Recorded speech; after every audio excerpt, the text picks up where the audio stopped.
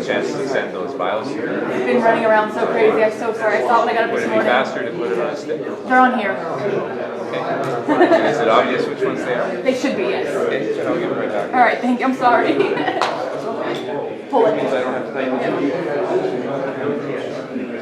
I claim to be streaming, but I'm not seeing my streaming yet.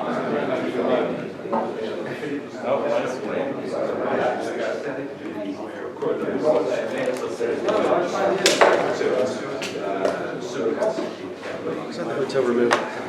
Just mine. Okay. I feel bad we didn't warn the hotel about. I didn't know there'd be protesters out front. It's fine. I was like, no. It says it's streaming. The California one is a little slow, so I moved on to the one she told us, the SF2 for this. Let's not give that password. Let's not give I'm not. that password. No one's getting it. That's just me. As soon as he's removed, we'll start. Slide? Yeah. So I was talking about that. It was on there.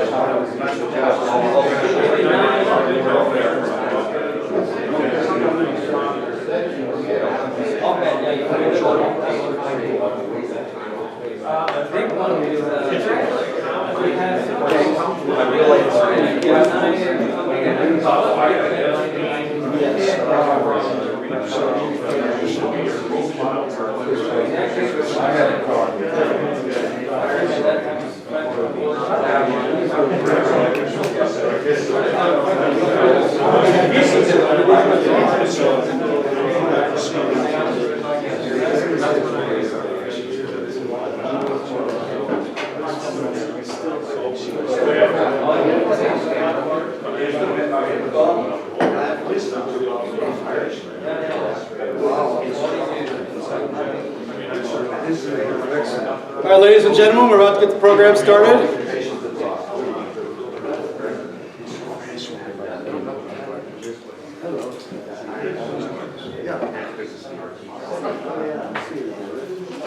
James, just come right up now. Thank you all for your attention. Thank you all for being here. We're very excited to be here in Paris for the day of examining the data with the Heartland Institute, CFACT, the Competitive Enterprise Institute, and many of our friends at the Cooler Heads Coalition from the United States and around the world. My name is Jim Lakely. I'm the Director of Communications at the Heartland Institute, and welcome to the Hotel California here in Paris for our program.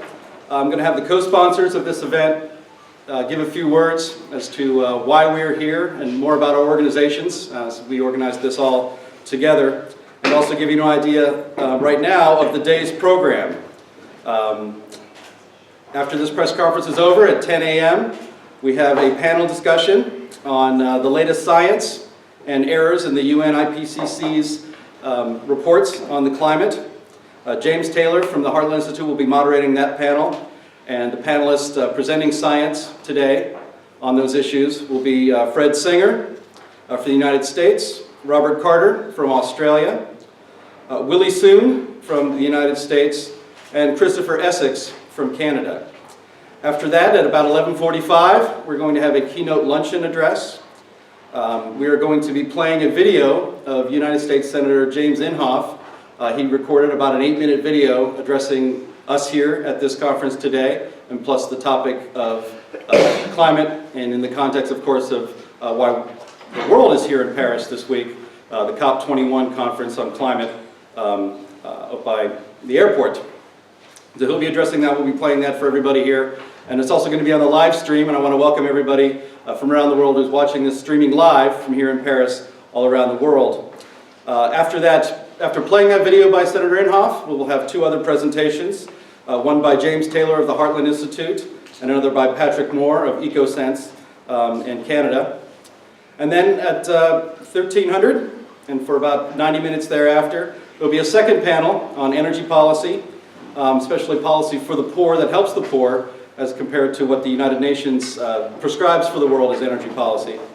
Moderating that panel will be our friend Tom Harris from the International Climate Science Coalition and Canada. Patrick Moore, mentioned earlier, from EcoSense. Nick Loris, an energy policy expert from the Heritage Foundation in the United States.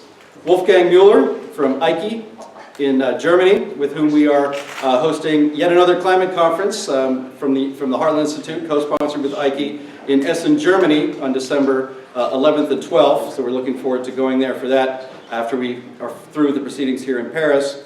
And then wrapped up by Christopher Monckton from the United Kingdom.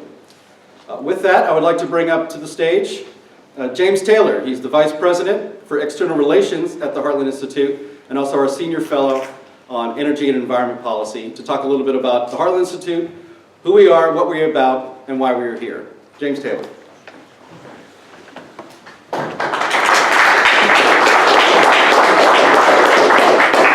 Well, thank you, Jim, for the kind introduction. Thank you, everybody, for being here this morning. It's quite astonishing to see the contrast between the COP-21 talks that Jim and I attended late last week and what we have in the room. Despite the fact that the COP-21 talks are being played out in the media as such an important, monumental event, every time Jim and I ducked our heads into a room, unless it was Al Gore speaking, there were maybe 10 people in a room, if they were lucky. So congratulations, you've already surpassed the impact of the United Nations Conference of the Parties talks. Why is the Heartland Institute here? Well, the Heartland Institute is an organization that's devoted to discovering, developing, and promoting free market ideas to solve the problems that face society. The reason why we're involved, and not just the Heartland Institute, but our allies and so many others who are advocates and champions of free markets, the reason why we're involved in this topic, a topic of science, is because the proposed solutions tend to be ones in which money and power is given to government at the expense of individuals. If humans are indeed destroying the planet, well, there's no amount of money that is too much to save the planet. But if humans are not destroying the planet, well then it is not only pointless, but it is counterproductive and indeed harmful to give so much money and power to government. So when the global warming crisis was first postulated and later on developed to entail more and more affirmative and aggressive political action, the Heartland Institute and others wanted to make sure that, that the asserted science justified the proposed solutions. And the more that we worked with the scientists in this room, with hundreds of other scientists around the globe, the more it became apparent to us that the science did not justify this massive transfer of money and wealth to government.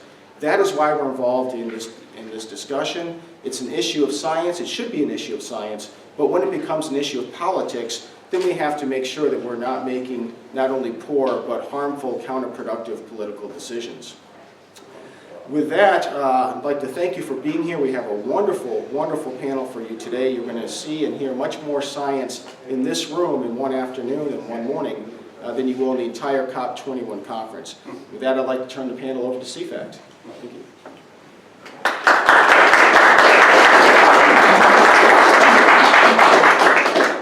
Good morning. My name is David Rothbard, and I'm the president of CFACT, the Committee for a Constructive Tomorrow. And it's my pleasure to welcome you here and to join our good friends from the Heartland Institute and CEI, two organizations that we've worked together with for many years, to this panel discussion, this science briefing today. It's our pleasure to have you here. CFACT, CEI, and Heartland, I believe, all celebrated our 30th anniversaries around the same time. Have you guys hit 30 yet? We're at 31. 31 and 32, and we just hit 30. So between us, we have 90 years of public policy experience from this room, but it's good to be with our friends. The mission of CFACT is described as working to enhance the fruitfulness of the earth and all of its inhabitants. And we believe that we don't need to make a choice between protecting people or protecting nature. It's not a choice between jobs or the environment. We believe that we are able to help both. That when you lift people up out of poverty, when you allow them to reach their God-given creative potential, that people can be lifted up and that nature also can be lifted up. That people and nature can benefit together, that both can be fruitful. And that's our mission, that's our goal. That's why we're here at the COP today. That's why I leave in January to go back to Africa, to sub-Saharan Africa, to work in poor rural villages where we're working alongside the people to try and help them start some businesses and lift themselves up. That's why we work in the college campuses across the United States. We have a message that we think is a positive and optimistic one. Now, on the science and on the discussion regarding global warming, I have to say this morning I'm actually grieved. I'm grieved. We spend a lot of time going back and forth with press releases and reports and commentaries, and we talk about what the other side is saying, they talk about what we're saying. But this morning I had a chance to go out, and it's been a while. I don't know why, I forget, but I went out and I spoke to some of those protesters that are right outside this door this morning.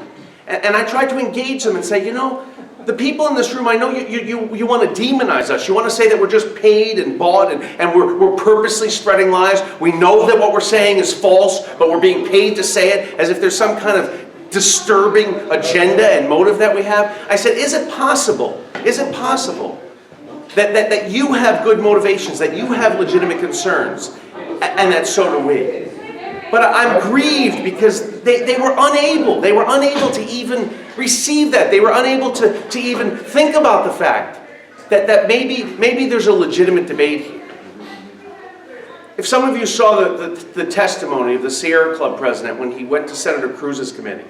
Legitimate debate between climate denial and death? When you had Senator Cruz questioning the president of the Sierra Club, and he asked him basic science questions, the man looked like a robot that its program had been thrown out and it didn't know what to do. He couldn't answer a science question. All he could do was turn to the people next to him and appeal to consensus. 97%, 97%. Why is it that we can't engage in a legitimate scientific debate? I was in Kyoto. That was my first COP conference. They didn't want to discuss the science then. That was almost 30 years ago. They don't want to discuss the science now. But I'll leave you with this. Tonight, I think many of you know that we're going to be premiering our film that we've been working on for more than a year, Climate Hustle, with our host Mark Morano, who's here, and we're going to have a fine night tonight. If you don't have tickets already, I think it's already sold out, but hopefully you'll get to see it soon as it comes to theaters and DVD in the US and around the world. We had some test screenings this summer, and I had some high school students that came, and we had a young girl, now a senior in high school. She's not very political, hadn't been involved in these issues before. She watched the film. She had just completed that year AP Environmental Science, the advanced placement of environmental science. And when she was done watching the film, she said, I feel like I've been lied to. I feel like I've been lied to, like they didn't tell me the facts. I think there's millions of people around the world that need to hear the facts, and I'm thankful to the Heartland Institute, I'm thankful to CEI, I'm thankful to each and every one of the scientists that are here that have put their careers on the line to go against the consensus, the so-called consensus. And I thank you for all of you who are willing to be here. So thank you for being here, and it's our pleasure to welcome you. Thank you.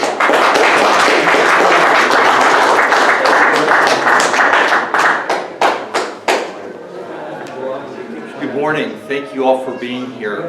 My name is Myron Ebel. I am Director of the Center for Energy and Environment at the Competitive Enterprise Institute, which has been involved in climate issues since the Rio Earth Summit in 1992, I believe my boss, Fred Smith, the founder of CEI, was one of 3 free market people at the Rio Earth Summit as an NGO.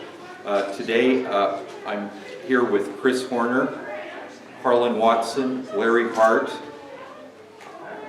I need to speak louder. Okay, I will speak louder. And I'm very pleased to see so many friends and allies here today. And I would like to thank the Heartland Institute and Jim Blakely and James Taylor for inviting us to co-sponsor this conference. And I'm glad to see our friends at CFACT as well, who I'd say Heartland does the science, CFACT does the activism, and unfortunately it's left to CEI to do the politics in Washington, D.C., which, if anything, is uglier than the politics at the here in Paris at the Conference of the Parties. You know, we hear the protesters out there. It's interesting. There are hundreds of side events promoting global warming alarmism at Le Bourget at the official conference site. Thank God for Heartland for organizing one event, not at the conference, and we have to have protesters. Why is that? Thank God for rich old white man Thank God for Heartland. Thank God for Heartland. Thank God for Heartland. Thank God. Well, let me just say, it's let me pose a question to Thank you. you for all that you do. I know we're here to congratulate you. Yeah, you're doing such a great job. Really, it's super important that Now, time though, we appreciate you. We appreciate you. so great.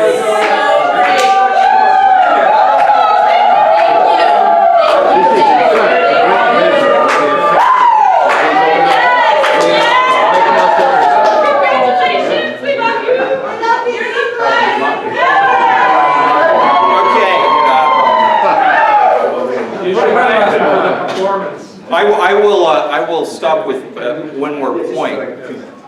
It's interesting that the global warming alarmists, like many other phenomena of the political left, believe that the way to win a debate is to silence the opposition. And as I think Senator Inhofe, I was talking to him last week, I think as he will say in his recorded comments, the reason we know we're winning the debate, the actual political and scientific debate, is because all that the alarmists have is trying to silence us.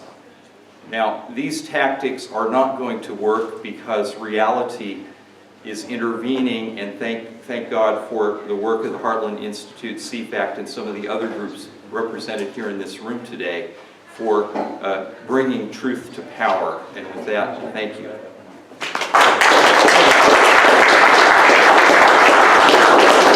Hello, hi, I'm Mark Morano, and we'll be having our red carpet premiere of Climate Hustle tonight at 7:30 in downtown Paris.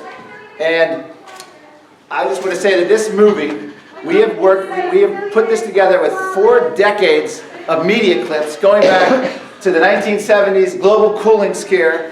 We have everyone in this film, including the major players of the global warming movement, from James Hansen to Michael Oppenheimer to Michael Mann to Bill Nye, if you will, and the science guy. And we go through, in this film, we will reveal, for the first time ever, it's an exclusive for tonight, the animal that was a mascot for global cooling in the 1970s, and the same animal, by the same news network, became a mascot for global warming in the modern era. So an animal that migrated for global cooling, it had to migrate south. It was used as proof the Earth was cooling by humans. And then the same animal was migrating north, and it was used as proof that the Earth was warming. So we will reveal that animal tonight. We are going to go through all the claims. This is first and foremost, a comedy. This film is a film that is going to make you laugh, because we go through all of their claims. We have some of the most outrageous quotes you've seen. We go through the whole history of climate alarm. But most importantly, we have a serious moments where we actually profile scientists who have converted to skeptic or much more skeptical who used to be big, for lack of a better word, believers in the global warming alarm claims. And we actually profile them, and in addition to that, we go through after the 97% consensus, we go after the tipping points, and this is one of the most hilarious things, are the range of tipping points. Everything from starting with a 1,000-year tipping point down to literally minutes, hours, days, weeks, months, and it goes on. And we actually document all of that in this film. So this film, I can say at 7:30 tonight with a red carpet premiere, we have major media, it's already overbooked. We have a 100-year-old Paris theater, the old type with a balcony, we're having a champagne reception. This is going to be a game changer for the debate because we have scientists, Nobel Prize winning scientists, scientists that you haven't necessarily seen at these conferences who are speaking out many times for the first time on camera discussing their skepticism. So we welcome everyone here tonight, and I just want to say that I believe that we have one of the greatest climate films of all time, and we'll be showing that tonight at 7:30. Thank you.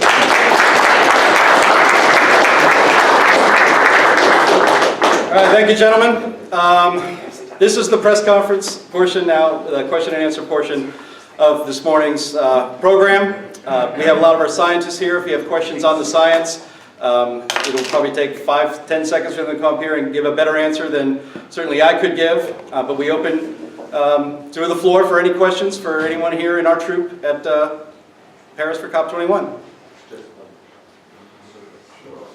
Sir. Hi, my name's Alex Pashley. I'm a journalist at Climate Home, a London-based publication. I'm just curious if you had a response to the campaign group Avas have done about 7 or 8 criminal signs that they're putting up around, I think around this area, around COP-21, and they've got several of yourselves who they call fossil fuel funded lobbyists. And I was curious how you respond to those kind of tactics. Well, I saw them this morning. I didn't have a poster. I'm a little disappointed, but I know some people have posters are here, and that's so. Yeah, actually, I'll respond. The actual fossil fuel funded lobbyists are the Sierra Club. They got $26 million from the natural gas industry, but no one scores them on that. And you get that $26 million, and you get Heartland, CEI, CFACT budgets, combine them, and actually, combine them multiple times, you wouldn't have anywhere near the one donation that natural gas gave to the Sierra Club. So the idea that anyone's getting rich off this, it's the green movement that's probably getting most of this funding now, so that big corporations can look green. In terms of these intimidation tactics, in the film we actually detail the origin of the word climate denier, and we actually have people in there saying Holocaust denier, climate denier. There's no difference between them. We have Al Gore trying to intimidate skeptics, saying that the moon landing was, they're akin to people who believe the moon landing was fake. Well, we come up with an Apollo 7 astronaut to respond to Al Gore, who's also a skeptic. So this is it's this whole same thing we face in America with RICO statutes. Senator Whitehouse is pushing this, New York Attorney General, going after RICO statutes for global warming skeptics. This is, it's a sad state of the affair that they want to call us criminals and lock us up, but we've seen it in past societies. It is a tactic to demonize your opponents that the left has perfected. And over the years, we have been identified as climate criminals. In Montreal, which was, over 10 years ago now, the Greenpeace published the Field Guide to Climate Criminals. I'm pleased that CEI had more people in that field guide than any other organization. The fact is that when you have nothing factually to debate with, you try to demonize the motives of your opponents. Now, every organization gets funding from a wide variety of sources. As Mark said, the Sierra Club took $20-some million from Aubrey McClendon, the head of Chesapeake Energy. Does that make me think less of the Sierra Club? Well, maybe. But it does show that they're better fundraisers than we are, and I think we ought to recognize their talent. We might object to their hypocrisy. If the fossil fuel industry would give our organizations $20 million, we would be very grateful, because we are in fact trying to represent the interests of affordable, accessible energy in the world. we're not trying to represent the financial interests of fossil fuel companies. We're trying to represent the interests of consumers around the world who need energy. And they need energy that they can afford. And the fact is that coal, oil, and natural gas provide 80% of the world's energy, and they provide the lower cost end of the world's energy. So, as I think David Rothbard will want to talk about, if you're a poor person in Africa or India who doesn't have access to electricity, what is your world like? Are you going to provide electricity with very expensive solar panels, or with conventional sources that will allow many, many, many more people to move into the modern world and have the benefits that we take for granted? And I doubt that any of the protesters out there have ever thought about what a world is like, what life is like, without access to modern energy. And I would just like to add, if you're at all in doubt about where you stand on this issue, and really all of us, each and every day, we should be examining our own positions on this topic and every other important topic. We should always be considering new scientific evidence, new economic details, whatever it may be that influences the debate. We should be doing that. And the protests, the wanted signs, the attempts to criminalize, to shout down opposition, I think that should be very powerful if you're wondering who has the moral high ground in this debate. What one side is looking to do is make it illegal, impossible, personally villainous to bring up matters of science. That's what we're doing here, to bring up matters of economics, to bring up public policy discussions. If you go back in history, the side that tries to shut down freedom of thought, freedom of discussion, freedom of information are rarely in the right. And I think that where you come out on this issue isn't necessarily going to be determined by the behavior of the competing sides, but it should, I hope, if you're going to be examining the science, the economics, and the other issues every day, give you an idea of where the two sides are coming from, and hopefully by looking at the comparative viewpoints or the comparative tactics, let you understand what it is that we're up against, what it is that we're fighting, trying to get the word out, trying to get truth and freedom of thought out.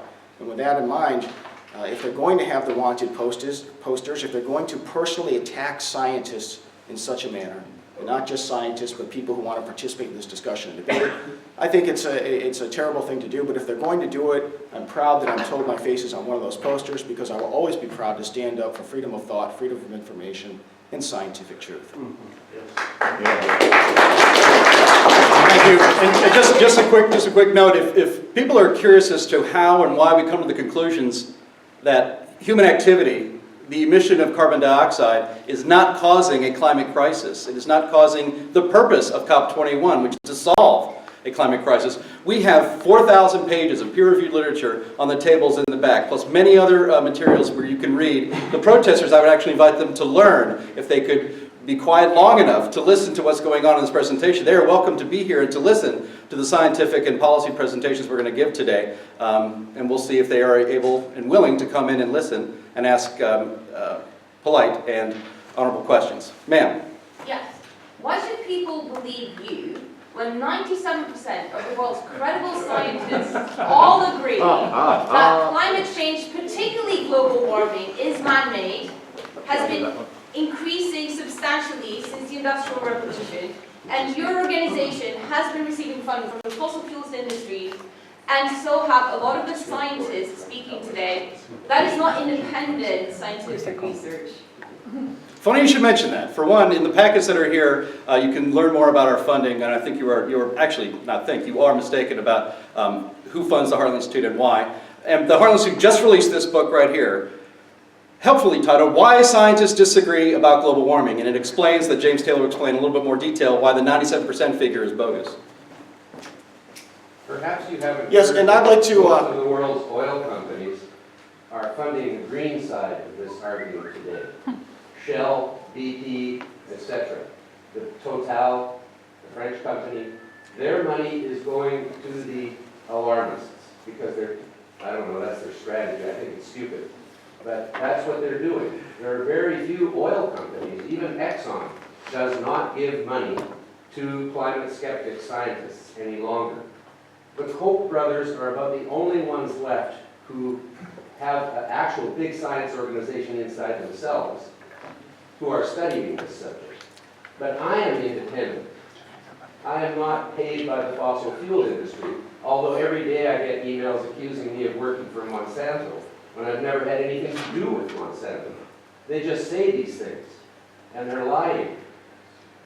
All the If I can follow, can I follow up? Ma'am, can I answer your question? You're creating scientific Right. confusion. You're like the minority. Okay, can Why do I people answer your believe question? We are not the oil industry. It's called free speech, lady. Well, okay, so first of all, I am very happy that you asked the question. And if that really is your point of view, that 97% of the world's scientists say that humans are causing global warming, it's a crisis, it's getting worse, etc., and that the only people who are disagreeing are bought and sold by people trying to save a buck and destroy the planet in the process, I guess I'd be a little upset too. When I first began examining this issue, I believed what you believed. I've been watching the CNN reports, I've been reading the New York Times articles, and in fact, I set about to write an article that would explain to people with more in-depth information why we have to take action now to save the planet. And it is when I spoke with the scientists in this room, when I did more research into the hard scientific literature, that I realized the opposite was the case. But to address your specific points, and this is why I'm really glad you asked the question, because so many people, they hear this. I think I heard Al Gore say something like this once, or I think I saw it on CNN, 97%. So they think 97% it must be true. The 97% quote-unquote consensus is merely this. The only surveys or polls or questionnaires that came up with anything resembling an overwhelming consensus, 97%. They asked simply two questions. One, has the Earth warmed in the past 100 years? Every one of the scientists in this room will say yes. We're not in the Little Ice Age. It's a good thing. The second question was, have humans played some role in that warming? I imagine most, if not all, the scientists in this room, I'll say it, will answer yes. Those are the only two questions, and they're meaningless in terms of the global warming debate. It doesn't get to the question of whether the warming is at a slow pace or at a rapid pace, whether the temperatures we've reached are higher than historical norms or lower than historical norms. It doesn't get to the questions about what are the impacts, positive or benefit, or to what effect. It doesn't ask whether we're facing a crisis. So those two questions are meaningless. As part of the 97%, I'm part of the 97%. So you can say if anyone disagrees with me, they're disagreeing with the 97%. But there are a couple of surveys and polls that are more, I think, relevant. There have been two surveys of American Meteorological Society meteorologists, where they surveyed the entire body of the AMS meteorologists. Both of those surveys, and these are atmospheric scientists, both of those surveys found that only a minority of AMS meteorologists believe that global warming is human-caused and is very concerning. Two more studies by scientists at Germany's Institute of Coastal Research asked 500+ climate-specific scientists a variety of questions. The most important question of the surveys was this: based upon the science that we know now, does this justify handing the issue over to policymakers? Less than half said yes. So if you believe that 97% of the world's scientists all say that we're causing a global warming crisis, and we must ask now, well then I would understand your outrage, but that's not what the surveys say. So thank you for asking, and I'm very glad I had a chance to explain that. If anyone else here would like to May I add a brief point on this?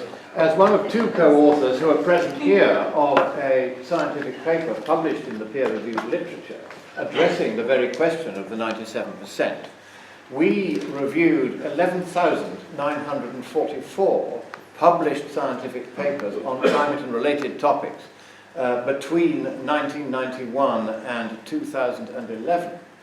And the official definition of the consensus in the documents of the Intergovernmental Panel on Climate Change is that most of the global warming since 1950 was caused by us. Now, to that question, only 0.3%, or 41, of those 11,944 papers actually said in terms that most of the global warming since 1950 was caused by us. There is therefore, in the scientific literature, which is where science is properly done, no expression of the consensus that the IPCC is claiming 95% support for. It isn't there. Thank you. Okay. More questions from the audience? Ma'am? Yes, I work for LifeSite in America, and I also work for plenty of news sources in France. I'm not a scientist, and as a non-scientist, I wonder how can people who are not familiar with scientific reasoning, or not enough, make the difference between correct scientific reasoning and incorrect, seeing that we are being rolled over with plenty of data, of which some must be wrong. I'm talking in particular about the 19-year pause in global warming. A recent paper said there was a pause, although there's plenty of evidence again. There was no pause, although there's plenty of evidence saying there was. So how can a non-scientist be finding the truth? Somebody would like to take that? Well, as a non-scientist, I'm not a scientist, but I do play one on TV. The simple answer here is you have to look at who's pushing the global warming scary claims. The IPCC, which is represented here in Paris. Rajendra Pachauri was their chairman for years. He actually said the global warming was his religion. He actually said, wait till the next report comes out, it'll be so alarming, the world will have to act. We know the UN IPCC was set up to study global warming, CO2's impact on global warming. It is a lobbying organization masquerading as a science body. It's literally almost no difference in the way they push than Sierra Club or Greenpeace. So the IPCC itself, which has been called the gold standard of science by Secretary of State John Kerry, is actually fool's gold. And it is not, it is a lobbying organization. You know that. We look at NASA. The head of NASA was James Hansen. James Hansen endorsed a book by an author named Keith Farnish that called for ridding the world of industrial civilization. It talked about blowing up dams and leveling cities and turning off the greenhouse gas machine. NASA's lead global warming scientist, James Hansen, said the author has it right. The book is exactly right. James Hansen then got arrested at least half a dozen times protesting global warming. So the keeper of the NASA's temperature database, James Hansen, was a hardcore activist promoting books getting ridding the world of industrial civilization. These are not dispassionate scientists. Another UN scientist, Michael Oppenheimer, goes on Tom Brokaw's show and promotes the idea that skeptics are oil-funded and industry-funded.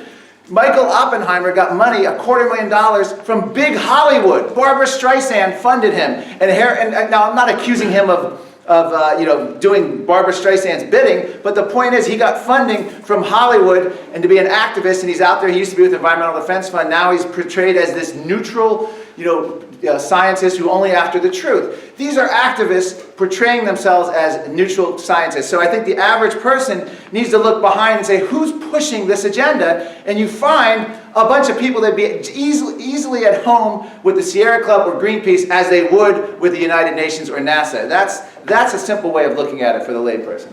Can I add a little to that? I frequently get emails from teachers, high school teachers, saying, I see your things, I see the alarmists, I don't know what to teach my students, I don't know what to believe.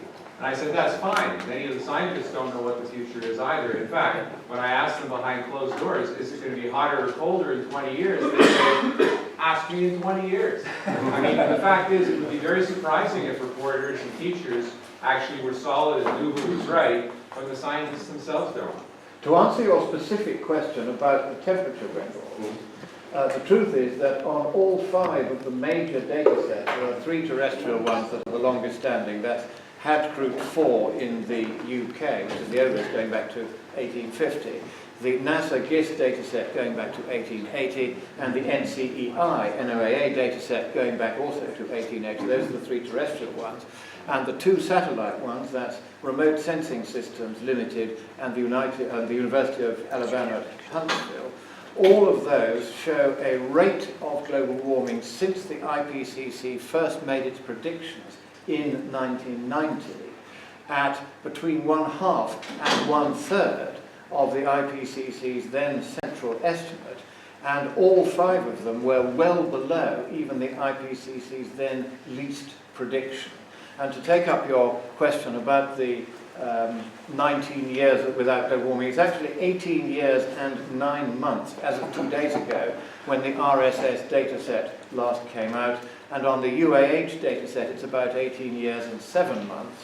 But the terrestrial datasets, each of which used to show also no global warming in this millennium, have been altered in the last year or two in preparation for the Paris conference, so that they all now show a small rate of warming that they, like the satellite data set, did not show a couple of years ago. So that, I hope, is a reasonably full answer to give you an analysis of all the relevant data sets. It's a very good question, madam, and I'm very grateful you asked it. Yes, to continue on, look, everyone here, I think, understands that to some extent science has been corrupted by politics. That there are political temptations in the scientific establishment to become important, to become the center of what's happening, to become well-funded, and that this has had a corrupting effect on science. But the fact is now science is having a corrupting effect on politics. The scientific establishment is going to our political policymakers and saying, trust us, do what we want.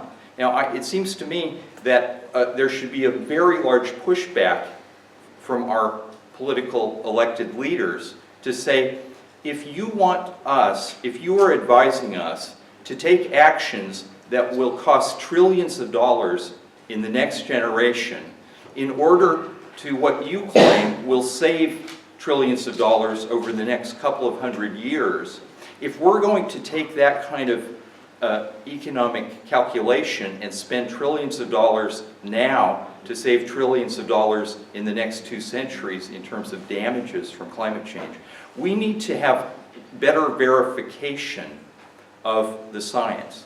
The fact is that the way the IPCC works and the way I think all the national scientific bodies work, such as NOAA and NASA in the United States and the Met Office in the United Kingdom, is trust us, we're scientists. We shouldn't trust scientists to make advice on very important political and economic policy decisions.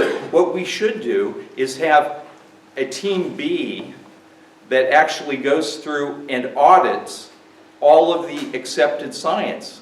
The problem with the IPCC is, and the reason you know it produces junk science, is because it's by consensus. Everybody agrees. Well, we know that is not the way science works. Science works by debate and conflict. So do you suggest People that who, team would you please let me finish, and then would you also, when you ask a question, please identify yourself. Now, so it seems to me that what we need is a complete audit of the consensus science. We need a team led by people like Fred Singer and Christopher Monkton and Willie Soon and Chris Essex, and I can't see everybody else in the room here, Bob Carter, to go through and audit the official science. And on a shoestring, this is what the NIPCC, supported by the Heartland Institute, has tried to do. This is very important what they have tried to do. But I don't think you should just accept it as gospel. I think you should compare and contrast. Take what the NIPCC has produced and compare it to the IPCC reports and see what you think. So this is the way science should work, through debate, through scrutinizing each other's not only results, but methods. But that's not the way we have it now. We've got a big group of people who are essentially a political action team, and all they tell the politicos is, trust us, we're scientists. I don't think we should. I'd like to just add very briefly to these comments. I think it's an excellent question. Most people aren't scientists, so how can they know? There's people saying this, people saying that. It's a good question. There's not an easy answer. The fact is, it's not easy. If people want to find out about these issues, they're going to need to do some reading. They're going to need to do some checking. They're going to need to find organizations on both sides, government organizations, NGOs, others, gather some of the information and read it for themselves. When we put out materials, we don't say, believe us. When I was out in the street today, I said, look, if you want to give me something to look at, I'd be happy to look at it with an open mind, but would you be willing to look at something that we would give you? Would you be open to looking at it? And unfortunately, the political climate that's been created, one of intimidation, where people don't even want to hear anything from our side. And to take it one step further, I think the fact that there's so much effort to silence debate on this issue. Just last night, the report came out about NGOs within the UN trying to petition the UN to throw climate deniers out of the COP-21 conference. Why do they need to do that? Why do they need to demonize us? Because they don't want people to access the facts on both sides. Because what we find on the college campuses, for instance, where students have been brought up from the time they're in kindergarten, global warming and recycling and the green agenda, on and on and on, with no opposition. They come up to college, they've been well taught about these things, and then we bring in a speaker. Dr. Singer has visited many campuses for CFACT and spoken there, and a student will come and hear Dr. Singer speak, and they'll say, wow, I never heard that before. I never thought about that before. And then they'll begin to investigate a little. And it's like you pull back the fold just a little bit, you peek in, you say, well, I didn't see that there was a whole other universe in here. And they start looking and looking, and that's why it's so important for the United Nations and the political leaders to shut us down. They don't want us to be able to speak. They need to have an illusion of consensus. So that's why I again commend you, I commend Heartland for putting this together, for us being here together to be able to put these voices out that can be heard around the world. And it's why we hope that in movie theaters in the United States and around the world, people will be able to go. They don't want to read a book? Okay, go see a movie. Go see Climate Hustle and find out. Begin to look at these issues. That's what needs to be done to answer this question. Can I just ask, did I understand correctly? I'm going to finish the question, and then afterwards, if you're called upon, you can ask, or if there's a pause. I know, so I'd like to answer the question that was asked. It's just about what the gentleman before So, said. I'm going to answer the question. Identify yourself first. Yes, Right, but please allow me to answer the previous question. That's a protocol in the press conference. That Ma'am? scientists Ma'am? funded by your institution Ma'am? Ma'am, as part of a press conference, I'd like to answer the previous question. Yes, it's a press conference. I know, so I'm trying to answer the question that was asked. No, you're impossible. So I'm going to answer the previous question. Let's have an open debate. James, just let her. Question, a very legitimate question. I just wanted to confirm something. Did you just say that you think that the scientists funded and backed and supported by your organization in whose research has been funded by fossil fuel companies should have the right to veto the scientific research of independent scientists around the world? I think Okay, you so- all, I think you need to learn to listen. What I said is that if we are going to take policy decisions that cost trillions of dollars in this generation, in order to avoid potential climate impacts costing trillions of dollars over the next 2 or 3 centuries, we ought to be certain that what we're being told is the truth, that it's based on real science. And that should not be a group, a body like the IPCC, which was created to support the climate alarmist agenda. It should be an audit by using competing teams of scientists criticizing each other's research, each other's conclusions, each other's data. If we had a real audit, we could end the scientific debate over what we should be doing, because we would have real information to put into the political policy debate. What we have now is a bunch of people saying, trust us. Well, I've learned, I know many of these scientists. Look, I know people like Michael Mann and Gavin Schmidt and Jim Hansen. If you could trust them, look, I've got some used automobiles out here I'd like to. You're the Vice News HBO, is that correct? Your host of your show is the most embarrassing global warming claims. He went on Bill Maher, was talking about the Greenland ice melt and within decade timescales of massive sea level rise.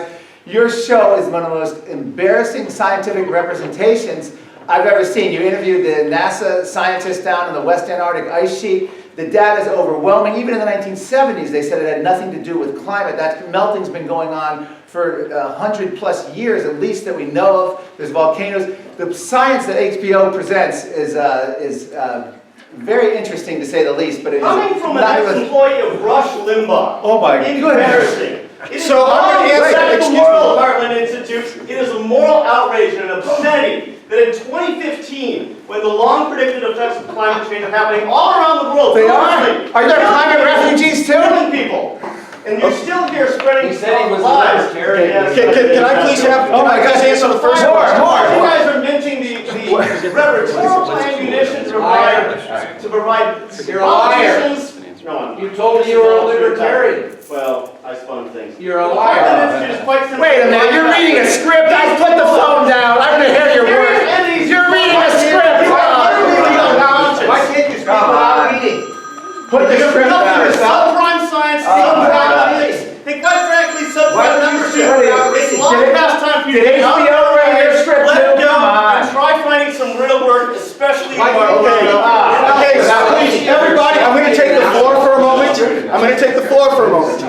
This is a press conference. We're hoping to have an exchange of information. The protocol for press conferences is you ask a question, you get an answer, you're called upon. We're happy to have the exchange of information.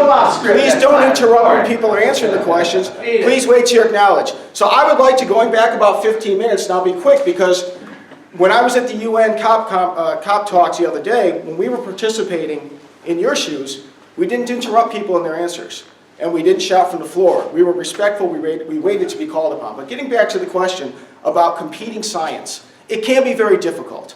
Because we have, for example, with the Non-Governmental International Panel on Climate Change, we put out thousands of pages of summaries of the science with thousands of citations to the peer-reviewed literature and facts. If you don't have the time to read that, it can be difficult. You can go to Joe Nova's website, you can go to Anthony Watts' website, if you want to get a more condensed version. But the core to that question is really this. Science is something that is beautiful because it can be objectively verified. When there are predictions that temperatures are going to rise by X amount and it doesn't happen, that's a way we can check it, or if it does happen. When there are predictions about extreme weather events, when there are predictions about all sorts of other things, they can be verified. And we've checked the data. If you do an internet search for Taylor, Forbes, you'll see where I have addressed many of these topics: hurricanes, temperature rise, etc., droughts. And that is how we perform science. Finally, regarding the question in the back about whether we should have the right to veto what the United Nations is doing, nobody here is vetoing anything. We're showing up as one press event, one, in which we're bringing forth scientists. And we're saying, here's what the science has to say. Please consider this when you're listening to everything else. That's not a veto. That's participating in a discussion. We're happy to do so. No, it's called permanent debate. It's making sure that we never resolve the debate and there's action forever. You assholes will be here in 20 years saying the same thing. Language. Can I just point out? At least you're on script. No matter what happens. Wait, would you just a quick interjection? Hold on, hold on. You guys will continue to tell you lies. Back to the vice real quick. Shane Smith, your host, this is what he said. This is the level of science on HBO. He told Bill Maher, if you have 10 feet of sea level rise in 3 years, in 4 years, in 5 years, you'll have global and economic chaos, complete madness. That's HBO's science. We're going to have 10 feet of sea level rise in 3 years. You should be very proud of your show's presentation of science. We have time for one more question and no more speeches. You've not been called on, sir. Me? No, gentleman in front of you. Right. Glasses. Identify yourself, please. Do I need a microphone? No, just speak loudly. Peter Hammond from City Morning Herald. A couple of questions. I'm quite interested to see that Heartland Institute, and among other think tanks in the US, has actually increased the degree of, if you like, research on the science, say, in the last 10 years or so. Even though across the world, academies, science academies, and so many other scientists are kind of drilling down into so many more of the scientific details, that it would seem like intuitive that it's getting harder ask, if you like, to tackle the science head on.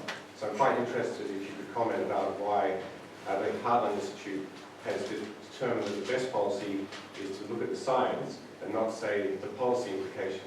And the second question is, I speak to people, for instance, in the insurance industry, the reinsurance industry, and so on.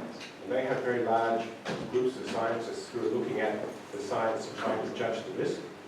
And they determine that there is a lot of risk there, and they have to mobilize the resources.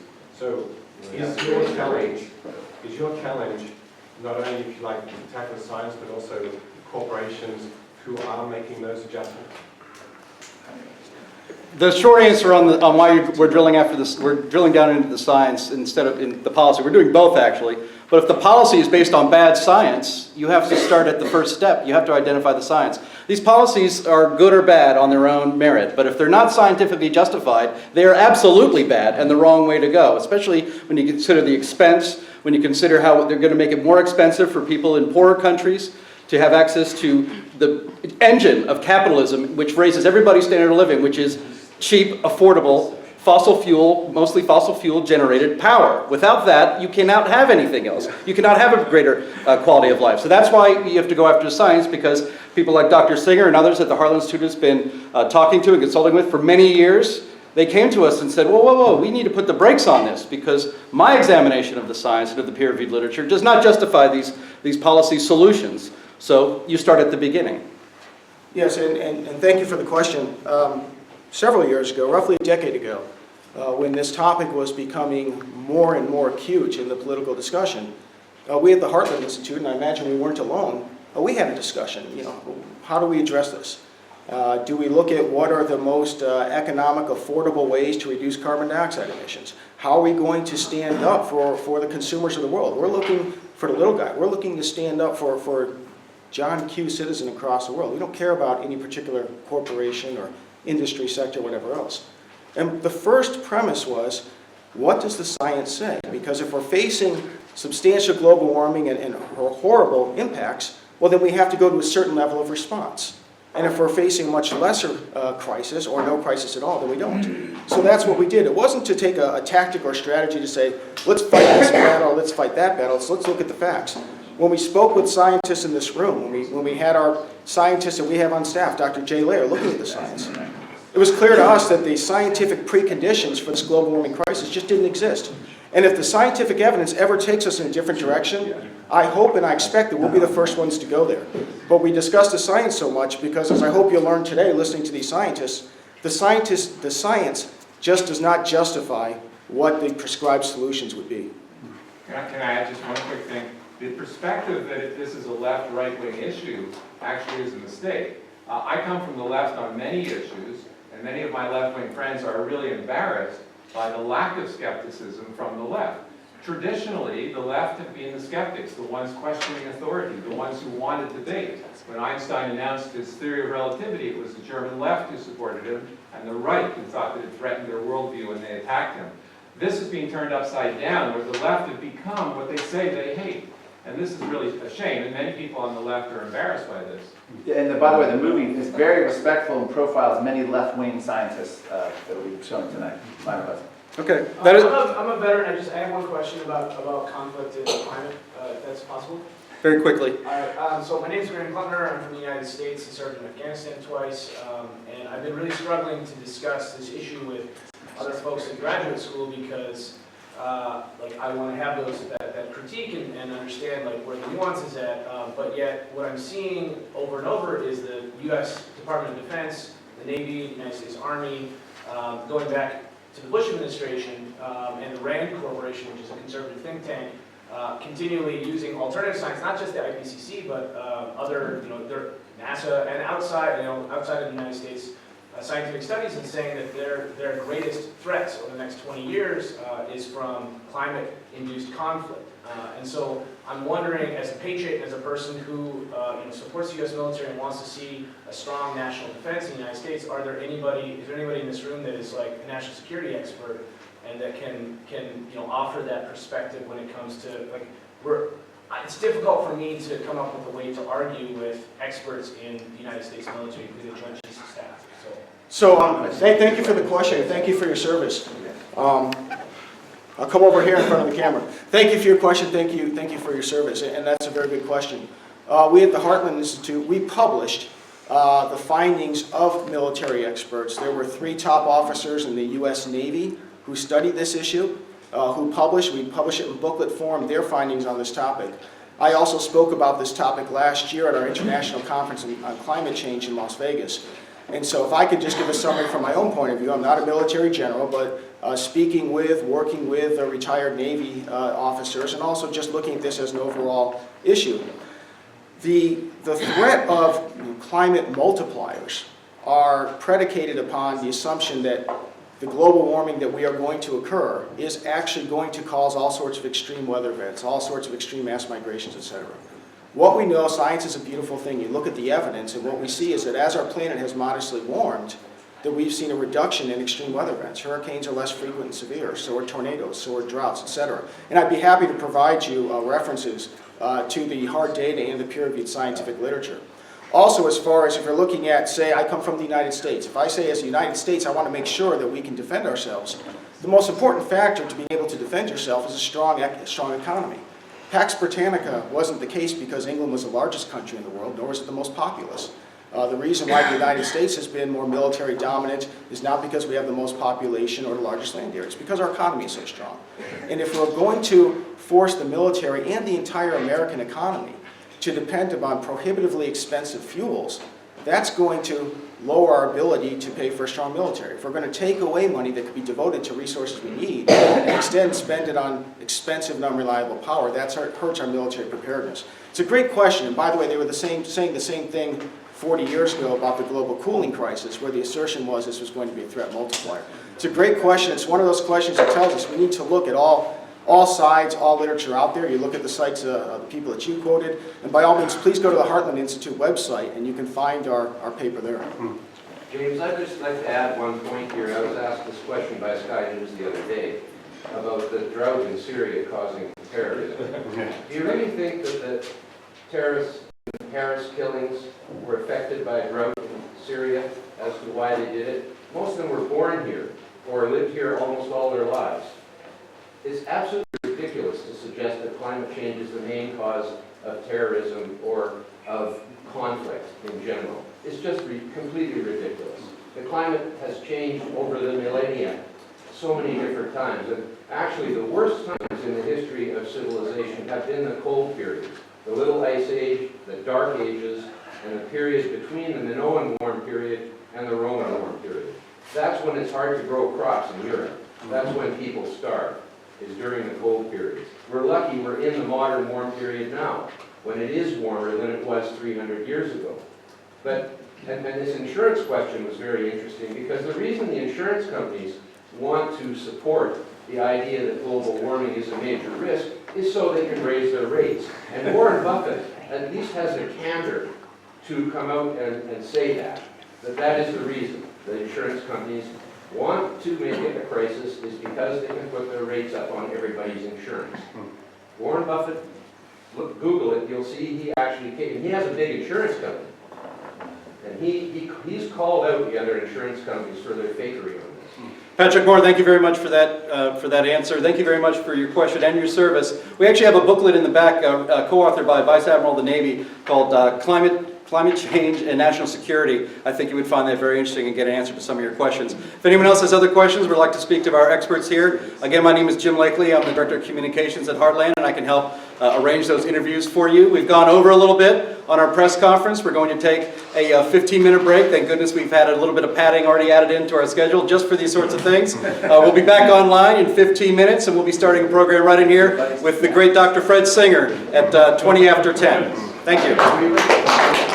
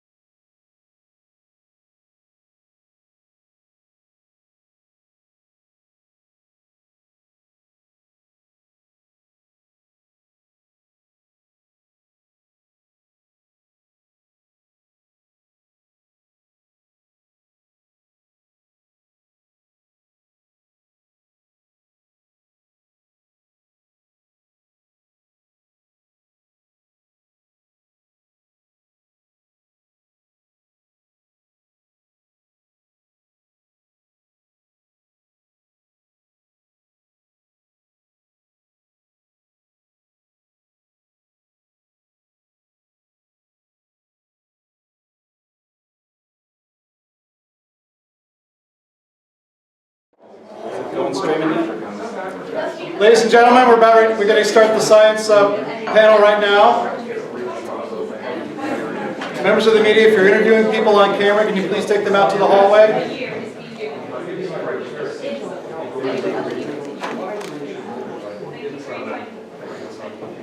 Members of the media, if you could conduct your interviews in the hallway while this panel presentation is going on, I'd appreciate that. Everyone is welcome to stay and film whatever they like, of course. Thank you. Again, my name is Jim Lakely. I'm the Director of Communications at the Heartland Institute. This is the day of examining data at COP-21 with Heartland, CEI, and CFACT, and other members and organizations of the Cooler Heads Coalition. The first panel discussion today is on science. In a nutshell, you're going to hear today why the people that have come here to Paris with us believe that the United Nations IPCC reports are wrong, and they were going to show scientific basis for this. And we open this up to debate. This is the debate that needs to happen around the world, but especially at a place like, at an event like COP-21 with the United Nations here in Paris. To introduce our speakers and to talk about the panel itself is Vice President for External Relations and Senior Fellow at the Heartland Institute, James Taylor. Thank you so much, Jim. Hey, once again, thank you everybody for being here. Looking around the room, the difference, as I mentioned earlier, the difference between this room and what is occurring at the COP-21 climate talks is quite striking. And we have people here that are motivated, people here that are seeking truth, people here that are actually participating in the discussions and the questions and the answers. We have scientists in the room. That's something I didn't see up at the hangars by the airport for the COP-21 discussions. And we're opening up with a scientific panel precisely because there is no science being discussed up at the United Nations compound. What you have is policymakers, representatives of governments, haggling over which nation should be giving how much money to which other nations, haggling over arbitrary statements of what degrees we should be shooting for in terms of temperature rise, what percentage of emissions reductions should come from this country versus this country, but the science isn't being discussed, and certainly not by scientists. So with that, I'm going to introduce 4 scientists who will be presenting scientific matters, and if you are at all unfamiliar with the intricacies of the scientific debate, I really hope you'll pay attention to what these scientists have to say. By all means, critically review what they have to say, and then compare it to the other side, and then hopefully, ultimately, we'll all come to truth. So the 4 speakers today, I'm not going to go into extensive bios because 1, you have them in front of you if you're in this room. 2, if you're watching via live stream, they're available on our website. These 4 scientists, it's truly an honor for me to introduce them. Their credentials are quite impressive. Their dedication to science is remarkable. The 4 who are speaking first, we have Dr. S. Fred Singer, who is seated here at the front of the room. He will be followed by Bob Carter, then Willie Soon, and finally Christopher Essex. So without further ado, S. Fred Singer. Thank you, James. There's no microphone here, so I will speak very loud and very slowly. Let me know if you have problems. Anyway, what I have to say is very simple. We all agree that climate has been changing for millions of years, long before humans appeared on this planet. I think we all agree on that. We have data that show this. There's no question about that.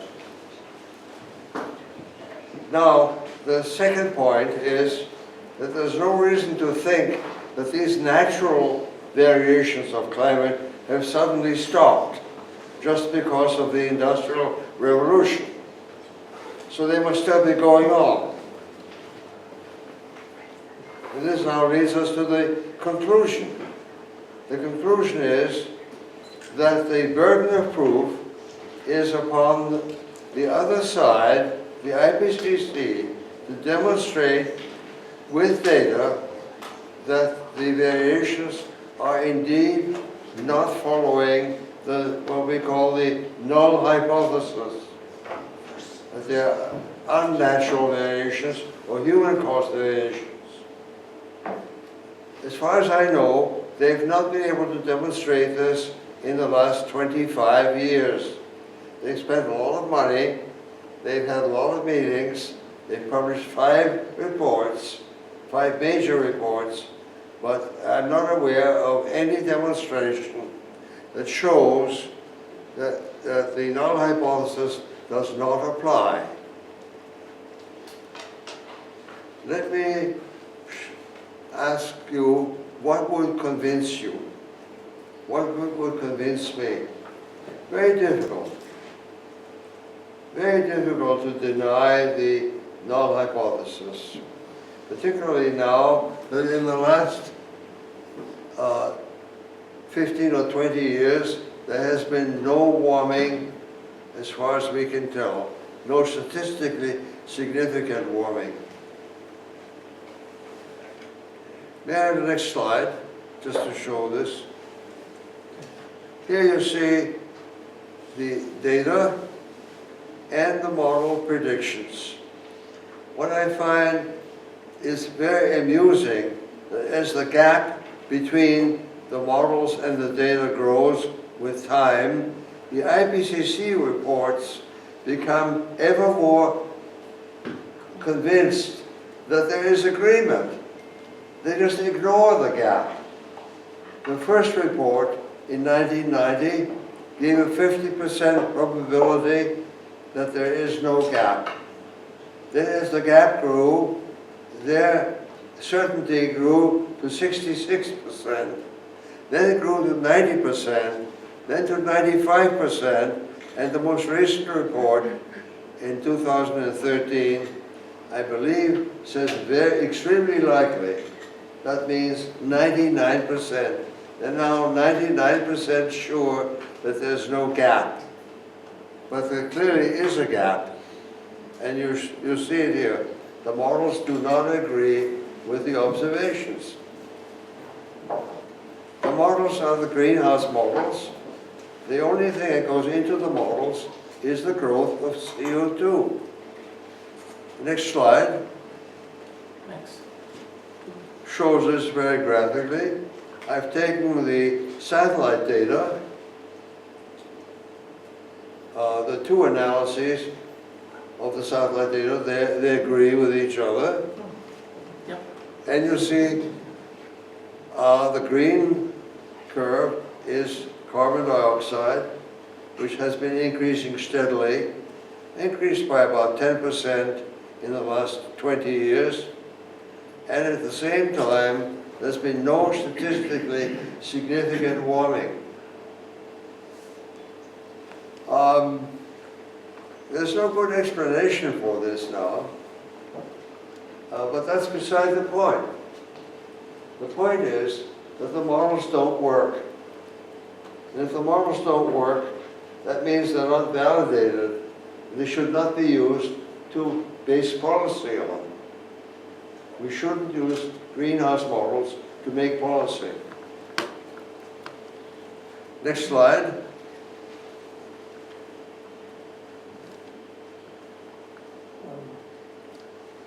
Okay, the models greenhouse models are not validated and they're therefore not policy relevant. In other words, they've never been validated. They just don't work. Clearly, what is happening is that the natural forcings are still active and we don't know them well enough because not enough research has been done. But we're fairly sure that volcanism will continue in spite of the human existence, in spite of burning of fossil fuels. These are 2 independent events. So, to a final conclusion, I therefore regard the absence of any significant greenhouse warming as settled. That's settled. You see it here in this graph. And policies to limit CO2 emission are not only wasteful, but actually counterproductive. Because CO2 is valuable. It is the original plant food. Plants are starving for CO2. They want more CO2. So am I worried about climate? The answer is yes, I am. But not about warming. I'm worried about cooling. Why? Because the last major cooling, which only ended about 12,000 years ago, nearly wiped out humanity on this planet. The Neanderthals nearly died out. They starved. They didn't freeze to death. They just didn't have enough food. So my plea is we should be preparing for a cooling. Now, there are big coolings and little coolings. The big coolings may not come for another 1,000 years, maybe 2,000 years. We don't know. The little coolings, called the little ice ages, my colleagues who work on solar physics, like Willie Soon, believe that the little cooling may be around the corner. Certainly we may have a little cooling, another little ice age before the end of this century. We're not prepared for it. We have enough energy. We won't freeze, but we may starve. We're not prepared agriculturally. So my plea is get ready before another cooling wipes out our advanced civilization and causes all kinds of mayhem. That's all I have to say.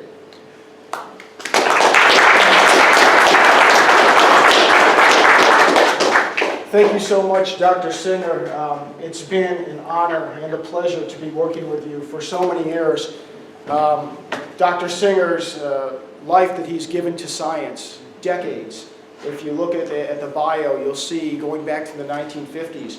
This is a man, right or wrong, I believe he's right, but who has dedicated his life to finding scientific truth. And when people like Dr. Singer, when organizations like CEI, CFACT, the Heartland Institute, when we present this science, we're doing it not to confuse, not to deny or anything else, but to try to bring scientific evidence to the forefront and have that part of the discussion and the debate. One thing that was striking to me, and going back to when I changed my mind, because I used to believe in a human-caused global warming crisis, was the difference between projections and empirical evidence. And I hope that everyone in this room took special note of Dr. Singer's slide, in which you had, on one hand, you had the graph of predictions of what temperature would do over the years, and then you see what temperature actually did. And this is something moving forward in the discussion and debate. One side would like us to believe that science is settled based upon what a prediction is, and the other side says science is settled when you're able to test it and come to proof one way or the other. And to the extent that science has been settled, much of it still needs to be discovered. To the extent we've been able to solve anything, it's through slides and evidence like Dr. Singer produced that the empirical evidence shows a great discrepancy between the catastrophic scenarios that have been proposed and what's happening in the real world. With that, the remainder of our speakers will be up on the podium, and then we'll have one common question and answer at the end of the panel. So next is Bob Carter. Thank you, James. Thank you, James. Thank you, ladies and gentlemen, for coming, and good morning.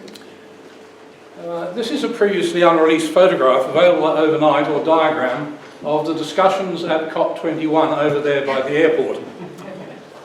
Every staircase ends in either a geometric impossibility or a closed door, and every passageway leads to a blank wall or a closed door. And that's about where the IPCC presentation of the argument is, because of some very simple facts that contradict it. So I'm going to share 3 science facts with you. The first one is this. Out at Le Bourget, there's reputed to be 40,000 people, many of them scientists, or some of them scientists, and most of them are concerned about arguing about the last 150-year thermometer-measured temperature record. Now, 150 years in terms of climatic history is not even a heartbeat.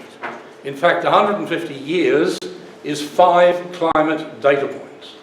And to argue you want to reinterpret the world energy economy on the basis of 5 climate data points is just silly. But that's what these people are doing, and they are endlessly arguing angels on the head of a pin stuff about the details, such as, for example, whether there's been a pause for 18 years or not. That is climatically irrelevant. One climate data point is 30 years long. What happens over 16 years is, in a sense, irrelevant. To look at climate matters, you have to go to climate data sets. They are geological, and this is one of the most important. And in blue here, we have the temperature on the Greenland ice cap from an ice core in Greenland over the last 11,000 years there to today here.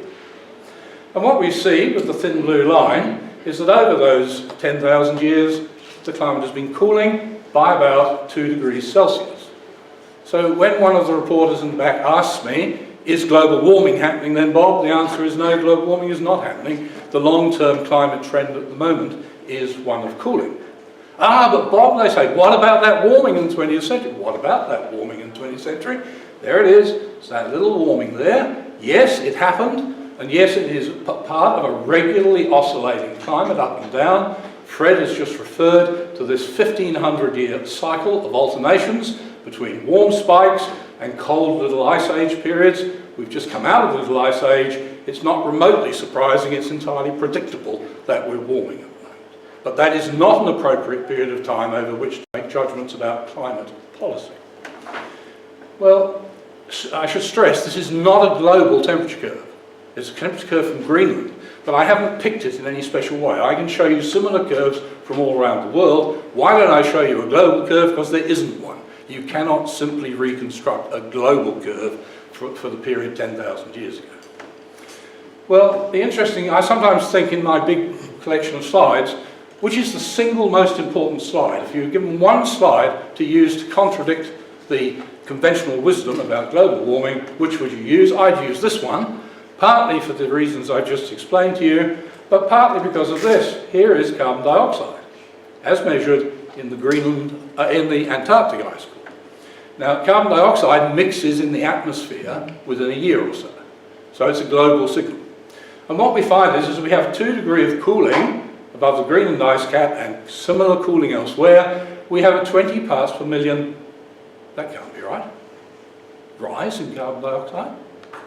A rise in carbon dioxide, Greenpeace tells us, is going to fry the world. Well, it didn't, and it won't. So this is one diagram. It's all you need to, as Fred says, support the null hypothesis, which is that the changes we observe today in here are simply part of natural variation. This data is consistent with that, and there is no single piece of data which is inconsistent with that. So it's a myth. It's not just my opinion that modern temperatures are unusually high. They're not at all unusually high. They're actually quite cool at the moment, though within an overall warmer period. It's a myth that adding more carbon dioxide to the present concentration will cause measurable temperature rise. There's the evidence. Now, I'll come back to this bit in yellow here, present concentration of 400 parts per million. That's important and is normally not considered. Okay, my second science facts point is this slide, which is a longer period of time now, 500 million years ago. And here in this period, CM stands for Cambrian, is when the first Metazoan explosion took place in the evolution and diversification of life. And more importantly, it's when many different groups of marine organisms got little hard parts, little shrimps, little shellfish and things like that. And what we see is that measuring carbon dioxide in the deep past is a tricky thing to do. There's a lot of different ways to do it. They have big error bars.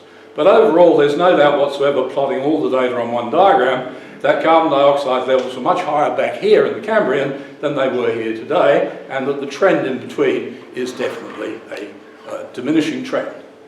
So how much higher were they in the Cambrian? Well, here's the scale. The number of times the quaternary average, which is that point there, 5 times 10, 15 times modern levels.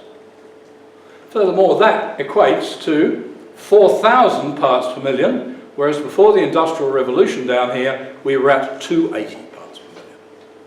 And let me stress that if Greenpeace is right, if we just double carbon dioxide, the oceans are going to boil away. Well, in fact, This is 15 times the carbon dioxide. The oceans didn't boil away. Their chemistry is similar to the modern ocean, and the basic physiology of the organisms that we find the fossils of are the same organisms living on today's beaches and shallow marine continental shelves. This little red spot, there's 1,000 and 0, so you can read the bottom of it as 280 parts per million. That was before the Industrial Revolution. We've now put in extra carbon dioxide and we're at 400 parts per million, which you can say is the middle. And if we double it, we would go to 560 parts per million, which is the top. So that red spot encapsulates the recent past and the likely near future. 280 parts per million, even 390 or 560 indicates carbon dioxide starvation compared with the geological past. And as Fred has said, these are well below optimum levels for plant growth, which is why commercial tomato growers put 1,000 parts per million of carbon dioxide in their greenhouses. Why? Does it make them feel better? No, it makes the plants feel better, and furthermore they use water more efficiently, which is wonderful for a country like Australia or Israel that has arid zone agriculture problems. So it's a myth.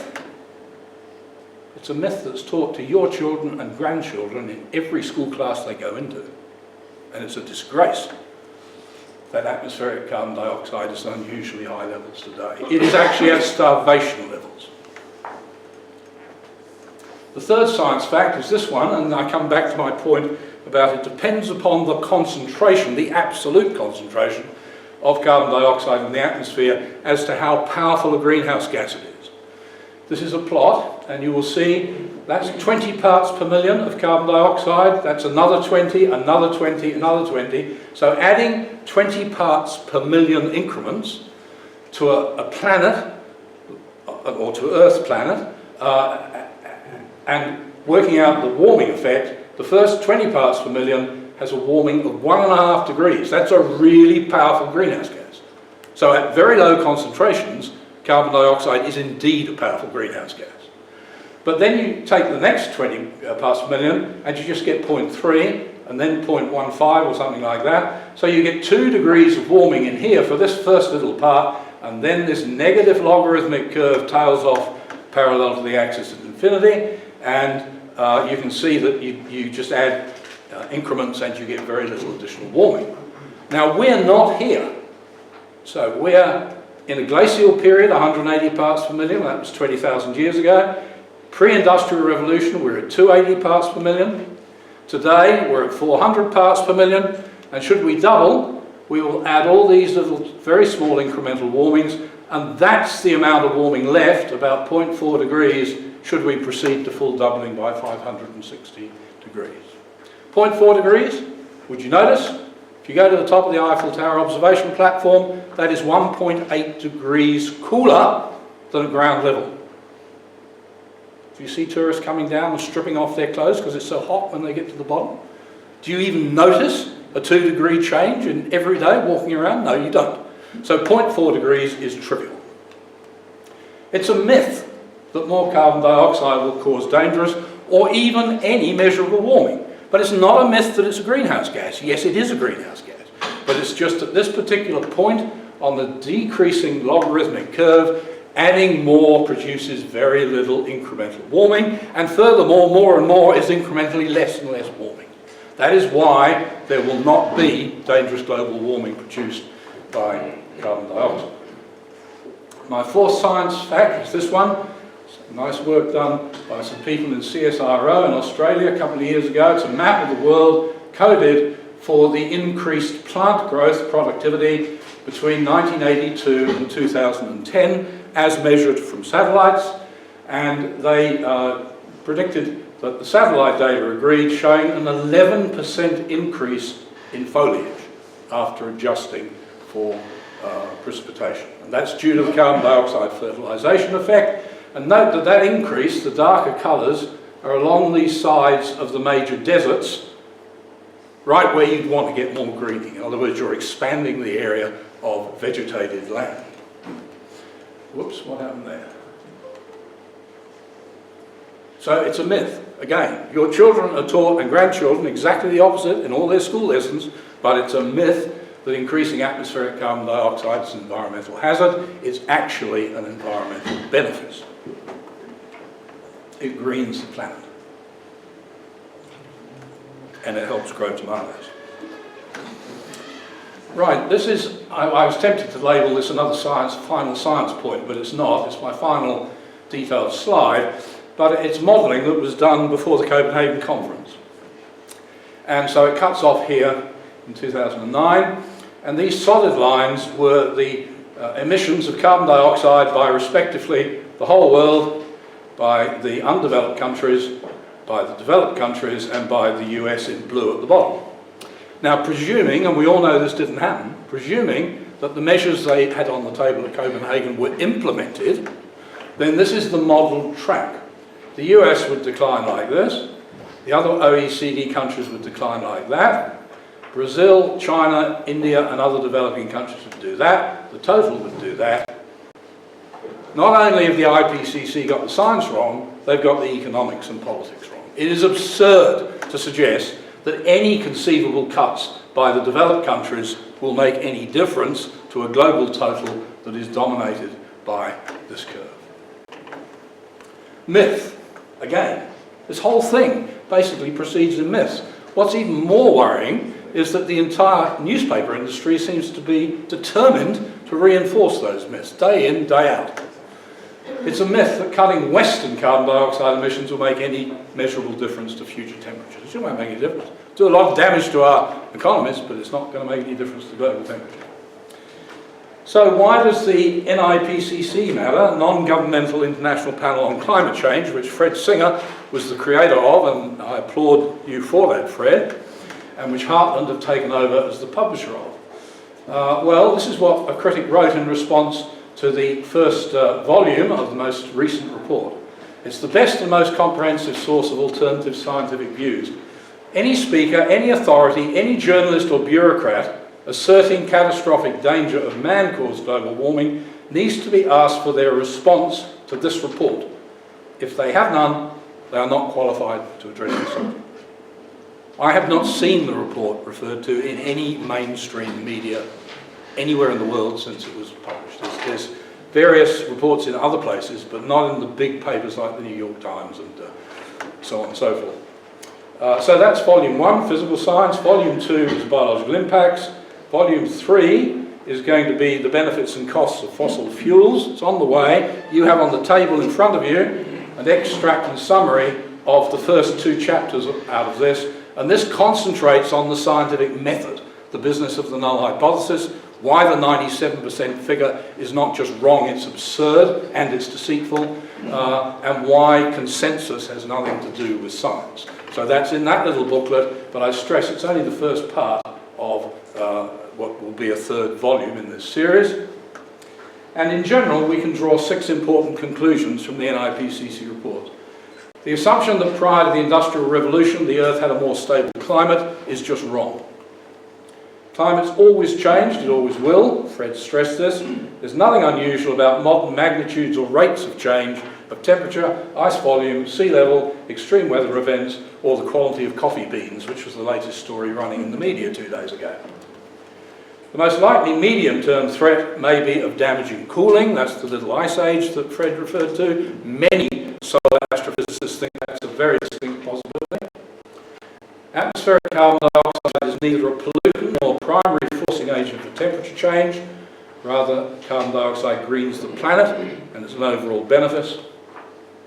Attempting to stop climate change is an expensive act of utter futility. Have you ever heard a politician say they're going to stop this earthquake? They're going to stop that volcanic eruption? You'd laugh them out of the room. But you don't laugh them out of the room when they say they're going to stop climate change. It's absolutely as banal. So, the only sensible thing to do about climate change is to do what we do with volcanic eruptions and earthquakes. You adapt to it as it happens, both the benign warmings, which we've been lucky enough to have in the 20th century, and the more dangerous coolings, which may set in if we now go into another little ice age. Thank you very much.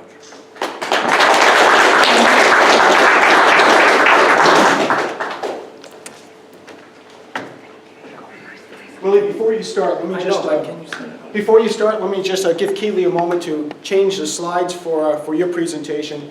And just one final note here regarding Dr. Carter's presentation. Again, make note of the fact that what he's presenting is, these are facts that are verifiable, they're objective. Where we go in terms of what they mean is what the discussion and debate is about. But it would be folly to say that it's a disservice to science to present information as he did. We can look at information from various sources, we can determine what is very pertinent, what is not very pertinent, we can argue over what it means. But that's exactly what scientists like Dr. Carter, Dr. Singer, Dr. Soon, Dr. Essex are doing, is they're presenting as much scientific information as we have, and that does nothing but make the debate and discussion more robust. So thank you, Dr. Singer, and now we have Dr. Soon. Thank you, James, and thank you all for coming. Well, my first English word that I learned seriously was the word exorcist. I mean, we watched that movie long ago in the 70s. My purpose here is actually to speak about a subject that I've been researching day in and day out for close to a quarter of a century. In fact, it's 26 years or so. It's on the subject of how the sun affects the Earth climate system. I will first start with some agreement with our opponents, which is that IPCC must be shut down. And according to Professor Naomi Oreskes, which I presume most of you know in terms of the topic of consensus, that we should really declare victory and close down IPCC Working Group 1, and they have laid down the sign. Let me rephrase that in my Chinglish, which is that we should declare that IPCC is totally anti-science and should be closing down Working Group 1, 2, and 3, and in fact the whole organization, because they have been really harming science and will harm science for a foreseeable future if we don't stop them. The three major problems that I want to start discussing is because apparently IPCC reports has been presented as some sort of this world authority and world consensus on the subject like sun-climate connection. The first point I want to lead you to is actually to demonstrate to you that if they don't back up from this, I believe that it's really damaging for most people, which is to put out a false confidence like this about one particular result. That they know how to estimate how the sun has changed its irradiance over the last 10,000 years. That is totally untrue. The second point, which I will emphasize some of the very fairly exciting new results that my good colleagues from Argentina has been able to produce together with me. I'm only somebody who assists him in doing this work, which is to speak about the seasonal solar radiation. Don't you all think that it's fairly important to have seasonal radiation accounted for in your climate model or in any of your discussion about climate? And then finally, on the extreme bias review of this sun-climate connection results reported in IPCC, they just simply did not cite all the results that showing all the positive evidence for sun-climate connection. In particular, I can speak for myself because I've published quite a few papers like that. None of them were discussed in IPCC. And they are in peer-reviewed literature as prestigious as you can be. But it's not important for the other side. The first point is actually this result. They are basically telling you that this is the result that everybody should use, which means we know that the solar irradiance, sunlight, how it has changed from, let's say, 10,000 years ago to present time. And I want to tell you that this result is false. Here's the reason why. It is a huge difference to say that you know how the solar activity variation has changed over the last 10,000 years, which you can get based on some information from measuring cosmogenic isotopes, the ice core, so you have that information.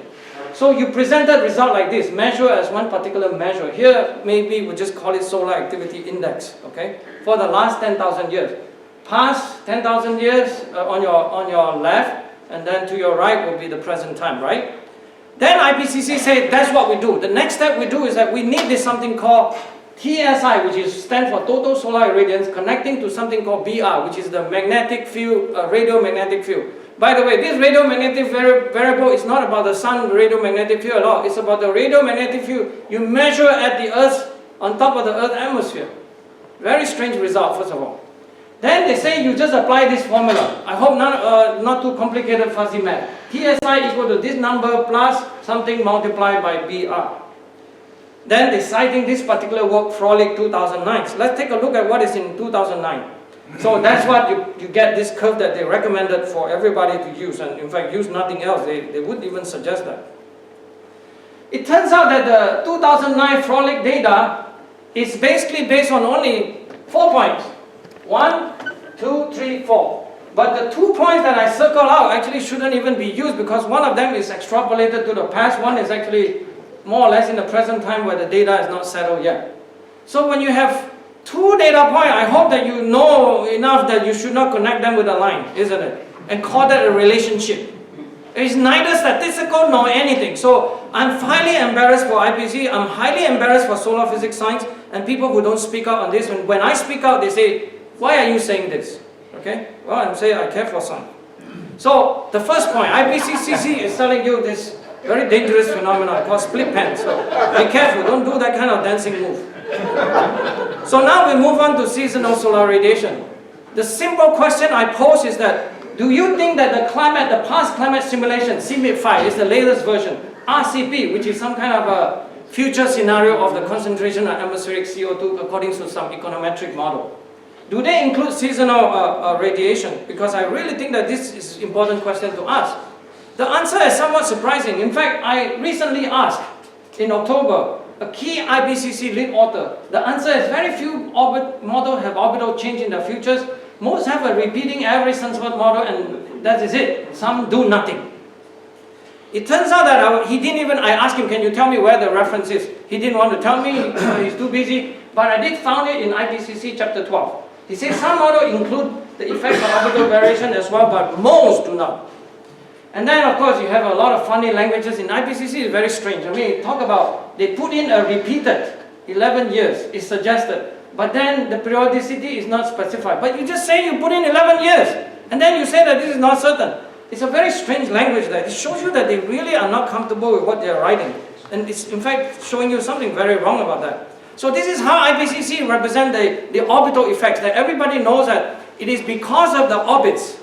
Either it's more circular or more eccentric, or the tilt angle is lower or higher, or even the precession of the orbit itself that is causing what we call the ice ages and the warm interglacial period.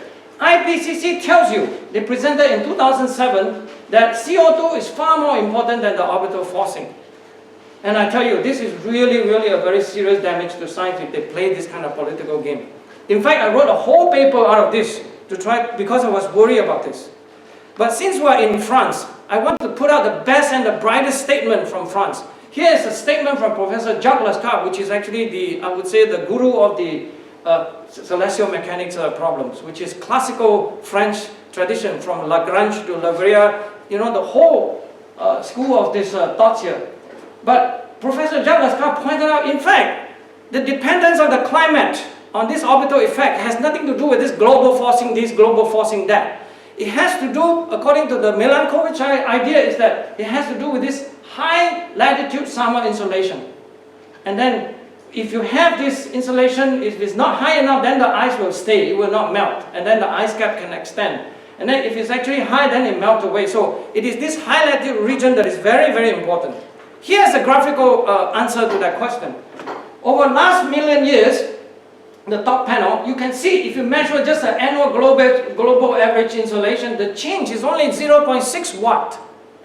But as Bob was alluded to, it's local and regional climate. That's why he showed the Greenland ice core record versus the CO2. It is the local regional stuff. For example, at 60 degree north, 65 degree north, July summer temperature. You think about how the individual bar here, the 2 to 3 watt per meter square is the width of that line.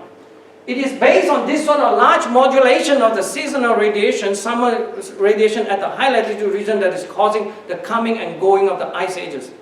IPCC know this, believe me, this is in the textbook. And they want to show you that CO2 is more important and orbital effect is so small. Talk about global radiative forcing, which is really a very bad cheat. I'm sorry they got caught. And this is another way to illustrate this. You heard about Eemian, right? The Eemian interglacial, the warm period, 120,000 years ago. Specifically, let's pick about 116,000 years ago. They always try to compare, oh, the last warm period is so warm that the ice, sea level is going to melt 10 meters and that sort of thing. But the problem is that these two periods are not comparable because the seasonal radiation now that we have, it actually has an amplitude of only 90 watt per meter square. During that period, 116,000 years ago, the orbit is more eccentric. So you actually have a much larger range of the seasonal amplitude actually. It's actually 3 times more, 230 watt per meter or so. And even if you assume the mean to be the same, notice that the mean is the same, but it's a different condition. You know, CO2 is never going to push us into that orbital situation. So I hope they don't argue for that point. Then quickly, just to point you what IPCC has said in their 4th assessment also, which is to say that now I want to focus on shorter time scale. Last 2,000 years, they say even though when they included this in the forcing, according to them, sometimes they include, sometimes they don't, but now they say they include them, the impact is small compared to other forcing. I want to tell you that this is another statement that is seriously bad and flawed, because they know it's related to this high latitude insolation region. Here I show you the difference, the calculation from them, IPCC believer themselves, who show you that, let's say for year 2000 minus 850 AD, if you show the amplitude change of summer seasonal radiation at high latitude, it's of the order of 10 watt per meter square, compared to 2 to 3 watt per meter square. Even on the last 2,000 years, they know that they don't have a cave if you compare them. If you want aerosols, most of you say that surface aerosol can cause 1 to 2 watt per meter square. If you compare to the cooling part of minus 10 watt per meter square, don't you think that you should include them in your studies? So now I want to point to something very, very exciting. It turns out that after a lot of checkings and many years of contemplation, it turns out that no one has ever put in all this precise orbital forcing that you can actually calculate, together with what the sun is changing intrinsically because of the magnetic field changes internal to the sun. Okay? And we have finally completed a set of calculations, but to highlight the interesting part about high latitude northern region, I plotted 2 rings around.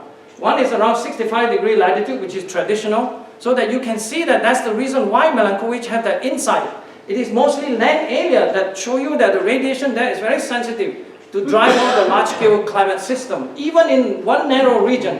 And 50 latitude is also important in the sense that the radiation at that high latitude depends on the tilt, but here you want to include the effect of the precession of the orbit so that you can have a very optimal representation of the system.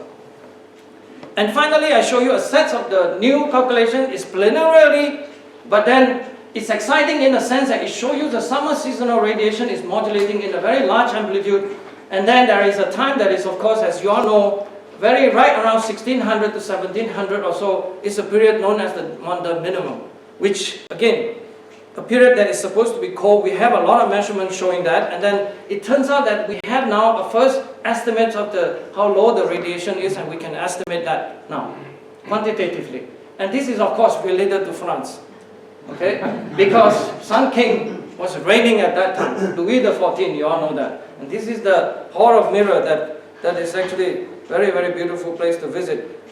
And the phenomenon of Maunder minimum is practically related to the time where you see the traditional view of how magnetic sunspot was populating the surface of the sun that looked like a butterfly wings. This is the present time during Maunder minimum. Thank God for the French astronomer who actually kept the observation and gave us that kind of information, which will never come by again. Okay? And again, kudos to the French scientific community. And now I want to discuss sun-climate connection. Just one word you need to remember about sun climate. Earth is small, sun is very big. It supplies all the energy in the climate system. This is based on the new results and the new paper that we just published in Earth Science Review, which is a very prestigious journal. It published in November, so about last month. And I wanted to show you some of our results. Let's just ignore about all IPCC, anybody else who say what. Let's find out how does it work.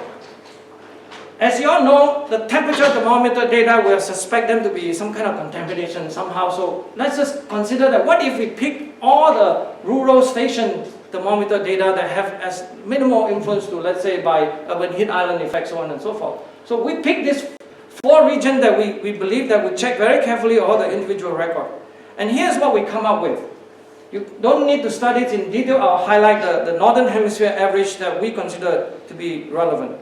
So for mainly rural station, we were able to get this sort of northern hemisphere temperature history. So the question now is that, what does this represent? I truly believe that this represents a little bit of information about climate change. Last, let's say, 150 years or so, but it has a multi-decadal modulation on it. Then let's compare what IPCC thermometer is actually measuring. Okay? And let's look at the result. I'm glad that NASA GIS was mentioned here. This is their result showing the red curve showing you their northern hemisphere temperature record. Do you see what I have? Our record showing you that the present time is the same more or less at the 30s and the 40s, and their result showing you boom, and then warm up, real warm. And I'm proposing to you that what they're measuring is not climate. What they're measuring is what I call non-climatic related warming. Okay? And that, I'll leave it at that, and then because we can discuss and debate that in the scientific papers and literature. But we have published ours. The reason why we are confident of our results is that if you compare our measurement with actually best available sea surface temperature, you can have heard even the heat island effect on the sea surface temperature, right? So you show what it is. You compare to them, actually it's relatively reasonable, our results. That's what gives us a bit of confidence, because you need independent checking from the land thermometer data. Then we look into further stuff. Let's say glacial length proxy. That also shows you that it's somewhat reasonable, our northern hemisphere record. And the bottom curve, of course, showing you the distribution of the glacial record that we have taken from. And then finally, even tree rings give you some information. We cannot say that just because man hockey stick is wrong, that all tree ring results are wrong. That is just not true. There are some useful information. This is the problem of the debates. It turns a science into a circus, which is wrong. We should study carefully. Here we look carefully into all the tree ring records. We produce that green curve versus our record, which shows you that we have certain confidence in what our data is saying, which means I'm comfortable presenting the result to you rather than saying this and that. Then there is also another independent test. After we published our paper, there was somebody asked, what about satellite record? So we put our satellite record on top of the northern hemisphere part and then put it on it. It looks reasonable. We don't put it in because the data is too short. That's the only reason, because we want to study multi-decadal changes. And then this is just a trick for people who actually like about the sun. I'm mad about the sun, as you can tell. And it also has a French connection there, because the solar prominence, this is outer layers of the sun. There's actually a painting by somebody by the name of Leopold Trouvelot, who's originally from France, of course. And the picture is among the very first few photographic picture of the sun that you could have from Harvard College Observatory in 1873. And then, now if you were to show the previous temperature record and show what is the best estimated solar irradiance, it looks like a pretty reasonable fit, and then therefore we produce this result and discuss the strengths and weaknesses of the result. That's what science is ought to be, and then people should study them. So I'll conclude with just this science. IPCC is pure gangster science. Please listen to science objectively, and let's learn as much as we can about the climate system so that we can better prepare for the future. Thank you.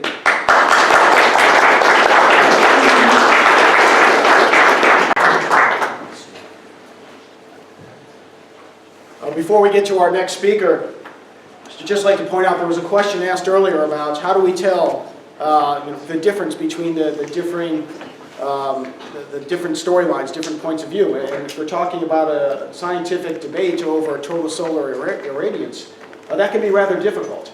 Dr. Soon tries to, depending on the audience, present it at the most intricate scientific level, and also for people who don't have quite the scientific background, maybe bring it down to something more lay people can understand. But the point is this. Next week, for example, we are working with the European Institute of Climate and Energy, Wolfgang Mueller in the back of the room there. For him, it'll be, Wolfgang, what number conference of this is yours? Well, I think it's number 9. Theirs is number 9. We're co-sponsoring it. It's the Heartland Institute's 11th International Conference on Climate Change, the 9th Climate Change Conference by the EIKE. And for these Heartland Climate Conferences, I routinely invite the most prominent, the most vocal, the most media-savvy and media-seeking scientists who believe in a global warming crisis to come and share a stage with Dr. Soon, share a stage with Dr. Singer. It can be in the form of a debate if they want to have a debate. It can be in the form of a panel discussion. It can be in the form of dueling presentations.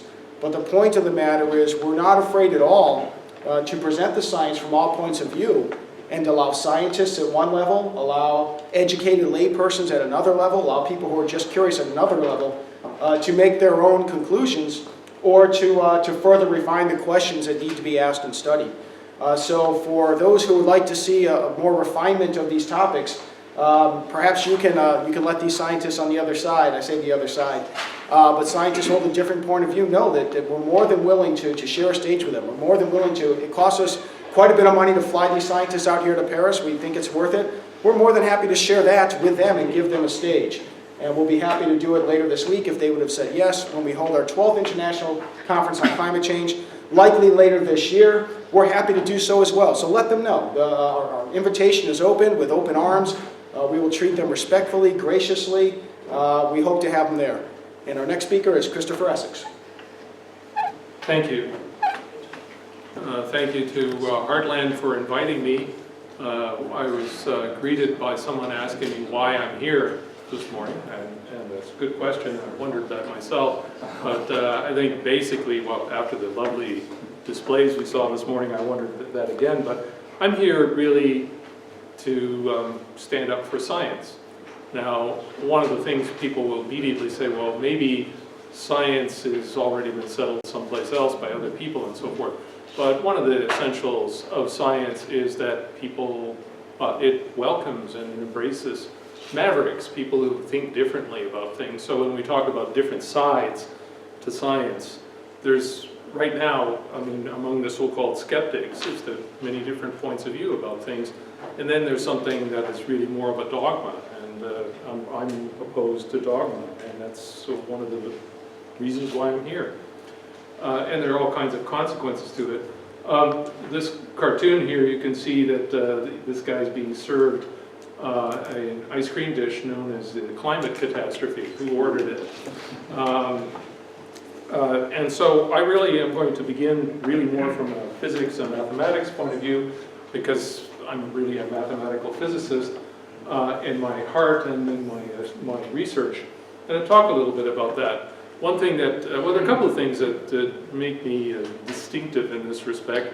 I'm probably, Fred and I had this nice discussion. He's certainly been in this field longer than I have, but I probably have been a skeptic longer than he has. And when I built my first climate model in the 1970s, I realized a lot of the underlying problems with the human ability to actually forecast the future. We really have a lot of basic problems. The physical world is around us all the time. It's not something that we can escape from. It's part of us with every breath we take, and it's the remarkable representations of it all the time. This is doing something incredibly inane. There's a campfire here, and naturally, you know, if you're someone like me and you have a green laser pointer in your pocket, the first thing you do is you want to kind of spin it up and down through the smoke plume, and this is what you get. You get this stuff, and you can see all of these distinct little mushrooms here and so forth are the signature of turbulence, which is a form of chaotic physical behavior, which is also reflected in the mathematics. So it's an extremely rich topic. I've always been interested from the beginning in this problem as a scientific problem, not as a political problem, not as a policy problem, and I find it really quite stunning in a way, because it's going to be really what my talk is about. You can see this happen with the press conference, that it was offered to people in the audience that there were scientists in the room and they could answer questions. And it's very significant that nobody asked the scientists any questions at all. And that's really what the problem is. And I've already done my test.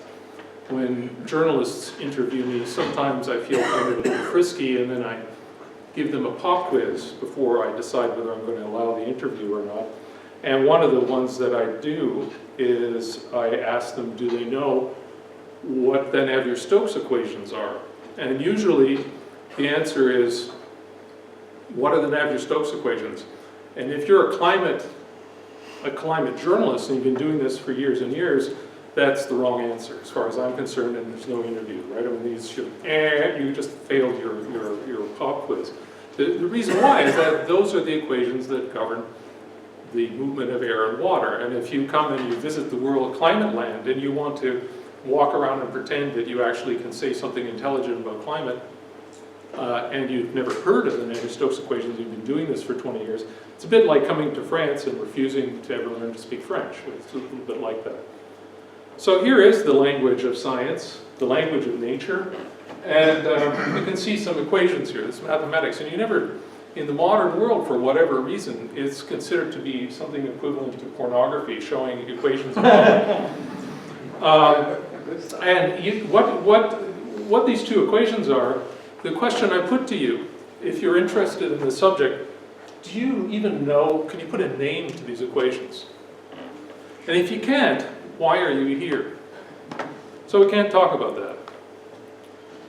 This equation system has to do with our ability to actually forecast the weather. Very fundamental discovery which has transformed science in the past 20 years or so. But if you don't know what they are, there's no point. This is very interesting. It's crochet work, but it's also the crocheting of the stable manifold. Oh, wait a minute. You probably don't know what a manifold is. Okay, so we won't talk about that.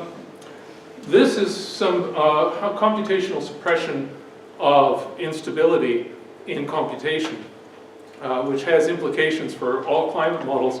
And because of the finite, oh wait, you don't know about finite representation, so we won't talk about that.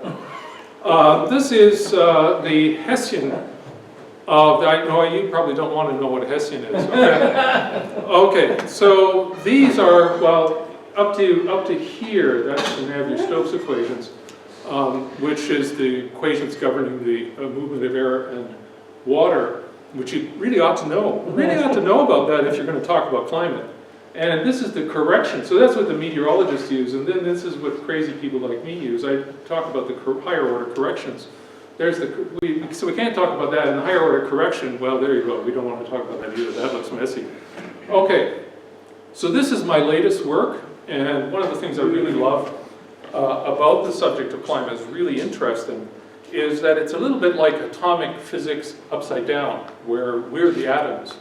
And this is the thing I've been doing with a friend of mine at the Niels Bohr Institute on the slow time Maxwellian, and has recently been published.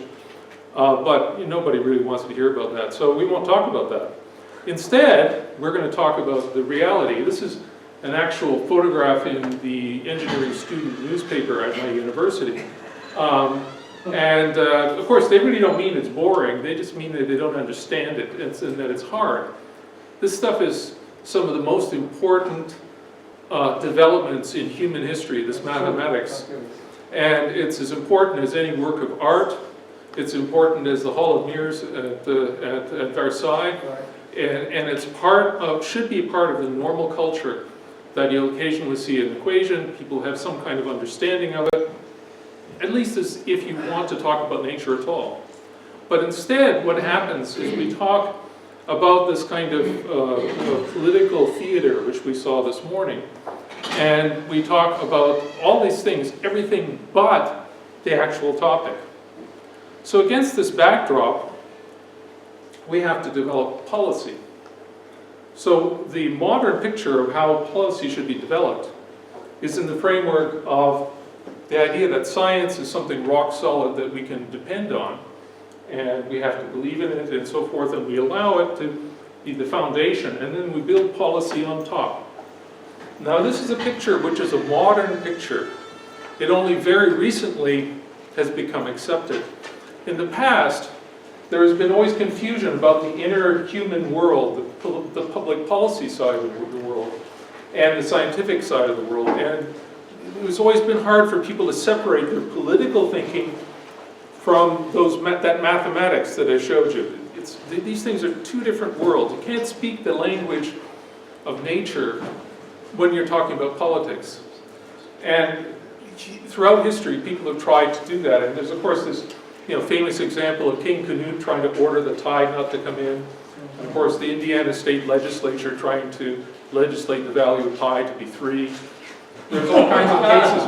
There's also kind of cases, the reason why we do it this way is because of Galileo, putting scientists on trial or under house arrest, or Nikolai Vasilov, Russian geneticist.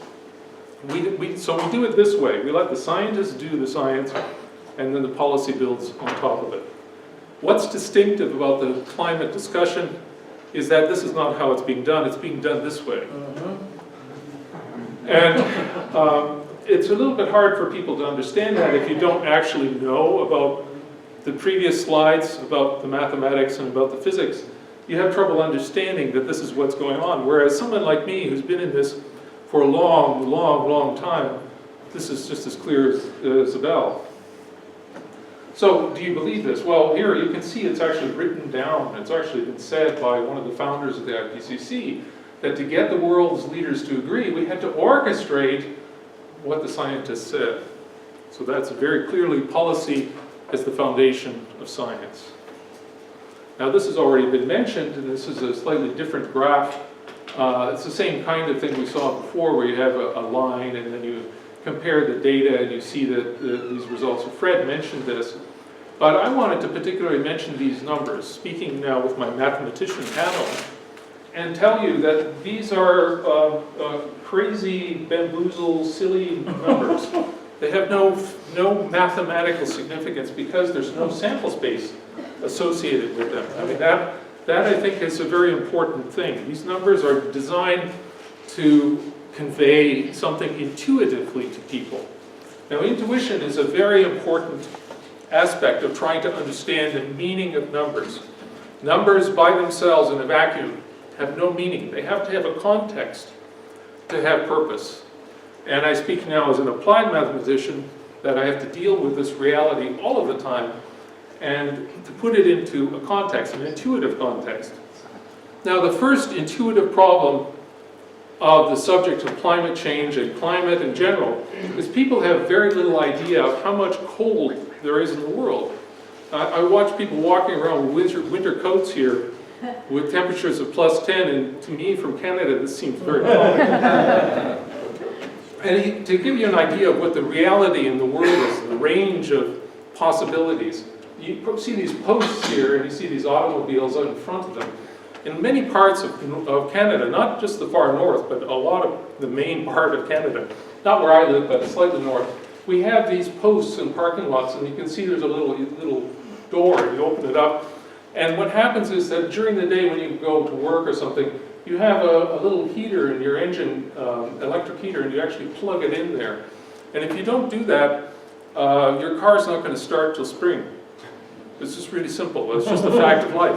Or you're going to need a tow truck or maybe a bonfire, but you're not going to get home with your car unless you do that. And this is the modern world. You go Northern Ontario, Manitoba, Saskatchewan, this is part of the world. And their attitude is, when they have a situation like that, they could use a little bit of global warming, and they think that would be pretty good. Here is July this year in Canada. We often talk about how there's no ice in the Arctic. This is a supply ship, and this is a Canadian icebreaker. Many of the settlements in the northern Arctic archipelago in Canada are supplied by these supply ships. They couldn't get to them because of the ice in July, and they had to have an escort of the icebreaker. That's this year. So just some perspective, so you get an idea of how much cold there is in the world. Now I want to go back to this. This is the actual IPCC plot with some other kinds of things on it, but you see this black line, which is the average, and one of the first things you should know about climate models is nobody believes, not even the modelers, and I spent 2 years as a postdoc in our big GCM group in Canada, so I know about this. Nobody believes that climate models can actually predict the future because of one of those equations I told you about, this sensitivity to initial conditions are called natural variability. And so they have to average over this spaghetti here to get this particular result. So they only claim to present something like an average. But the other interesting thing is nothing to do with the data. It's to do with the fact that you notice how all this wiggling kind of ends here at 0. What does that mean? It's an interesting question, because in fact, what does this entire scale here mean? I'll put on my thermodynamics hat, and I'm going to sort of raise some questions about that. This is degrees listed as in degrees Celsius against a particular average. What this is in fact not an actual temperature. It's what's known as a statistical anomaly. So it's a deviation over some period of time with respect to some time average, and then you calculate the difference with respect to this time average, and then you take those results and you average them all together. Now, that sounds like a pretty good statistical procedure to provide, but it leads to some sort of curious results. For example, if I want to know whether global warming is affecting things in Paris, I might look at this number, and then I realize that that number doesn't just depend on things that happened in Paris, but also on temperatures that happened in Miami from 30 years ago, right? So it's like saying that the ice cubes in my freezer are melting because Mike lit his barbecue last month down the road, right? I mean, it's physically, it's not a temperature, but it's also not a temperature in another important sense, because usually you could say, well, this is just a number in Celsius, and you could just add some adjustment. You can make a change in units to get a temperature, but that's not true. Because if this is a statistical, again, a deviation from a statistical average, the statistical average itself is changing as a function of time. So what you're going to have then is the constant, the transformation from one kind of temperature units to another kind of temperature units is not a constant, and so consequently it's not a temperature in that proper sense. So what are the consequences? Can there be such a thing as a global thermometer? Nobody ever actually computes the actual value in Celsius degrees here. But I'm going to do that for you. I'm going to kind of push this point, and I'm going to say, against all my better judgment, this is the global thermometer.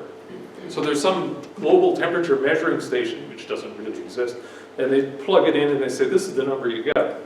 Where did I get this number, which is 15 degrees Celsius?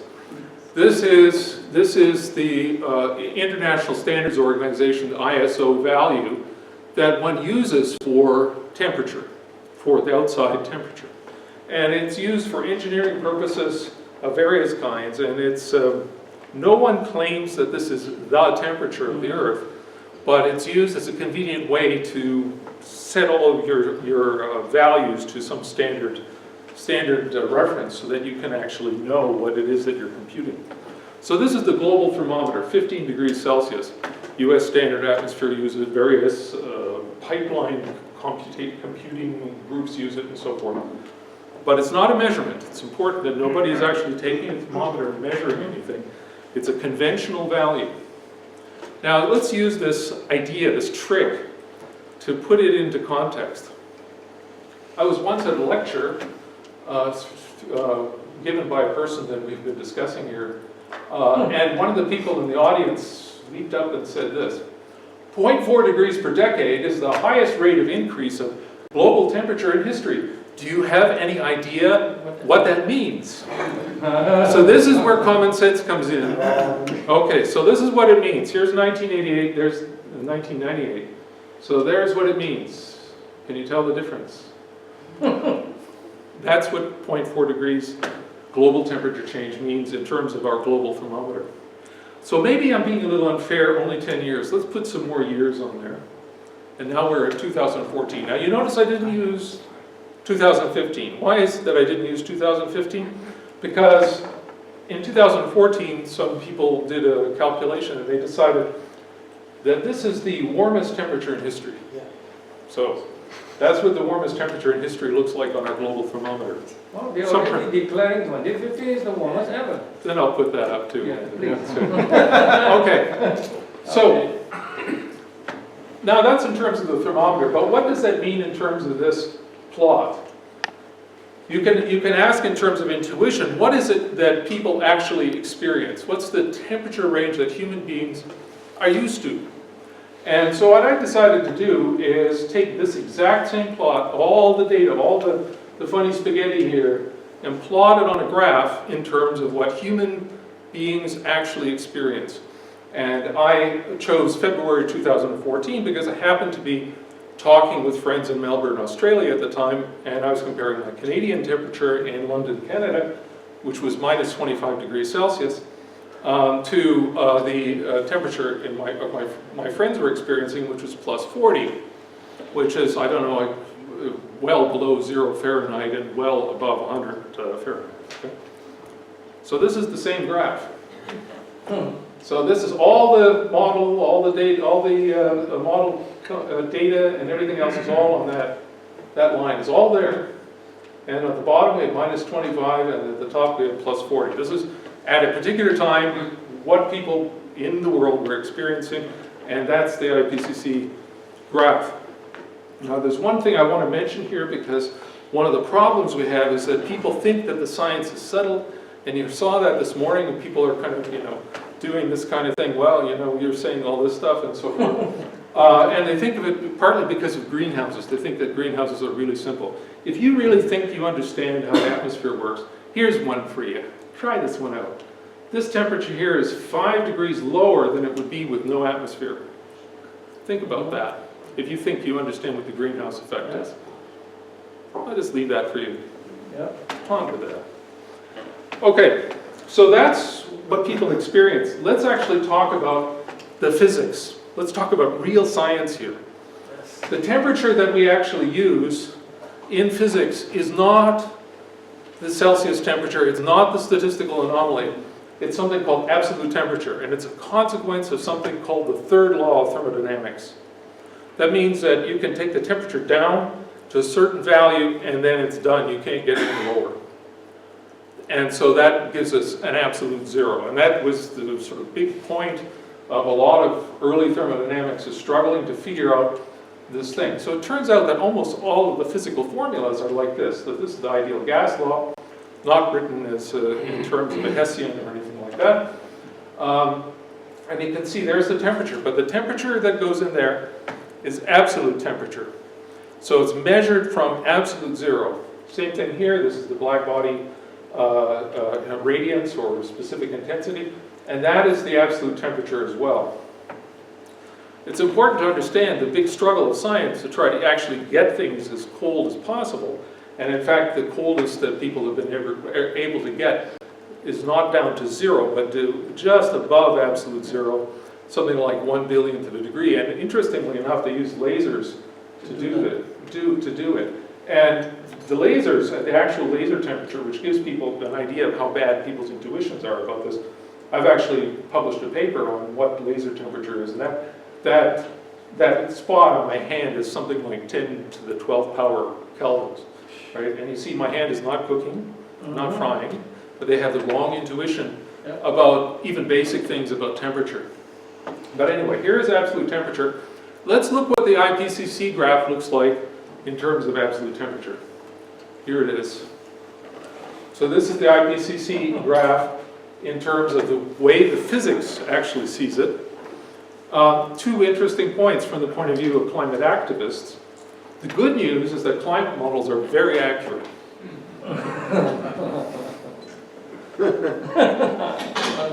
From the point of view, from the downside for them, the bad news is that we have near homeostasis.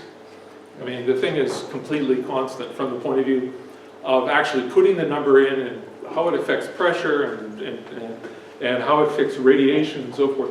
It's almost completely unchanging. Now, that's fine. You can compute this number and you can write this number now down and you can say things about it and so forth. But it's changes in this thing that supposedly is the cause of climate impacts. And I've been in this since the 1970s. And I know a lot about the physics and a lot about the mathematics and a lot about how computers work and so on. And I know of no coherent physical argument between here and there. I know of none. It's all excitement. And here are some of the things that are alleged to be caused by that kind of thing. And they start to fall one after the other like autumn leaves.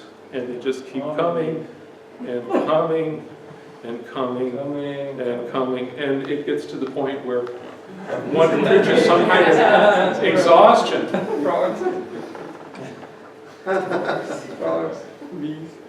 You get buried in this, redheads, female body shape suicide. Oh, and I stopped at asthma. I just ran out of patience, basically, and to do this. But this is kind of a lovely collage, which has no physical basis, on the basis of something that's not actually changing in any kind of significant way.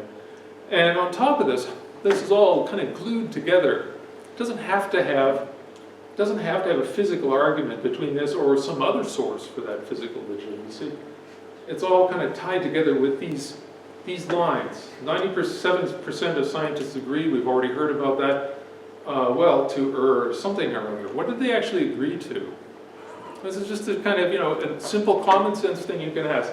What did they agree to? It's tough to have anything you can agree to if all of the science that you're talking about, all of the mathematics, all of the physics behind the mathematics, that's all out of bounds for discussion. What you saw this morning, it was all completely out of bounds.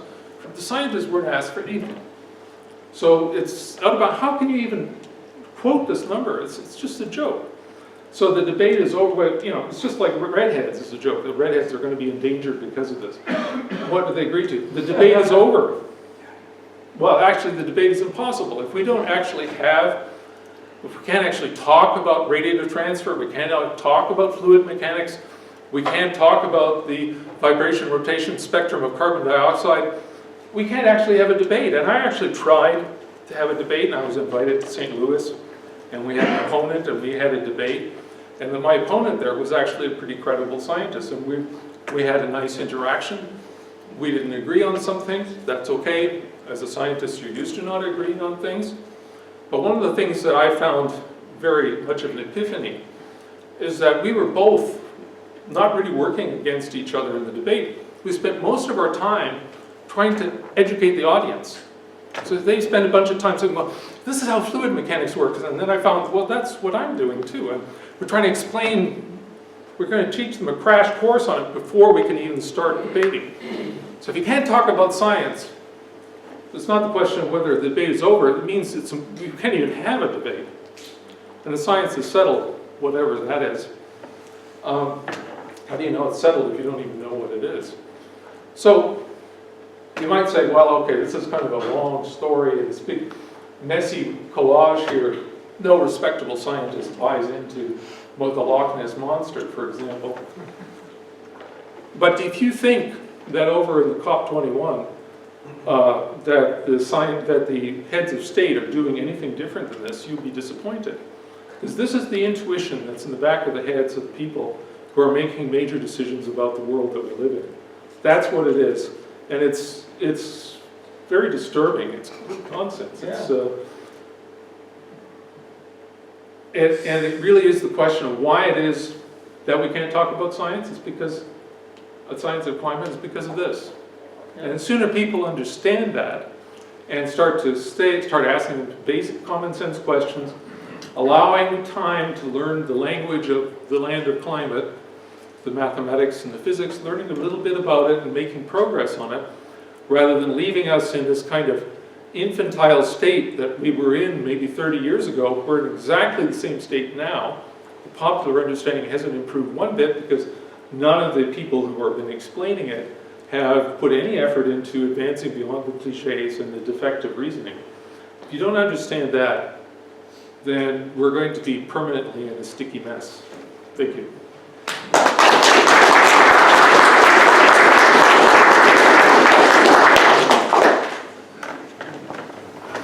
Well, thank you very much, Dr. Essex. We will have time for some questions. Just to lay out the ground rules first, we're going to follow the same protocol that they do at the United Nations conference just up the road. Jim Lakely and I were there the other day. The protocol is simply this. Raise your hand, we'll call on you, and after the question is answered, we'll call on somebody else. That's the way that we get the most information out. We're most respectful to each other, and we certainly encourage all points of view in the question. So if I can bring the scientists, Dr. Singer, you're fine where you are, but I think it'd be good to have the scientists who just presented up here, and you may wish to avoid having your face in the spotlight like I had mine earlier. A little disconcerting for me. And any questions, we'll begin taking them now. Hand up in the air and I'll call on you. Yes? Yeah, a question for Dr. Singer. When did you first become convinced that the climate scare was a mistake? So a question for Dr. Singer. Yeah. When did you first become convinced that the climate scare was a mistake? In 1995. He said in 1995. Do you care to expound on that, or is that your short answer? The reason is I realized that the satellite data differed from the surface data, and I'm emotionally tuned into the satellite data for understandable reasons. And I had grave doubts about the surface data, and that's when I became convinced that there was something wrong. It was actually the IPCC second report, which I had to referee and work over, where this became evident. Thank you, Dr. Singer. Next question in the far back. Hey, I'm Salmon with New American Magazine. There's thousands of journalists here in Paris to cover the summit, and I'm just curious as to your opinion. What does it say about the media today that they don't come here to hear a differing scientific opinion? Well, you're in the media, why don't you answer that? Seriously, why do you think they're not here? I don't know, actually. I can't explain it. I'm baffled. Well, we're not, because we've seen it many, many times before. And I think one of the things Christopher said is also a highly, highly significant thing, which is you will have a meeting like that, and afterwards there will not be a single question on the science. Not one. And I think Dr. Essex's talk has probably explained better than all the rest of us put together why that is. It's because journalists are profoundly uncertain about asking technical questions to do with science.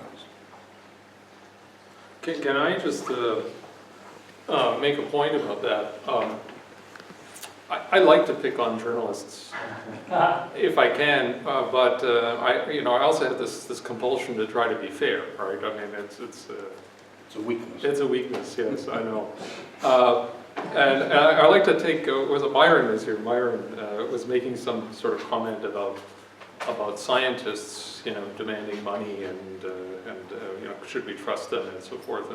And I think he's correct, but only partially correct. I mean, I think that there are a lot of currents in society that don't often agree on things. The activist groups, politicians, scientists, and so forth. Scientists, between any two scientists, there are at least 3 opinions, right? I mean, this is the normal scientific world that I grew up in and I've been a part of for all of my adult life. But the fact is that there are forces that among human beings that do like consensus, they like agreement, they feel more comfortable, just like they like to dress in a fashionable way and so forth. They want to be part of something and not feel like they're the maverick cattle, and so forth. So and I understand that. It's a kind, you feel awkward when you try to sort of buck the stream and so forth. So, but there are a lot of things you can identify. I mean, politicians. Not all politicians are for this, but a lot of them are. It's in their interest to have climate being a kind of a worrisome thing. They have to have a reason to justify being voted for. Scientists. Not all scientists are like that. There's a kind of, scientists are very individualistic kind of people. But what you do see is science organizations behaving the way Myron mentioned. So what we have is a phenomenon where you have what I call official science, and activist groups, and the press, and politicians, who normally wouldn't be in bed with each other particularly, but finding this common interest in a certain point of view. And so they self-organize, and there's a whole phenomenon in nonlinear systems about self-organization. We, as a group, have self-organized into this kind of fashion fervor, which has been going on for about 20 years. And it's time for that to end. And one of the best ways for that to end is for people to go more towards the truth, more towards education. Journalists have a role to play in that. They have to try to understand a little bit more about this stuff and try to help the readers understand it a little bit better, that it's not a simple solved problem. They shouldn't resort to appeals to authority. They should get people in a democratic society to think with their own heads as much as possible. And you can't do that if you're being bewildered by, various forms of theater, of political theater and so forth, constantly going on, so that people can have a little mental quiet space so they can think about what that means and then ask questions. So the absence of scientific questions and a scientific discussion on a scientific topic is very, very telling. And I think that the journalists could do a great service by starting to dig into a little bit of common sense and expanding their intuition and their common sense. And thank you so much, last questioner, for identifying yourself before the question. That's much appreciated. I'm told we have time for one question, is that correct? Well, no, I want to ask a question from somebody in our chat room. Oh, okay. And yes, by the way, we are streaming live, as you know. I'm told we have a very vibrant discussion going on, which is fantastic to hear. So I will defer to the technological online community and then take more questions in the room. The question is, what does Willie Soon think about our increased solar UV and effect on surface temperatures and SST? Okay. I think that SST, go ahead and define first that. of all, it's a sea surface temperature. Who would know? The idea is, of course, that the solar radiation comes in many wavelengths. Yes, we all know that the light can be split in different ways thanks to Newton. UV ultraviolet radiation is rather highly energetic photons, right? So what this light do is supposedly it will break the oxygen molecules into two, so one of them will combine with the O2, so you make ozone, for example.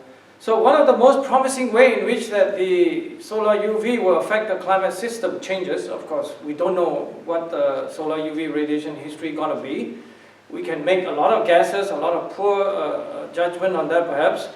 And then it will probably modulate how the stratospheric ozone is changing. And why is that significant?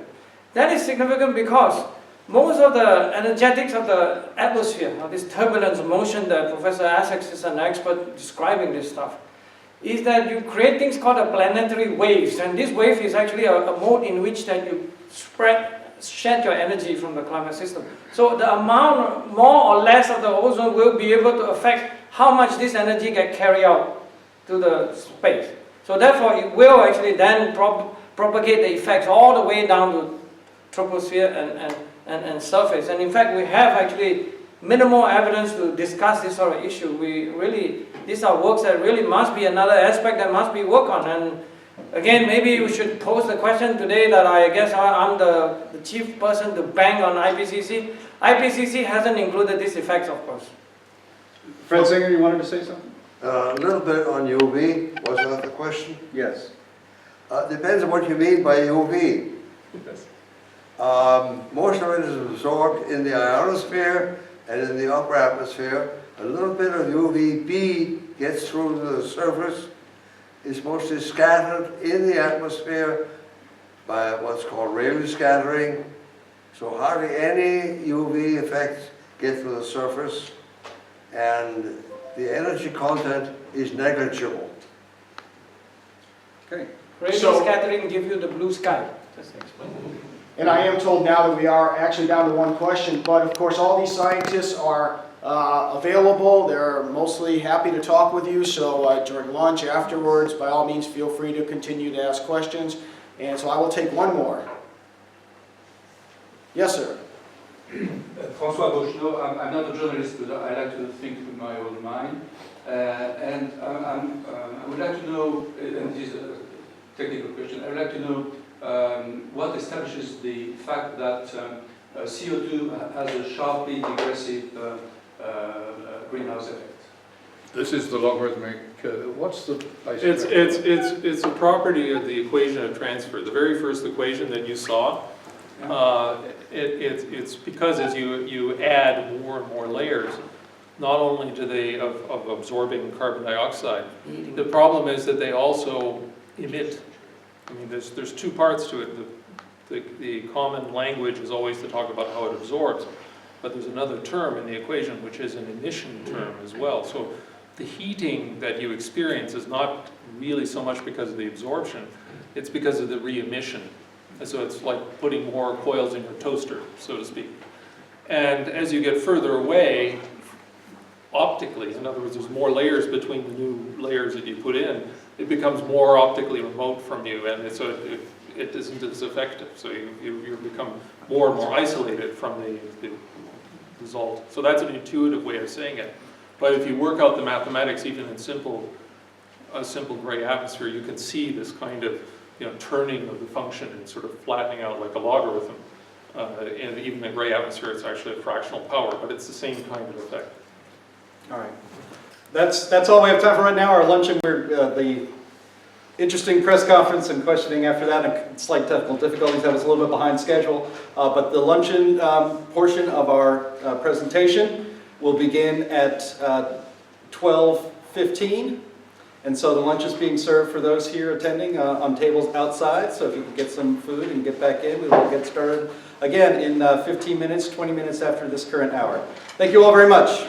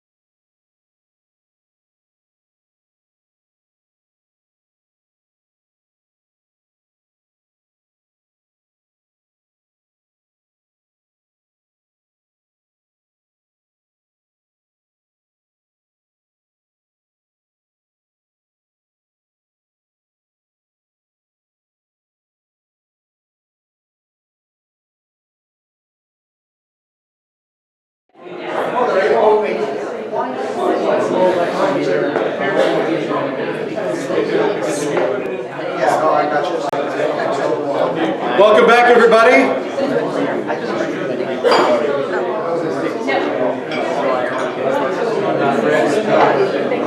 Glad everyone is back from lunch. I hope you enjoyed it. Yes? Very good. You're after. All right. Everybody getting settled in? Thank you, everybody watching this stream online. I'm enjoying I've been monitoring the chat room on our live stream, and it's been a pleasure exchanging a few notes with you all. And again, remember that you can ask questions there, and we'll try to get them in as we did at the end of the last panel this morning. So again, thank you all again for being here and filing in so quietly after having that terrific light lunch. Again, my name is Jim Lakely. I'm the Director of Communications at the Heartland Institute. We came into Paris on December 2nd, and so I lose track of days when I traveled this far, so I don't know how many days ago that was. I guess that was 5. 5. Thank you. Oh, I asked the mathematician. Yes, 5. 7 minus 2 is 5. Excellent. On the 3rd, the very next night, as we were just getting over jet lag, we were honored to be invited to a get-together in a beautiful office space here in Paris with the group ALIPS. Now, I don't speak French, and I couldn't try to interpret what that means, but what it really means is that this is one of the leading libertarian groups in France, Association of Libertarians. Oh, well, that seems to make sense. It was a great pleasure to meet them. They are very interested in this issue. We had a lot of wonderful discussions and some very good wine and pâté, and it was just marvelous. And so I wanted to thank my friends for inviting us there, and we'll be seeing more of them as we're here in Paris this week. One of the men I met there was Christian Girondeau. Close enough, he says. He is one of the leading Frenchmen who are skeptical, as most of the people that are presenting here today are, of man-caused climate crisis. And he's one of the leading climate realists here in France. And it was a pleasure to meet him and a pleasure to meet all of our French friends. We very much look forward to working even more closely with you down the line. But I wanted to bring him up here to say a few words. Christian Girondeau.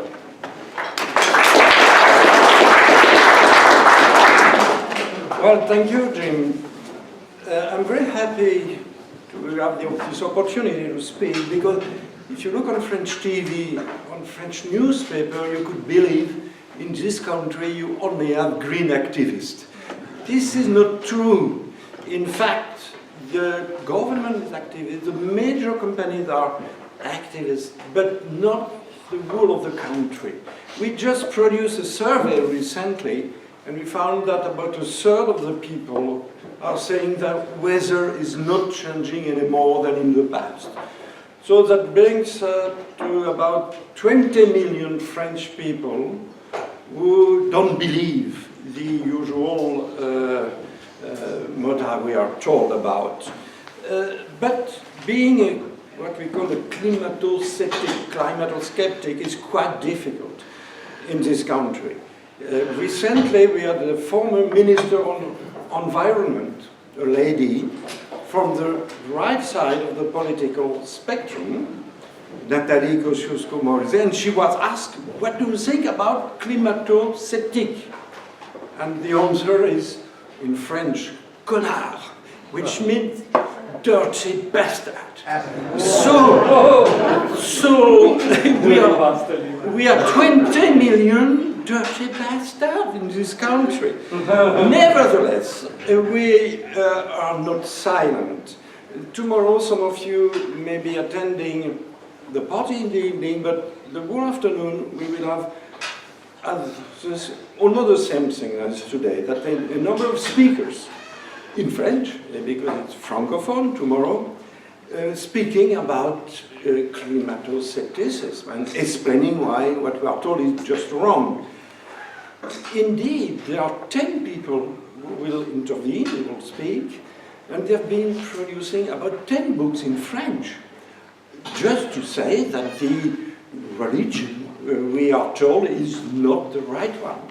So it means that even in France we have a lot of people who are skeptical, and I'm very happy about that. Indeed, we produce a number of books. 2 of them have been translated. One is by myself, and if you want a copy, it's available here. It's mainly about the energy side of the question, because on the energy side it's far safer than on the climate side. Everyone knows that we need oil, we need coal, we need natural gas, and that the prognostic of IPCC are just absolutely silly, because they say that in a few years from now, 80% of the world energy will be produced by renewables. How do you have renewables helping planes to fly or cars to be driven? It's just a mystery.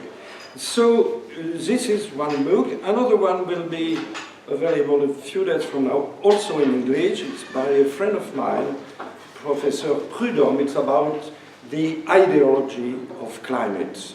I think it's a very useful book, and you will have it quite soon.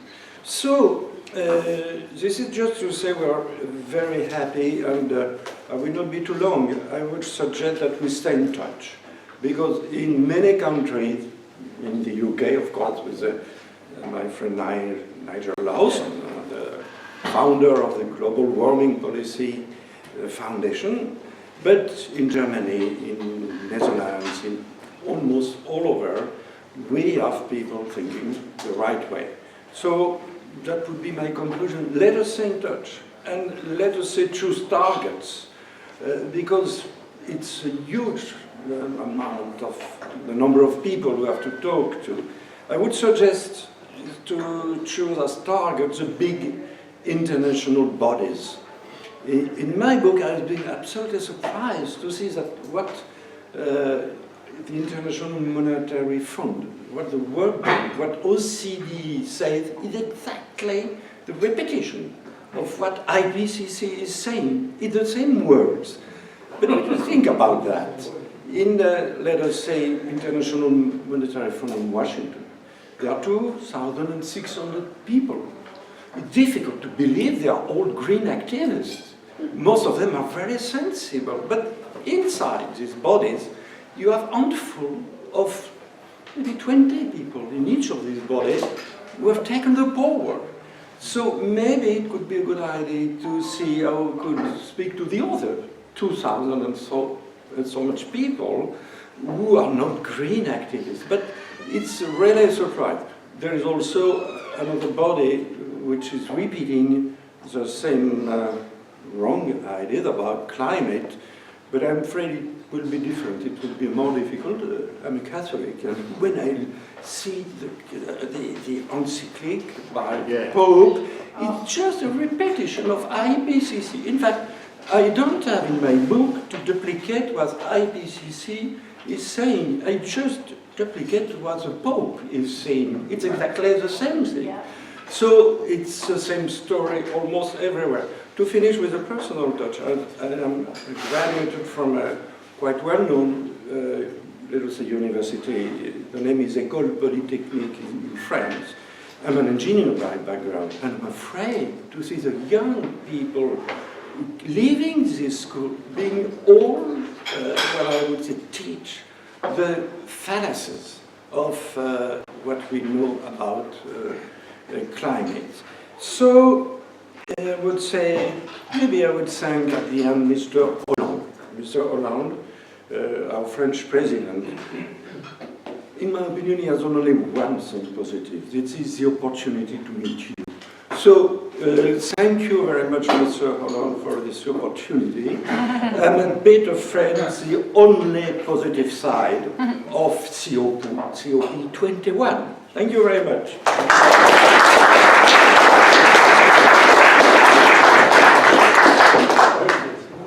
Thank you. For the rest of our luncheon program here, there's 3 elements. The first, James Taylor, Vice President of the Heartland Institute and Senior Fellow for Energy and Environment Policy, will have some remarks. And then after that, there will be a presentation on ocean acidification. by Patrick Moore of EcoSense. So let's please welcome James Taylor.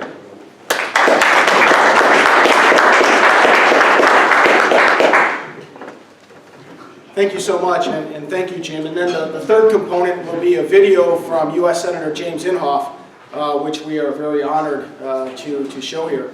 And I also have to say that I personally, Heartland as a whole, we're very honored to be teaming with the Competitive Enterprise Institute and CFACT to put on this event and to have these scientists, these economists, these policy experts here in France presenting some points of view, some evidence, some facts that you don't often hear.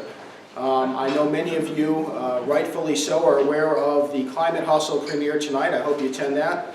But also, I hope you are just as aware of the Competitive Enterprise Institute. If you want to know what is going on, not just with the science, but in terms of behind the scenes in Washington, D.C., what folks are trying to push, what they're trying to pull over our eyes, really what's happening in terms of behind the scenes maneuverings, CEI is right on top of it, and they have the best experts in the world. So please check out their website, cei.org. Globalwarming.org. Globalwarming.org, to get you more specifically to the global warming discussion at the Competitive Enterprise Institute. Thank you, Myron. And if you don't know Myron Ebell, sitting right here in the second row on the aisle, you would do yourself a favor to speak with him if you don't know him yet. I just thought I'd take a few moments to give an update about what is happening here at the Conference of the Parties. As I mentioned before, Jim Lakely and I attended last week. We were there Friday. We were there for the latest information, negotiations, etc. prior to this morning because they didn't do anything really on the weekend. The UN announced, they had a big announcement that at the conclusion of Friday's events that they had reached a draft agreement, and they were proposing, they were putting that out there so folks would be enthused about what had happened. If you've taken a look at the so-called draft agreement, the reason why the word draft is in there is because the agreement is essentially a non-agreement. What you have is language that says, boy, we'd really like to come together and do something, and then you have in brackets every key point that they'd like to come to agreement on, but there's disagreement. And there's good reason for that, because even though you have, for example, in the United States, President Barack Obama would very much like to give the most extreme environmental activists everything they would like, there's only so much he can give and have support for that back home. We are still a democracy. We still have a division of power. Any treaty has to be ratified by the Senate. President Obama just can't, by dictate, set all of U.S. policy. And the main issues of disagreement that remain and are unlikely to be resolved, I believe, first of all, is the amount of money that will be transferred from the Western-style democracies to developing nations. And this is real interesting. We're supposed to be talking about climate, but the biggest issue of dispute is how much money that some nations are going to give to others. And what's really ironic about this is the Western-style democracies contribute less than half of the carbon dioxide emissions that are occurring today, and that percentage is going to decline with each passing year. And yet the holdup is the developing nations that are emitting the most carbon dioxide are demanding an ever-increasing amount of money from the Western-style democracies. And just a two-nation illustration, China leads the world in carbon dioxide emissions. They are emitting 30% of the world's carbon dioxide from human sources. The United States is second with 15%, and that gap continues to grow. Another area of dispute is going to be just how much the Western-style democracies are going to cut emissions. We saw earlier the very illustrative slide that it really doesn't much matter because most of the emissions now and an increasing share of the future are coming from the developing nations. Another illustration, the United States and every single nation in the Western Hemisphere combined emit less carbon dioxide than China. So if it were possible, it's not, but if it were possible that we could completely eliminate our carbon dioxide emissions today, not just the United States, but every nation in the entire Western Hemisphere, it wouldn't matter because in less than 10 years, new emissions from China would surpass that. That's something that is causing a holdup in reaching agreement because the nations, the developing nations such as China, are demanding steeper and steeper cuts, but it just simply makes no sense, and President Obama can't sell that. Those are two biggest issues, and the third one, which is related to those two, are legally enforceable mechanisms. There are the most extreme environmental activist groups want to have international enforcement capabilities such that I'll speak for the U.S. because that's where I am from, but whatever nation, would be giving up some of its sovereignty to international climate bodies, and that's very troubling. So long as there are some groups that are insisting upon that being the case, and so long as people in the United States and elsewhere, rightfully so, will fear and rebel against giving up our sovereignty, that's going to be a third sticking point. So from the best information we have, I would not expect the type of far-reaching, definitive, final climate agreement that President Obama in the United States and leaders in other nations have been pushing for. That is going to be reported as glum news, but that's glum news for the United Nations and people who want to impose unjustifiable carbon dioxide restrictions on people. I think it's fantastic news for the vast majority of humanity. It means we're going to have more affordable, reliable energy, which is going to allow us to have more resources for nutrition, housing, healthcare, education, goods and services, and make our lives more enjoyable, longer lasting, and healthier. And that is, I think, the best outcome that can occur, and I think that's the path we are on. So that is your update on the climate talks. We'll see if anything changes and I'm proven wrong, but so far, I think from my perspective, that's good news, and we're very happy to be here presenting the science, presenting the economics, presenting the public policy that illustrate why it's important not to jump off a cliff like lemmings. The science is on our side. So with that, next up will be Patrick Moore with a presentation on ocean acidification. Thank you very much.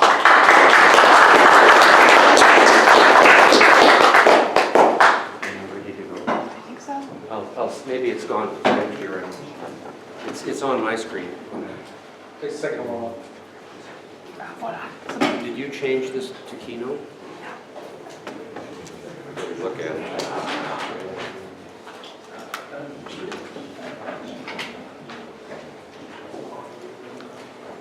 Make this thing so you have to have a microscope. Keynote.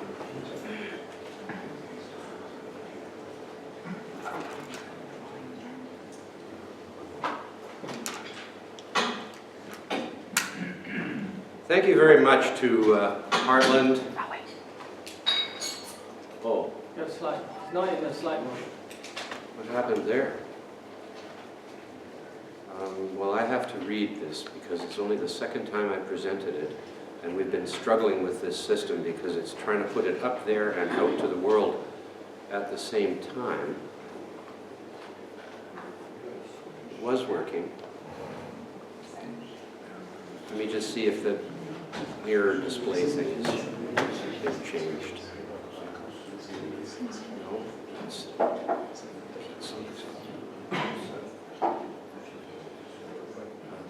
play it. It just goes like that. There we are. Yeah, I know, but I can't see my words now. Wing it. Well, I was thinking. Come on, you can do it, Patrick. Patrick, I think you need to take off the mirroring. I don't know how to do it. I can help you. Please come and help me. All right. If it works. It won't do it. Come on. Don't give me that. Oh, just a minute. Arrangement. Mirror display. I found it. It wouldn't give it to us before, but we found it. And I think that will do it. Play. Just play. No, I should just play. There it is. Yep. Thank you so much for your offer. And your suggestion. Anyways, thanks to Heartland, CEI, and CFACT. And this is, I say, the second time I've given this. This is why I have to have presenter notes, because I haven't memorized it yet. Normally, I have memorized my presentations. So I'm going to focus today on what has been dubbed global warming's evil twin. The specter of ocean acidification, the extinction of all marine calcifying species, which includes the most important species of phytoplankton, which would thus, if true, threaten the entire life cycle of the world's seas. This will be the first public presentation, second, based on my peer-reviewed paper, which looks like this, published by the Frontier Centre for Public Policy in Canada, of which I am the Chair for Ecology and Energy. And here we go.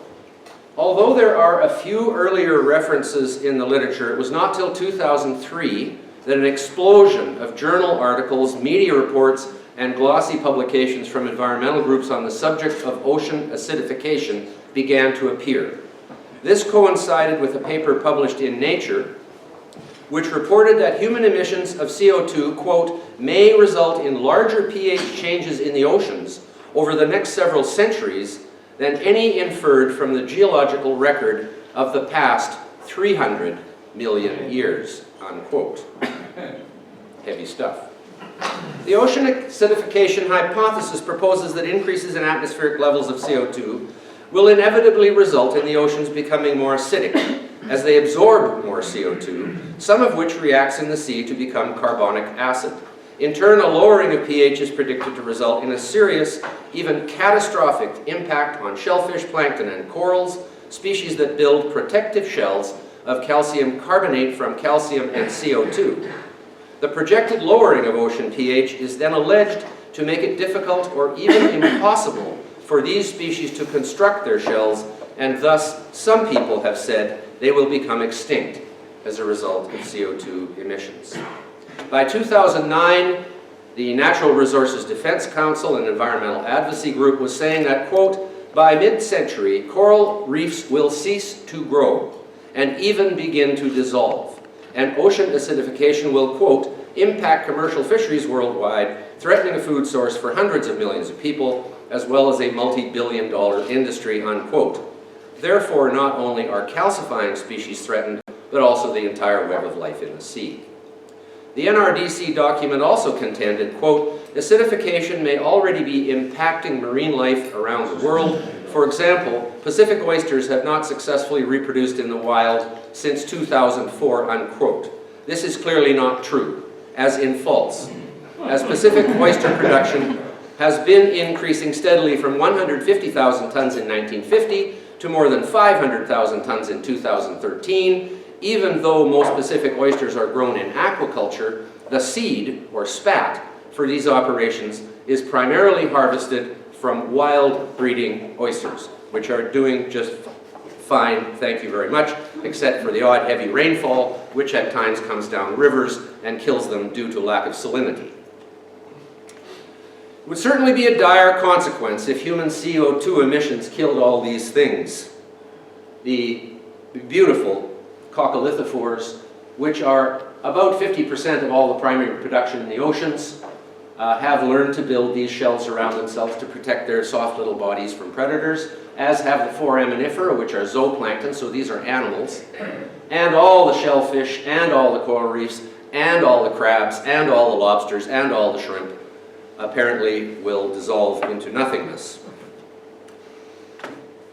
The term ocean acidification is in itself rather misleading.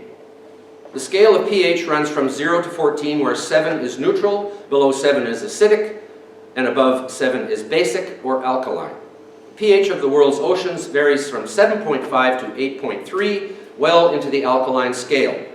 It is therefore incorrect to state that the oceans are acidic or that they will become acidic under any conceivable scenario. The term acidification is used to imply that the oceans will actually become acidic. It is perhaps just short of propaganda to use the language in this manner, as it is well known that the terms acid and acidic have strong negative connotations for most people. Coral reefs are widely distributed across the tropics, with the highest biodiversity centered in Indonesia and the Philippines, known as the Coral Triangle, where there are more than 500 species of coral, including the soft corals which wave in the sea currents, the most beautiful sight you'll ever see this side of the rainforests and other fantastic ecologies. Deep water corals are also found as far north as here, but they're not near the surface, they're down deep in the sea, and they don't have photosynthetic capability. But corals are widespread through the oceans. It's important to not be confused with the phenomenon of coral bleaching when talking about ocean acidification. Coral bleaching is caused by localized high water temperatures, over 32 degrees or so. And this happens now and again in places, and we're shown every time a coral reef gets bleached, that comes on TV, and now the reefs are dying. They never show the fact that in the next few years they recover again because the water cools down to normal temperature regime. And even The Guardian has run a story saying that barrier reef coral makes spectacular recovery. This is a well-known phenomenon to anybody who studies reefs. I'll now provide 5 key reasons why ocean acidification narrative is a complete fabrication with little or no basis in reality.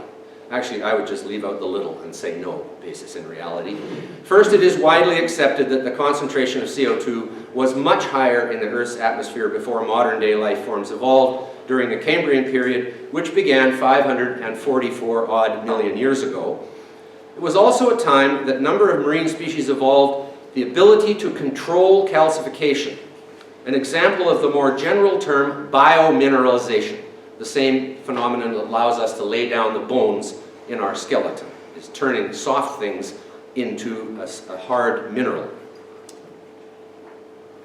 This allowed these species in the sea to build hard shells of calcium carbonate around their soft bodies, thus providing armor plating.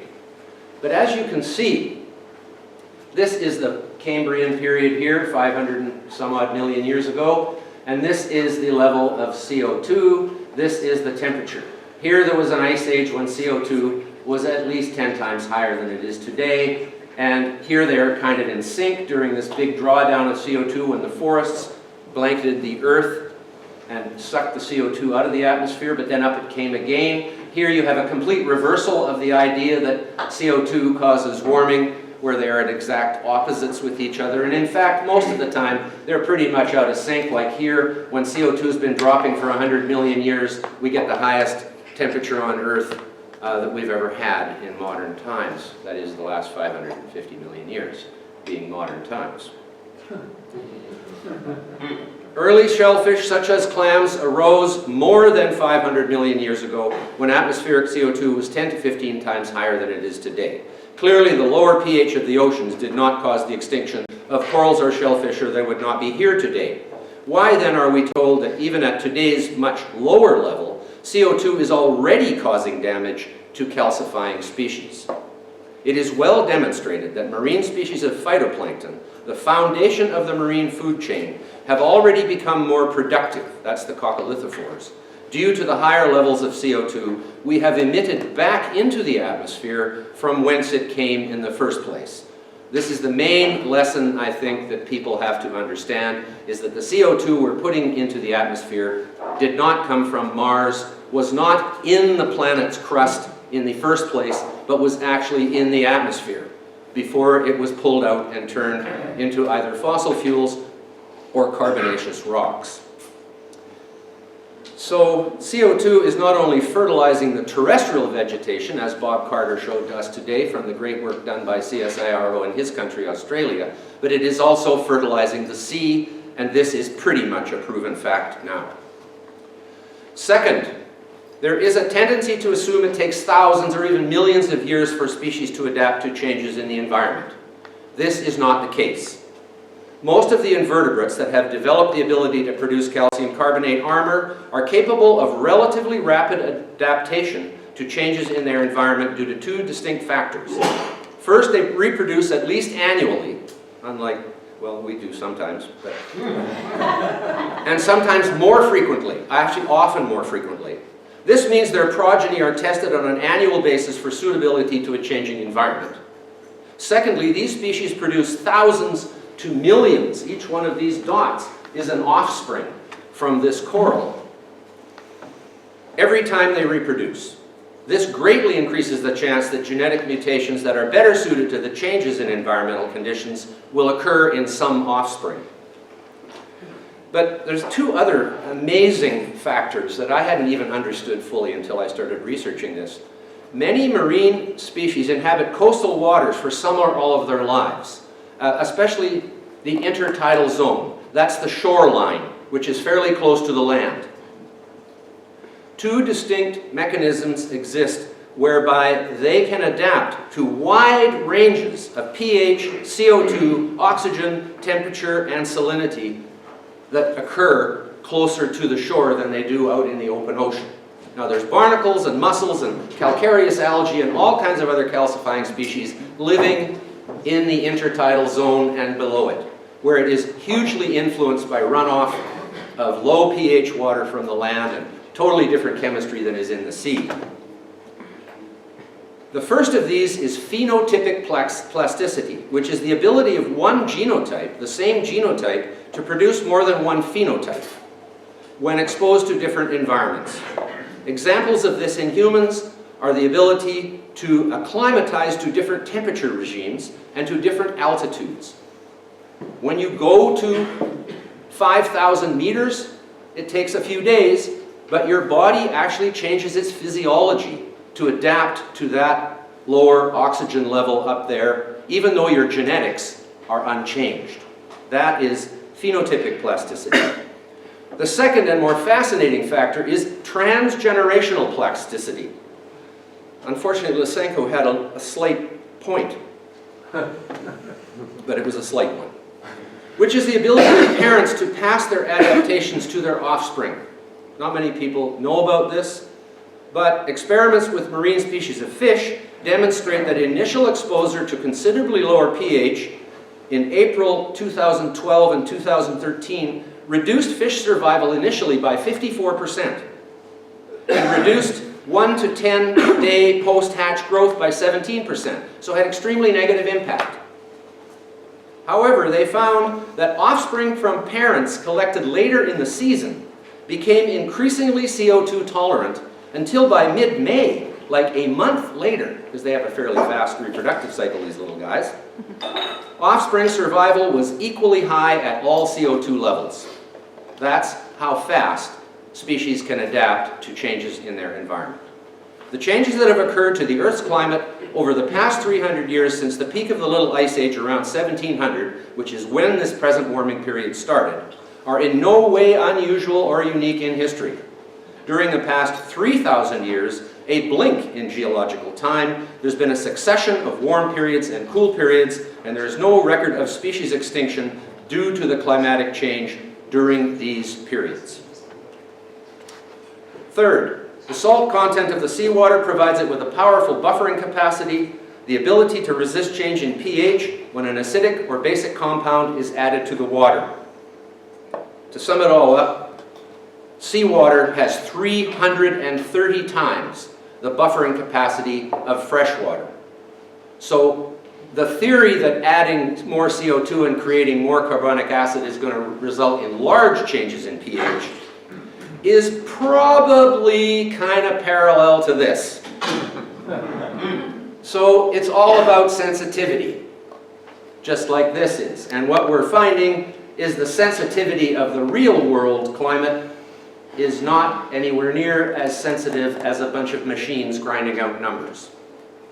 And the same thing is probably true for the sea, and I'll tell you why. The projection of change in pH from the alarmists is based on computer models. That's why. They contend that the pre-industrial oceans had a pH of 8.2. In 1750, they say, and that human emissions has caused it to drop to 8.1. And therefore, the extrapolation to 2100 indicates it would go down 3 times as much as that, to 7.8, given our exponential CO2 emissions. No one measured the pH of the oceans anywhere in 1750. The concept of pH was actually not invented until 1909, and there was no reliable pH meter until 1924, and thanks to Lord Monckton, I am aware of the fact now that there is no pH meter that can make continuous measurement of pH like we can with temperature, humidity, and so many other factors. You have to take a sample every time you want to measure the pH of something. Yeah. There is no global average pH. This is ridiculous to say the pH of the oceans was 8.2 in 1750. The pH of the oceans was all over the map in 1850, just like it is now. So you think we have trouble getting an average global temperature with thousands of thermometers all over the place. There wasn't even one measure of pH in 1750. And wouldn't you know that the most acidic, that is the least alkaline area in the world, Scientific American calls it less acidic and more acidic. That is such a lie. This should say less basic, and this should say more basic, or more alkaline. The Humboldt Current off Peru produces 20% of the world's wild fish catch in this little area here. 5 million tons of anchovies come aboard in a good year there. The pH, 7.7, lower than their projected pH for 2100 of 7.8, which is in itself a wild exaggeration.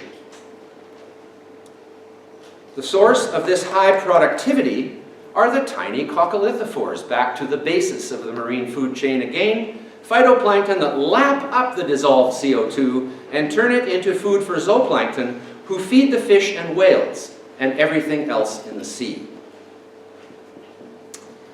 It turns out, actually, that high CO2, lower pH seawater is the perfect environment for phytoplankton. And contrary to the 97% consensus among publicly funded alarmists, CO2 is fertilizing the oceans just like it is greening the earth. This is quite recent. New Scientist felt it was worth writing a story about. These scientists were very, very surprised when they saw what happened here.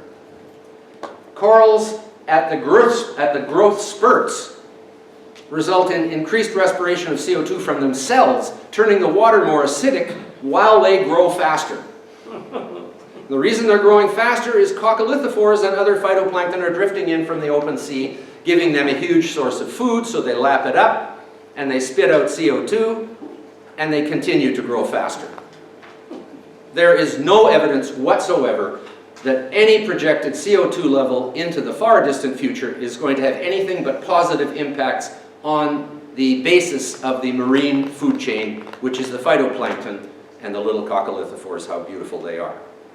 Fourth, and possibly most important, all organisms are able to control the chemistry of their internal organs and biochemical processes. The ocean acidification fabrication is based entirely on the chemistry of the seawater around the organism, the environment, in other words. What if our internal chemistry was dependent on the composition of the atmosphere? How would we do these things, these miracles that go on inside our bodies? They are not accounting for the fact that every organism controls its internal chemistry in order to make these biochemical reactions possible inside themselves in all the different tissues. The salts are kept at a different balance and ratio, and so are the gases and all the other things that are inside us. This is especially necessary in a marine environment because the salinity of the ocean is too high to allow metabolic processes that take place inside an organism. Just the salinity, never mind the CO2 level, which is absolutely meaningless. But the salinity is not. Clams can live in a wide range of salinity because they can close and thus keep the external environment out. Starfish and sea urchins are exposed more to the direct effects of the salinity and therefore cannot tolerate a very wide range of salinity. But CO2, they do better, actually. So here are some of the organisms that learn to build calcareous shells. The giant clam, the calcareous starfish, those are calcareous nodules there to make it less tasty for something to come and eat it because they're gritty. The chambered nautilus, the only one of its kind to survive the extinction of the ammonites in the asteroid that hit in 65 million years ago, and beautiful shellfish like this. These species can all control the chemistry inside themselves. For example, just to show you how the lowly clam is not such a simple little thing. The formation of shell requires sophisticated biological machinery. In mollusks, such as clams, scallops, and snails, the shell is deposited within a small compartment, the extrapaleal cavity or extrapaleal space. It's this little part in here. As you can see, they've got it quite well protected from the outer environment, which is sealed from the environment by the periostracum, this leathery layer on the outside of a clam. You've all seen that sort of leathery layer which kind of peels off when the clamshell comes up on the beach. This caps off the extrapaleal space, which is bounded on its other surface by the existing shell and the mantle. The periostracum acts as a framework from which the outer layer of carbonate can be suspended, but also in sealing the compartment allows the accumulation of ions in sufficient concentration for crystallization to occur. The accumulation of ions is driven by ion pumps packed within the calcifying epithelium. The organic matrix forms the scaffold that directs crystallization, according to the golden rule. The deposition and rate of crystals is also controlled, golden ratio that is, maybe they're the same sort of thing, is controlled by hormones produced by the mollusk. All of this occurs inside the animal where the biochemistry can be maintained at an optimum rate, even though the external environment may undergo considerable variability in pH, salinity, temperature, oxygen, etc. Next time you eat a clam, consider what a miracle of nature it is. This is the recent 5-year study off Bermuda, which showed that during spurts of growth and calcification, the seawater around the reef undergoes rapid reduction in pH. And the scientists who did this, and were reported in a peer-reviewed journal, and then New Scientist covered it, quote, "These corals didn't seem to mind the fluctuations in local acidity," what they mean is local reduction in alkalinity, "that they created, which were much bigger than those we expect to see from climate change." These are warmists talking. "This may mean that corals are well equipped to deal with the lower pH levels," unquote. As they say in science, QED, quod erat demonstrandum, meaning, quote, "which is what had to be proven," unquote. I take this as absolute proof that the marine calcifying organisms will not be negatively but rather positively affected by increased CO2 in the global atmosphere. And fifth, getting near the end, if the 300-year warming trend continues, which we don't know, and the oceans warm, they will tend to release CO2 into the atmosphere because warm seawater at 30 degrees Celsius can dissolve only about half as much CO2 as cold seawater at 0 degrees Celsius, a typical range between the tropics and the poles for ocean temperature. This would be balanced against the tendency of increased atmospheric CO2 to result in more absorption of CO2 by the oceans. It does not appear as though anyone has done the calculation of the net effect of these two competing factors under varying circumstances. And in fact, the only paper I found that is based on quantitative observation shows that almost all the CO2 that is not showing up in the atmosphere is going into terrestrial vegetation and not into the sea. But it's not proven. They say it's 50-50, that's just an arbitrary piece of guesswork, that 50% is going into vegetation and 50% is going into the sea. We have no clue whether that is true or not. And to sum it all up, Craig Idso of CO2 Science, if you want an ocean acidification database, go there, provides a surprising insight. Beginning with over 1,000 results from a wide range of studies, the results are narrowed down to those within a 0 to 0.3 reduction in pH units, what the alarmists predict for 2100, which is probably exaggerated. And it looks at the effect on metabolism, calcification, growth, fertility, and survival. What else is there to worry about?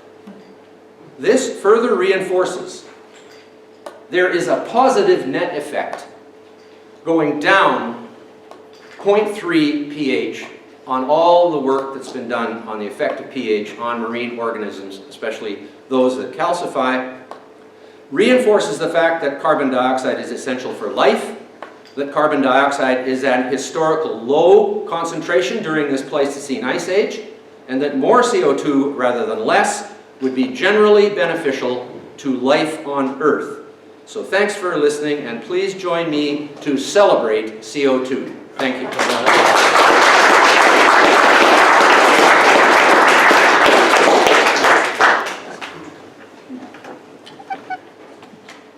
Thank you for that wonderful presentation, Patrick. The information that Patrick Moore presented, and this is the type of information that they tell us is disinformation, is lies, is whatever it is that they're trying to criminalize. But here we have objective data, peer-reviewed studies. If you're at all on the fence on this topic, keep in mind that this is how science is performed. We have objective information, peer-reviewed data, showing that not only are the oceans becoming more conducive to life, as Patrick described, but we also have Bob Carter earlier presenting the CO2 data, or excuse me, the satellite data showing the greening of the Earth's surface. Between those two, the enhancement of life in the oceans and on the surface, that, at least it seems to me, is extremely powerful evidence, almost insurmountable evidence, that adding more carbon dioxide, having modest warming, is beneficial rather than harmful to human health and welfare and to the Earth's ecosystems. Now, it doesn't mean that that is a burden that can't be overcome, but it's very strong. And this is something that we haven't seen yet. And this is presenting science. This is presenting objective information. It's the battle of people that come out with guesses, that postulate, and that say, because I've postulated this, this is evidence, versus people like Patrick Moore and Bob Carter, who on the other hand say, well, let's examine that, let's look at the objective data, and it tells us something else. Presenting this science to power is why we're here. The Heartland Institute, CFACT, CEI, why we're here. Last Friday, attending the COP-21 talks, I sat in on a panel by the Natural Resources Defense Council. They had 2 NRDC folks and a government minister from India. And the government minister said that it was India's goal to derive 40% of its electricity from zero carbon sources by the year, I think it was 2032, I'd have to double check the exact year. But it occurred to me that, okay, in India, he also talked about the need to electrify the country, how there's so many people that don't have electricity. How do you do that with wind and solar power? So it occurred to me that perhaps there's more involved in wind and solar power. So I asked a question respectfully, I waited to be called upon, and I asked him politely, I asked, you mentioned the 40% non-carbon dioxide sources. What percentage of that do you anticipate being nuclear power or hydropower, which would be much less expensive, much more reliable? He didn't give an answer, but he did acknowledge that nuclear power is something that they are pushing for more and more of. Not just in India, but they are looking to invest substantially in nuclear research so that nuclear power can be more available to tropical nations, developing nations around the globe. These are the types of discussions we need to have. These are the types of insights we need to have. Because although I do believe that coal power and natural gas, because they're more affordable and allow people to have more money for the necessities of life, are probably the best options right now, nuclear power has a price, has a cost component that is much less severe than wind and solar power. So maybe there's room there, a middle ground meeting of the mind. So it's great to see that we had in India, even as he's pursuing carbon dioxide restrictions that I don't think are necessary, you're still going beyond the politics and looking for real solutions. And it's not just policymakers in India. In the United States, Senator James Inhofe, who we've had the pleasure of working with more than once, is somebody who was also open to listening to the science where necessary, to changing his mind, to changing his policy views. But I think there probably won't be much change from here because I think the science is on our side and is on Senator Inhofe's side. We're very honored to have had Senator Inhofe agree to film a message to us, to all of you, that I think you will find inspirational or perhaps newsworthy. So with that, we're going to play this video from U.S. Senator James Inhofe. You have a question? Yeah, just going nuclear. Isn't that what Bill Gates and James Hansen are? Well, hi, I'm Senator Jim Inhofe from Oklahoma. And I'm sorry I can't be there with you folks, but I enjoyed speaking with you at your international conference on climate change in Washington this past June. Well, as you know, I currently serve as the chairman of the United States Senate Environment and Public Works Committee. And also, as you know, the President and his administration are trying to implement a policy on climate change that the American public neither wants nor is able to afford. They tried to do this legislatively for 15 years. You know that. You were there, and I was there. And they were rejected. So now Obama is trying to do through regulations what he couldn't do through legislation. In his charge to finalize rules to reduce CO2 emissions, the president has deliberately ignored concerns of the states, job creators, of the United States courts, and of Congress. Now, despite this opposition and his clear lack of authority, the administration has pledged to reduce greenhouse gas emissions between 26 and 28% by 2025. The committee I chair, the Senate Environment Committee, has oversight over any climate deal that's considered. However, the administration won't even appear before our committee to explain how they plan to meet these goals of reducing CO2 emissions. This has never happened before. It's never happened that the administration has refused to meet with the committee of jurisdiction. So anyway, these commitments the president has made in Paris aren't going to happen. It's just not going to happen.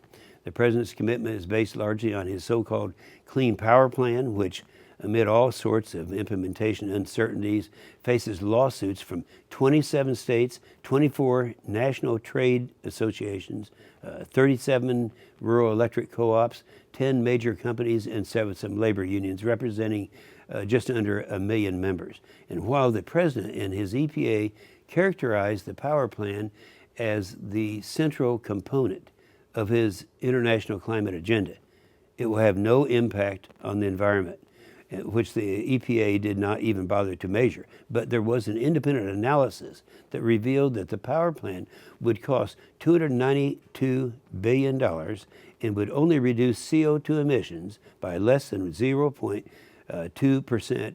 It would reduce the rise of global temperatures by less than 1/100th of a degree Fahrenheit and reduce sea level rise by the thickness of 2 sheets of paper. Now, other countries' commitments are kind of equally problematic. China would continue to increase, not decrease, but increase emissions until 2030. That's supposed to be a good deal, I guess. Russia's commitment allows the country to increase, not decrease, emissions 700 to 900 tons. And finally, India, they have a plan that has a price tag of about $2.5 trillion. That's $160 billion a year, that it expects developed countries like us, United States, to pick up, which the Indian environmental minister recently characterized as necessary reparations for India. The COP-21 summit is full of hot air, especially when you consider that the president's commitment lacks the support of his own government. In a bipartisan majority in the United States Senate voted last month on 2 congressional review acts. They're resolutions of disapproval. They passed them both the Senate and the House, formally rejecting the president's domestic carbon regulations. The House followed suit right after the resolutions, and they're on the way to the president's desk. So, we already rejected his power plan. That's done. Foreign leaders aware of the congressional opposition are attempting to craft a final climate agreement that, in the words of French foreign minister, and this is a quote, is valuable for everybody and valuable for the United States without going to Congress. In other words, don't go to Congress, just take the president's word for it.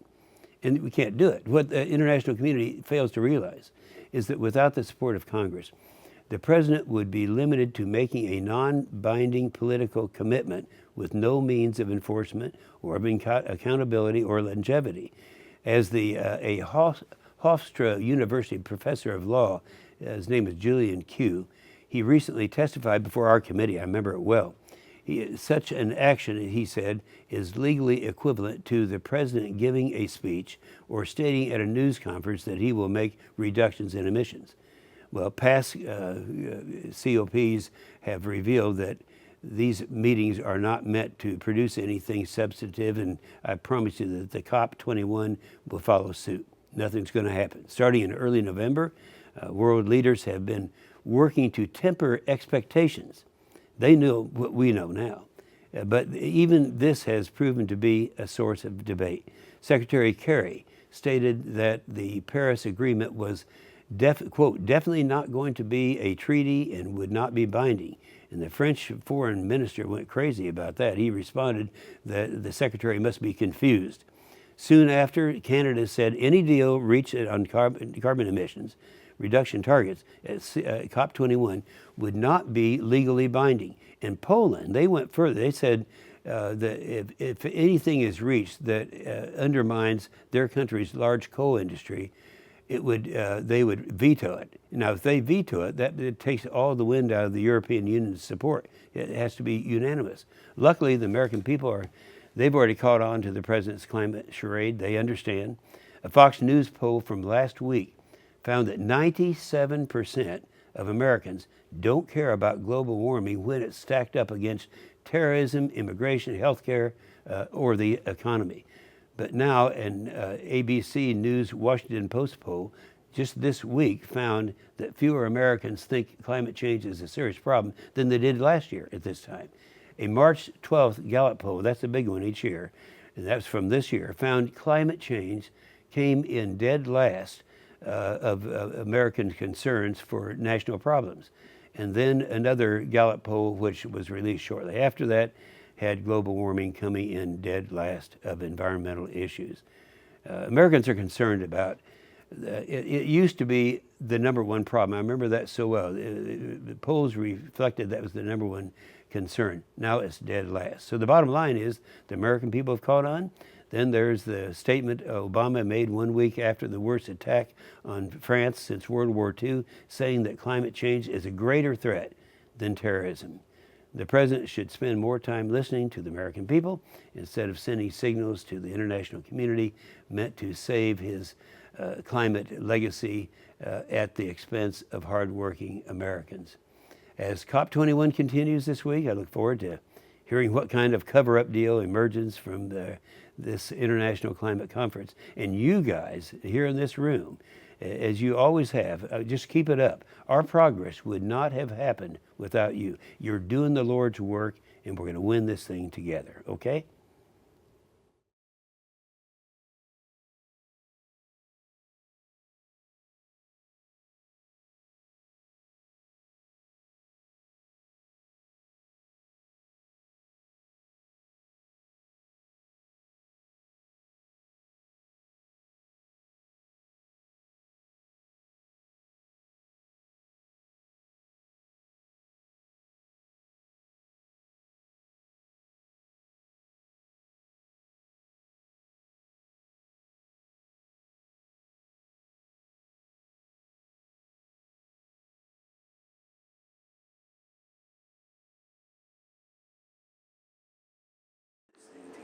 Okay?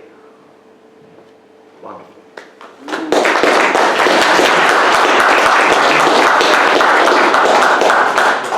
All right, thank you, and I want to thank the Senator for taking the time to make that presentation to us today. Who was that? Sorry?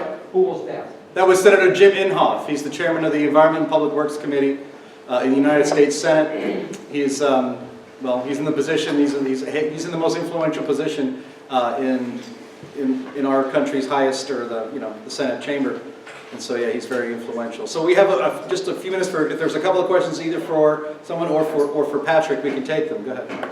Yeah, my name's Debbie Butch-Filippi, and I'm with Technocracy.news, Agenda 21 Radio, Agenda 21 Report. I'm also co-producer of the movie Blue, and we're working on our next film called Ice Bear. And Patrick, I have a question for you. I'm also a cattle rancher's daughter, and we are the demons, right? Because we have cattle who burp and fart. So therefore, we are causing global warming. Not like me. So I have a question for you about hydropower.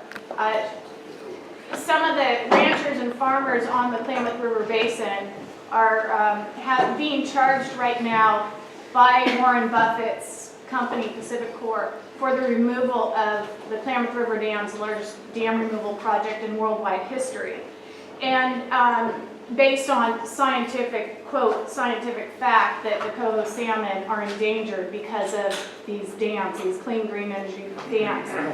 What's not in the studies is Pacific decadal oscillation, and I'm wondering why they would not address Pacific decadal oscillation when it comes to the warming and the acidification of oceans. Is that related to the dam? It is. They're not addressing Pacific decadal oscillation. They're not addressing the the natural volcanic activity in the oceans on the Pacific coast when it comes to the coho salmon returning or not returning according to them. So The cycles of coho salmon. something that is more hard to predict than the global climate 50 years out is to try to predict the cycles of salmon, because there's so many factors involved after they go to sea and come back, spawn. They're one of the most fascinating species in the world because they can actually adjust to seawater and freshwater during their lifetime. First when they're born in freshwater, second when they go to sea, they adapt to seawater, and then they come back to spawn in freshwater. And the Atlantic salmon and the steelhead salmon can actually survive that spawning period and go back to sea again. So they're most, especially from the point of view of osmoregulation, they are incredible. But there are serious concerns about the effect of hydroelectric dams and other kinds of dams on salmon migration. And the Columbia River system, for example, is dammed, I think, 32 times in its length. But there has been steady progress in figuring out how to get the adult salmon back up to the salmon spawning grounds and how to get the baby salmon back down without going through the turbines where they get the bends because of the pressure. So it is a big issue. In British Columbia, for example, we have chosen not to dam the Fraser River, our largest river. There's a name for the dam that was going to be built on it, the Moran Dam. But it didn't get built, and I think it's probably wise that it didn't. On the other hand, we have dammed many other of our rivers, and British Columbia has 90% of its electricity from hydroelectric power. Where there are no salmon, such as the rivers flowing into the Arctic, it's much less problematic because there aren't species that come from the sea and have to go back again. And so the Peace River dams, for example, in Canada, we have 2 dams on the Peace River. We're about to build a 3rd. There's no doubt that hydroelectric, which you'll see in my presentation, produces about 16% of the world's electricity. By far the most important source of renewable electricity. And not only that, it's cheap, reliable, and relatively safe. Although it's not as safe as nuclear energy because dams can break. And if you count the Chinese dam that broke and killed 125,000 people in 1975, not much was heard about that in the West. They are actually quite dangerous, but that was a badly built dam. And then nothing else like that has ever occurred in the last 100 years. But it is a wonderful form of electricity. China is the world's leader in hydroelectric power, followed by Canada and Brazil and the United States. In Canada, because we have a small population, it represents 60% of our country's entire electricity supply, along with the 15% nuclear Canada has. We have 75% non-fossil electricity production in Canada, and yet we are tarred with the tar sands brush as being the dirtiest country on earth, while for some reason Saudi, Nigerian, and Venezuelan oil are okay.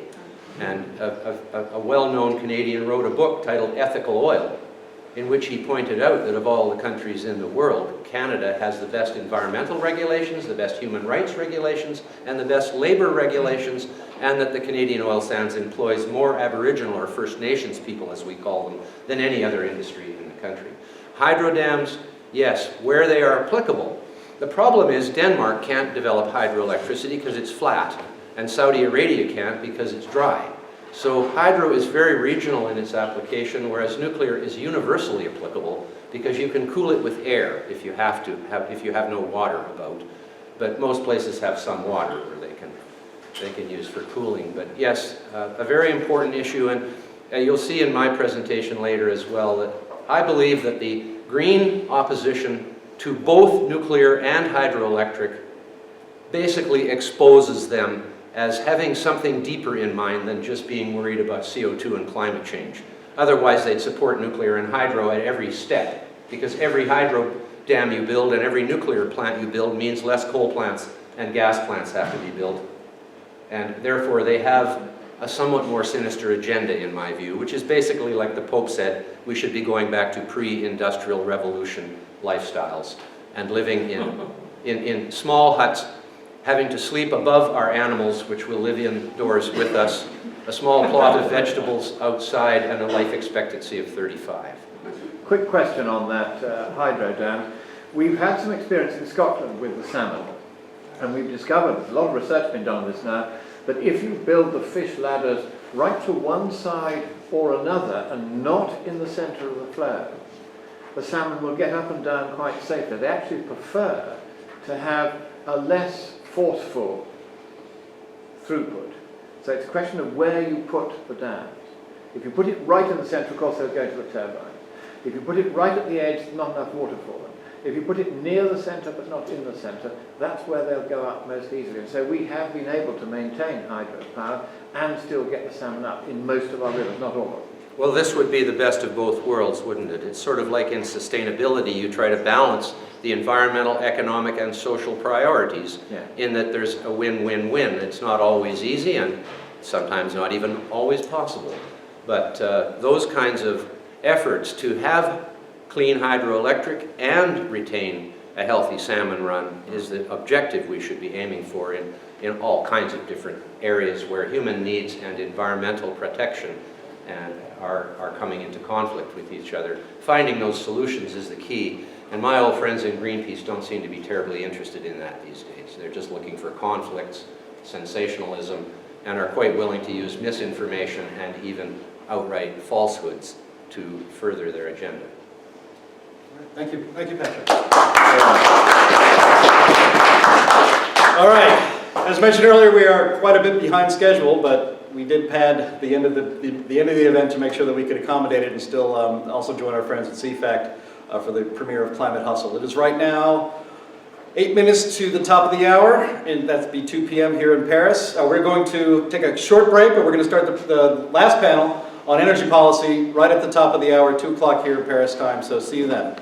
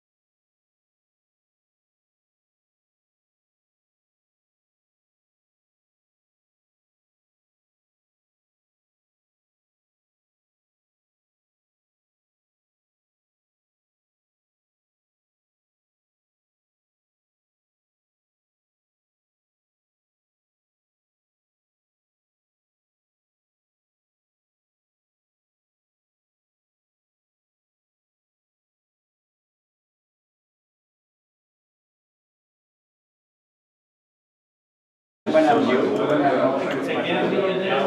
I'm putting it in here so that we can load it in when the time comes. Your finger wasn't on the letter. You're welcome, Wolfgang. It's in there now. I'm sorry I'm so busy. But things will happen later. How are we looking? I think we're okay. We'll have some lag, but not very much. We're good. We're good. We're good. We can, Jim, we can start when you're ready. Okay, well, I'm supposed to do an interview now.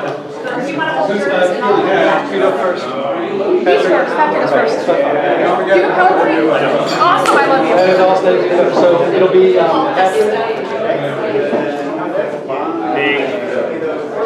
Patrick, you.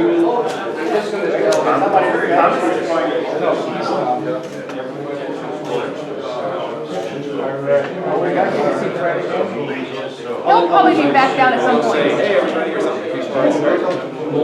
Or you can start. No. Okay, tell me when to start. Feel free to start whenever you're ready. All right. That's forgettable there. You guys should start with all talking about it. Okay, we're ready to start the afternoon session. The second session, the second full session of the experts speaking on climate change. We'll start in about 60 seconds. 60 seconds. Whoops. Okay, people are quiet. That's great. Our flyers and my business cards are on the back table. You know, it's interesting, I was talking to James Taylor just a couple of minutes ago about how the protesters came here and made a lot of noise, but sadly they didn't stay to actually hear anything that we were presenting. And it reminded me of an episode in Star Trek: The Next Generation. I was going to tell James, and I said, no, I'll tell the audience. You might remember at one point, Data, the android, was sent to evacuate a world. The Federation had negotiated a peace treaty that allowed an alien species to come back and reoccupy this planet. They were not a very nice species, so it was very important that the colonists, the human colonists, actually evacuate. So Data was sent to help them evacuate. And the leaders of the colony did not want him to present the reasons why they had to leave. They liked it being there. And so Data finally turned to the leaders of the colony and said, "Is your point of view so weak it cannot withstand rational debate?" At which point the leaders of the colony turned him off. And he woke up several hours later in a broom closet. Well, they can't turn us off, but they can leave, and they did leave, in fact, which is unfortunate because what they're going to miss is how the UN's energy solutions will make the poor more miserable. And this is one thing the left have completely missed, okay? That is the left who are blind to the realities of the climate scare. There are, of course, many people, many progressives, who do understand that a lot of this is based on incorrect science. But in fact, they are actually shooting themselves in the foot on many social justice issues. I spoke about that at the Paris Climate Challenge on December 1st. You can pick up the brochure that we handed out on the other side of Paris, where I talk about how the left are in fact helping undo many of the social justice and environmental protection issues that they say they support by supporting the climate scare. And in reality, the environmental movement as a whole should be kicking the climate campaigners off the stage because they will eventually ruin the environmental movement. Now, I'd like to say more about that, except that that's what our speakers are here to do. They're going to be telling us about how the policies to supposedly stop climate change are causing more damage than any conceivable change that we could ever see caused by humans. The most obvious example, of course, is the clean power plant in the United States, costing hundreds of billions of dollars, millions of jobs with virtually zero impact, as Senator Inhofe said, on the climate. Okay? This is a ridiculous thing it's going to get rid of, unfortunately, their least expensive and most abundant source of energy, and that is coal-fired power. That's a really serious concern for us here in Canada, for really most of the free world, if the principal defender of the free world is going to cripple itself by getting rid of its least expensive, as I say, is coal. We'll be speaking again. He's our first president of Greenpeace Canada and director of Greenpeace International after that for 7 years. He has considerable experience with both Columbia's Roundtable on the Environment and the Economy from 1990 to 94. He also served as vice president for Water Furnace International, which is the largest manufacturer of geothermal heat pumps. for residential heating and cooling. His book, and I really recommend this book, it's an amazing book. It's in a second publication in 2010. It was originally published in 2000. It's called Green Spirit, Trees Are the Answer. It provides a new insight into how forests work and how they can play a powerful role in solving many of our environmental problems. Today, Dr. Moore is co-founder, chair, and chief scientist of Green Spirit Strategies, a Vancouver-based consulting firm that provides consulting to government and industry. By the way, I'm going to do all 4 introductions at the beginning so that people can just change lectern. They just change the podium one by one as they finish.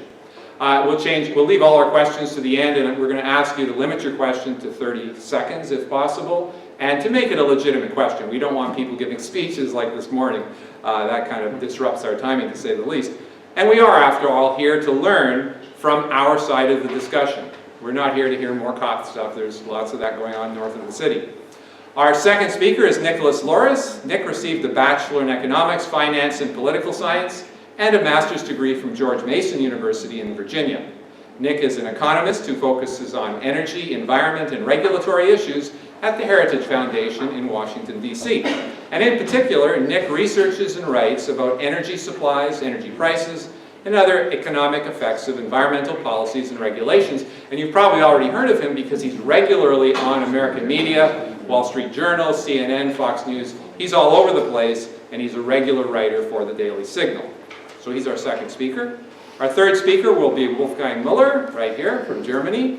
He received an MA in Business Administration at the University of Konstanz in Germany. Did I pronounce that right? Close enough, eh?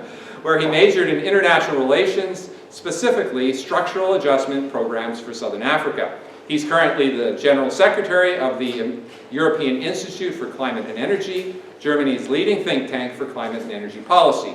Before this, Wolfgang worked in India researching the deregulation of the Indian economy and its impact on Indian industry. So we're going to get a good international perspective, developing world perspective, I'm sure, from Wolfgang. Now, Lord Christopher Monckton is our final, but not least, speaker.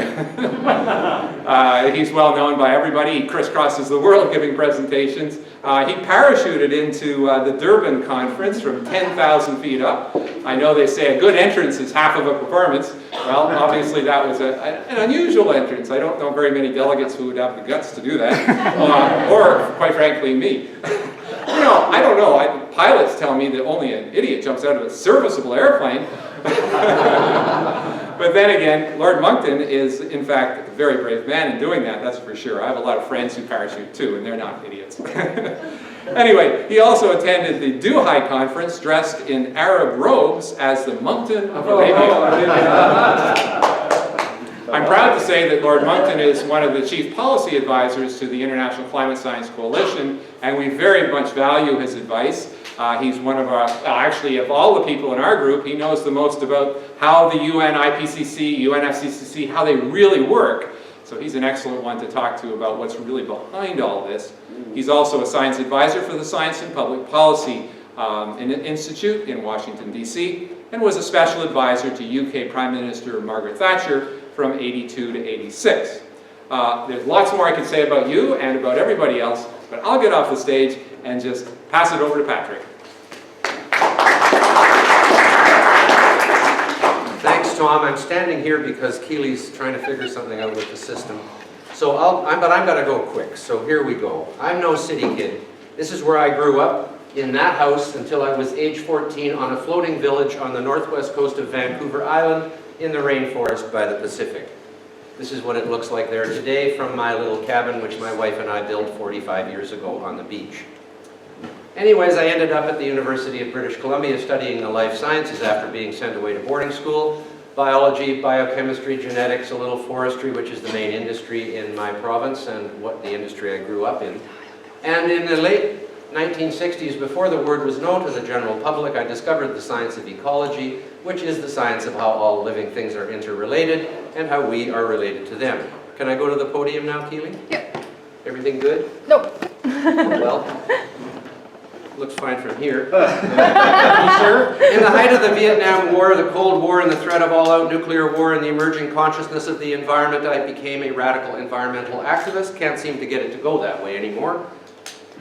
and found myself on a protest voyage against US hydrogen bomb testing in Alaska. That's me under the P and the thin green line of activists who joined together up against the world's largest superpower and the most powerful organization, the US Atomic Energy Commission, and we won. President Nixon canceled those nuclear tests a couple of months later, and we went on our way home. We were welcomed into the big house of the Quag Nation at Alert Bay near my northern Vancouver Island home. We were made brothers of the tribe, which for Greenpeace began the tradition of the Warriors of the Rainbow after a Cree Indian legend that says one day when the skies are black and the birds fall dead and the waters are poisoned, the people around the world will join together to save the earth. We named our ship the Rainbow Warrior, and I spent the next 15 years full-time on the front lines of the movement around the world in the top committee of Greenpeace. Next, we took on French atmospheric nuclear testing in the South Pacific. France was still detonating atomic and hydrogen bombs in the air long after the other superpowers had gone underground, sending radiation around the southern hemisphere. They were just a little more difficult. It took some years to drive these nuclear tests underground, and as late as 1985, under direct orders from President Mitterrand, French commandos bombed and sank our boat in Auckland Harbor, killing our photographer. The campaign continued till long after I left Greenpeace. It wasn't until the mid-90s that nuclear testing finally ended in most places around the world. Here I'm going back to '75, driving a small rubber boat into the first encounter with the Soviet factory whaling fleet in the North Pacific. We confronted the whalers, putting ourselves in front of their harpoons in our little rubber boats to protect the fleeing whales. This got us on TV all around the world, bringing the Save the Whales movement into everyone's living room for the first time. Just 4 years later, factory whaling was banned in the North Pacific, and by 1981 in all the world's oceans. Here I'm sitting on a baby seal off the east coast of Canada to protect it from the Hunters Club. I was arrested and hauled off to jail. The seal was clubbed and skinned, but this picture appeared in over 3,000 newspapers around the world the next morning. This and many other actions eventually brought changes, not enough in my estimation, to the way Canada manages its east coast seal herds. So why, after 15 years in the leadership, did I leave Greenpeace? When we began, we had a strong humanitarian orientation to protect civilization from all-out nuclear war. By the time I left 15 years later, the peace had kind of been dropped from the Greenpeace, because that's the part that's about the people. The green is about nature, of course. And all there was left was the green. And my fellow environmentalists, not just in Greenpeace, but in the movement in general, had begun to characterize humans as the enemies of the earth. That's not a particularly humanitarian orientation. I believe in a humanitarian environmentalism where people, the environment, are both taken into account, at least equally. But these days, judging by the policies that are proposed, it's kind of like the Vietnam War. Like, I'm a Canadian, so we were against it. And they had this concept called pacifying the villages. You had to destroy them in order to save them. And apparently that is the case with the human civilization and economy these days. Only a few slides on climate, because I'm going to talk about energy, but there's the smoking gun of human-caused climate change. But in fact, if you go back through history, as I pointed out, you'll find these things are nowhere in synchronization. That does not look like a lockstep cause-effect relationship to me. And this is the debate between the lukewarmists and the warmists. The warmists say there'll be a ×3 feedback on the 1.1 degree theoretical sensitivity of CO2, giving a 3.3 Celsius rise, whereas many of us believe that this might even be 0, but that there will be far less impact because of clouds, mainly. And here is the global sea ice area from 1979 to today. You'll see that it has gone down a titch here, but then reconsolidated back up here. It had a little dip. Now it's gone back up. There is no real trend in global sea ice, and it's a pretty cool indicator. It's a good thing we didn't live here, but then the sea level more or less stopped rising 7,000 years ago and hasn't risen in a net, I don't believe, at all. These islands in the equatorial oceans around Papua and in Palau show this undercut. From a calm sea, this would take thousands of years to do. So the sea has been rising up and falling down and rising up and falling down, but its net change, I do not believe, has been significant for 7,000 years. And this is tropical cyclone activity, and the IPCC says extreme weather events have not been attributed to natural or anthropogenic climate change in 2012, and yet these people go around talking about every extreme weather event as if it's caused by us. So, energy. Wood is the most important of all the renewable sources of both materials and energy. It's about 65 to 70% of all the renewable energy in the world, mostly in the tropical developing countries, where 2 billion people depend on wood for cooking and heating, and the oil industry contributes a barrel to make a wood stove to cook chicken.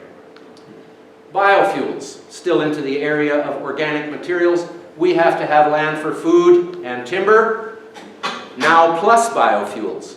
How much land is really available in the long run for this? Biofuels are coming into conflict with the other land use needs, and that means less nature will be left behind in the end, and that's not necessarily so good. Hydroelectric supplies 16% of global electricity. It is renewable, it is clean, it is abundant, it is cheap, it is safe, and the Greens are against it. Greenpeace succeeded in getting the World Bank to pull its funding from the Three Gorges Dam. Thankfully, we buy enough flat-screen TVs from these guys that they could afford to do it themselves. So China went ahead with the Three Gorges Dam, which produces 22,500 megawatts or 40 coal-fired power plants worth of electricity without any emissions. And damming this here prevented the severe floods which killed sometimes tens of thousands of farmers downstream trying to grow the food in the delta, and allows 2 times as much land to be irrigated because now they can control the water. This is a sustainable development. Economic, social, and environmental benefits. And there's the China, Canada, Brazil, United States, Russia, Norway, India with hydropower. Wind is for wealthy wasters. Just a lot of nice W's I got in there. Here's Europe, here's North America, here's Asia, this is almost entirely China, and here are the poor countries. Why aren't they leading in wind if wind is so great? Because it's more expensive and unreliable, that's why. And as we all know, every time you build a wind farm, you have to build something else that is reliable to back it up when the wind isn't blowing. This concept seems to have escaped the people who are supporting wind and solar. And this is basically what happens when you have a lot of wind energy. One day you have 12,000 megawatts, this is Germany. The next day you have nothing. What do you do here? You start up a coal-fired power plant, which is now less profitable because it isn't running here. Same with gas. So it's a big mess, and we all know it. Solar panels take money from the poor and give it to the wealthy. Matt Ridley, the British author and scientist, has suggested that this alone is the largest transfer of wealth from the poor to the wealthy in the history of human civilization. And I think he's probably correct about that. This is a cost-effective use of solar energy. Heating water. That's why it's being adapted widely in the developing world, especially where it's tropical and sunny. And here, a Chinese man has built this solar hot water heater out of beer bottles and vinyl tubing for his mother. And it works just fine, and lots of people are doing the same thing. There's no shortage of beer bottles in China or anywhere else. My favorite form of renewable energy is little known. It is because of the incoming radiation from the sun, almost half of it absorbed by the earth. That makes it possible to have a geothermal heat pump in your house. There is 120 kilowatts on demand in the top 100 feet of the dirt under your house, and you only need 5. And last I read, in Sweden, 90% of new residential construction is putting in geothermal heat pumps, and it eliminates using fossil fuels to heat and cool your house and make your hot water. Not that I want to eliminate fossil fuels, but it is a wonderful alternative technology.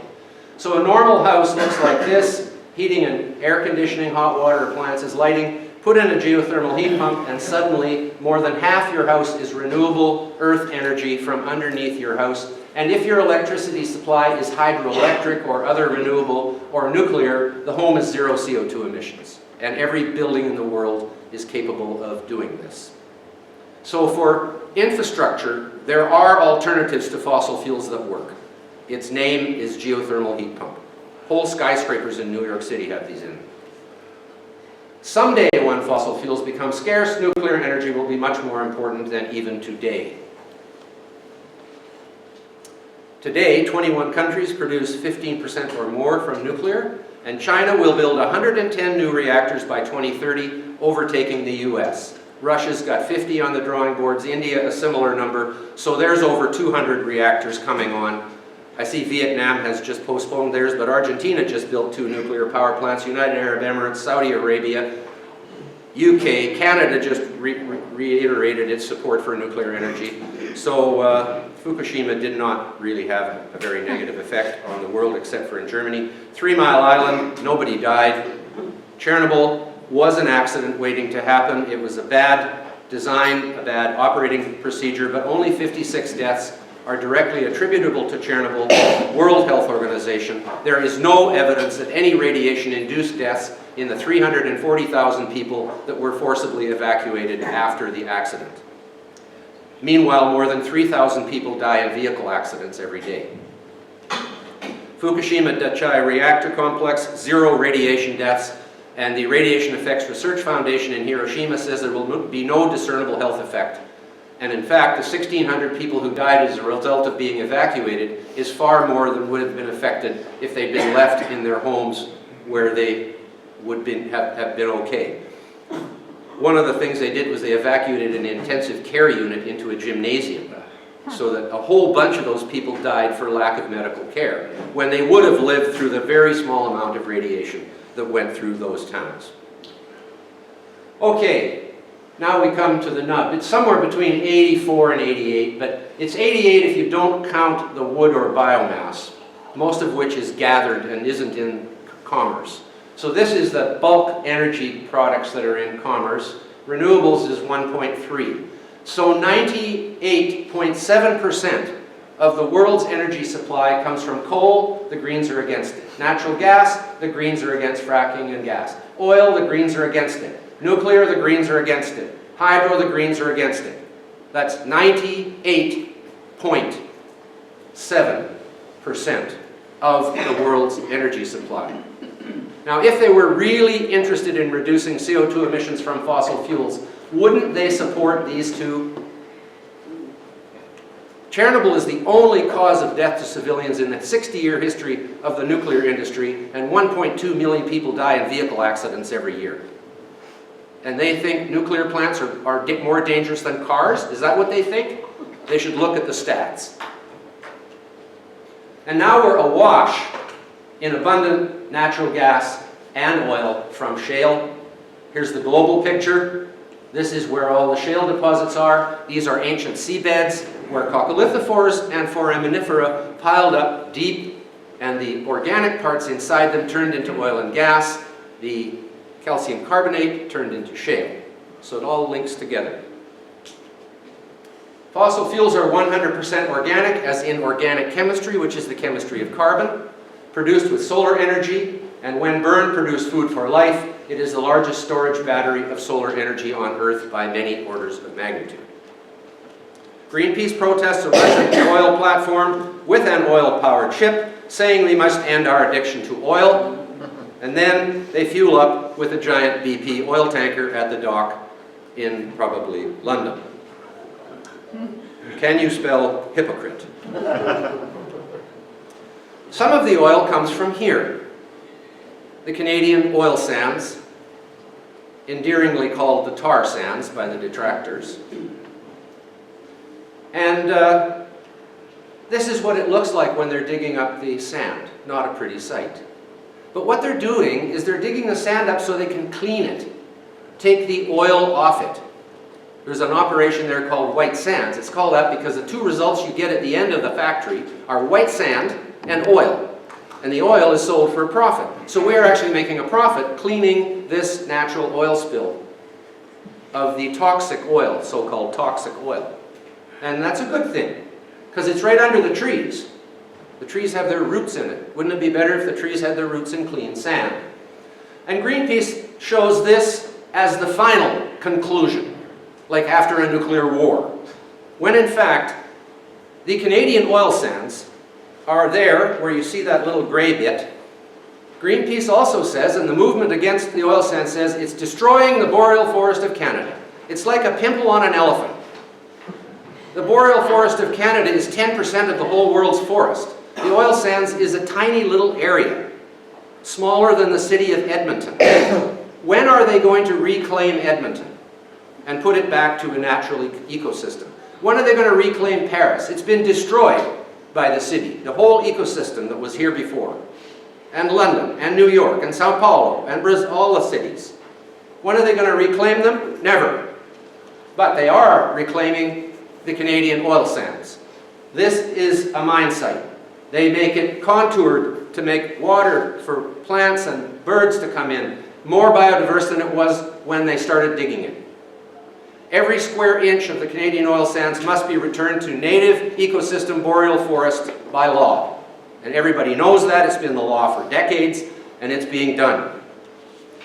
This is a reclaimed tailings pond, where the First Nations are hired under their corporate contract to look after these bison, 300 head of bison grazing on a former oil sands tailing pond. Area recently reclaimed because the trees are only about 10 years old.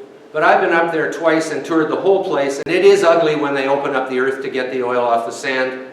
But this is good enough for me, 45 years as an ecologist and environmental activist. Why would you complain about that?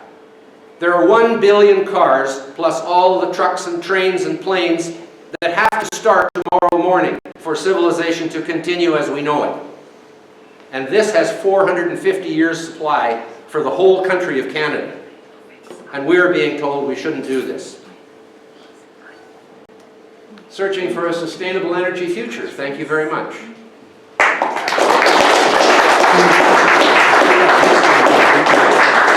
hope I kept it to the right time. Patrick, go ahead. You can do questions at the end. Yeah, Patrick. Questions at the end of the session. Sorry, it's probably a bit late, but you may want to know to illustrate your purpose as you're in Paris, that the famed Bois de Boulogne, which is the lung of Paris, in Napoleon's day, was the grazing field for the horse of his great army. There was not a single tree in Bois de Boulogne 2 centuries ago. Perfect. And nowadays they want to protect them as endangered species. Well, thank you. I'm Nick Loris. I'm a senior fellow with the Heritage Foundation that focuses on energy and environment policy. It's an honor to be here, to be included in such a great panel, and to participate in such a great event. I just got here this morning about 2 hours ago, and there was a toddler sitting next to me that was about upset about this conference, as I think a lot of us are, and was wailing the entire time. So if my eyes start to drip a little, Christopher, you can throw some water in my face. I'd like to focus my remarks on the importance of getting energy policy right and the problems, the many, many problems that arise when we get it wrong. Most of you are familiar with Einstein's famous quote about the definition of insanity being doing the same thing over and over again and expecting different results. That's what I feel like this conference is. They're trying to do what they always do, get commitments from the developing countries, get a ton of cash. They say it's the last best hope, and at the end of 2 weeks, you see a Venn diagram where the circles aren't coming close to intersecting. In fact, I was watching a lot of the briefings back in '97 in the Kyoto deliberations, and the pros are the same, and the arguments against any type of international treaty are the same. It's going to cost a lot, and we're not going to get much, if at all, any climate benefit from it. But that's not to say nothing has ever been accomplished from these things, and I think mostly, if not all of it's been bad. In fact, the US has been on a kick, and other countries as well have been on a kick to reduce greenhouse gas emissions for decades, and it all centered around the establishment of the United Nations Framework Convention on Climate Change in 1992, establishing that greenhouse gas emissions pose a threat to the climate, to the future warming, and policies to support the reduction of carbon dioxide and other GHGs have resulted in billions of dollars in wasted taxpayer dollars, shifting money and resources on the private sector to politically preferred technologies, and really, picking winners and losers in energy markets. And we have a lot of policies in the United States that attempt to do this, not just direct subsidies, but targeted tax credits for wind and solar. We have loans and loan guarantees that are backed by the government. We have a requirement in the Department of Energy that 20% of its energy use has to be from renewables by 2020. Even our Department of Energy, which is supposed to be focusing on basic R&D, has a lot of programs, billions of dollars worth of taxpayer money being spent on trying to commercialize carbon-free sources of energy. So the list goes on and on. The Obama administration really put these policies on steroids. Again, with the Clean Power Plan, with the regulation for new power plants that will effectively prohibit the construction of new coal-fired power plants because the per megawatt hour CO2 threshold is so low that they just won't be able to build them without installing carbon capture and sequestration technology, which is technologically challenging, presents a lot of NIMBY issues, and is just economically prohibitive. But also with a lot of smaller decisions too. You can think about Keystone XL. Back in 2013, President Obama said that he was going to make his determination largely on whether or not this pipeline contributed to climate change. His own State Department said that this oil is coming out of the ground regardless of Keystone's built or not, so it won't contribute significantly to climate change, yet he continued to reject the pipeline, as we all know. So this is what's happening. That's the state of energy policy in the United States. And we have an abundant, reliable source of energy in coal, in natural gas, and oil. That's not to say we should use those for the sake of using them, but we should allow the market to determine what provides us with the most affordable and competitive energy sources moving forward. But when you have 80% of America's energy needs and 88% of the world's energy needs being met through carbon-emitting fossil fuels, when you try to regulate them out of existence, you're not just harming people when their electricity bill comes in the mail, when they're filling up at the tank. You're hurting them again and again through all the goods and services we buy because energy is such a critical component of everything we make and everything we do. So consumers consume less because the price is driven up. Producers produce less. They may pass the costs on to consumers. They may absorb the costs if they can, but that prevents new hiring, that prevents new investment. So when you constrict the use of conventional fuels, that acts as an economic vice that squeezes both production and consumption, which is why you have these economic analyses of the Clean Power Plan, of carbon taxes, of cap and trade legislation that result in trillions of GDP loss, millions in job losses, and household income loss in the tens of thousands. That's the cumulative result of trying to squeeze out the use of conventional fuels. But in my estimation, the economic damage extends well beyond just the taxpayer and the economic losses. It really fundamentally skews the rules of free enterprise, and it gets really to what that moniker says right there. We want more freedom, and we want less government intervention. What these policies do is promote government intervention into the energy sector, and you have billions of dollars, if not trillions of dollars, of private investment following the government picking winners and losers. For example, you could look at Solyndra. A lot of you know the defunct solar manufacturer Solyndra that lost over $500 million of taxpayer money as part of the stimulus program. What maybe you might not know is that over $1 billion of private investment was sunk into Solyndra. That money wasn't sunk into Solyndra until the Department of Energy announced that it was going to be one of the loan guarantee recipients. So you have projects being rewarded for political viability over market viability. And when you have investment opportunities that are broad and expansive, but the capital to finance them is not, this is what shifts these resources towards these politically preferred sources of energy. And we're far from the only country that does this. I think many European countries, as you well know, have provided exhibits A through Z of what not to do when it comes to energy policy.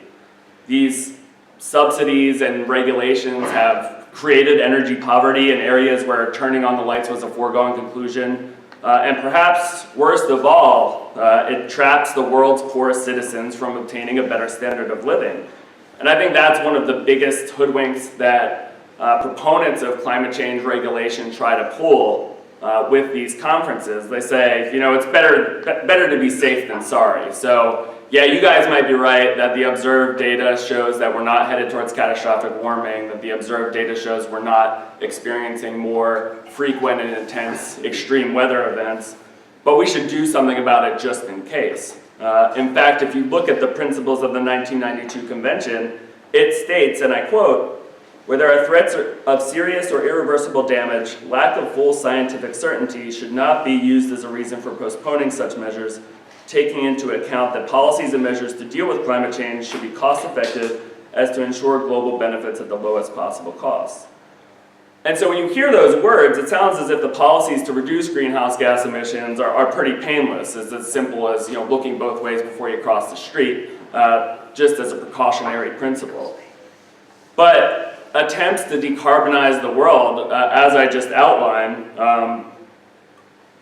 drastically improve the quality of our life when we use these fuels, and taking measures to decarbonize them creates huge problems and prevents the poorest of citizens from accessing baseload reliable electricity. We have more than 1.3 billion people in this world without modern electricity, and another 2.5 billion who use animal waste, leaves, wood, and charcoal to cook their food and to keep their homes, creating real adverse environmental health effects.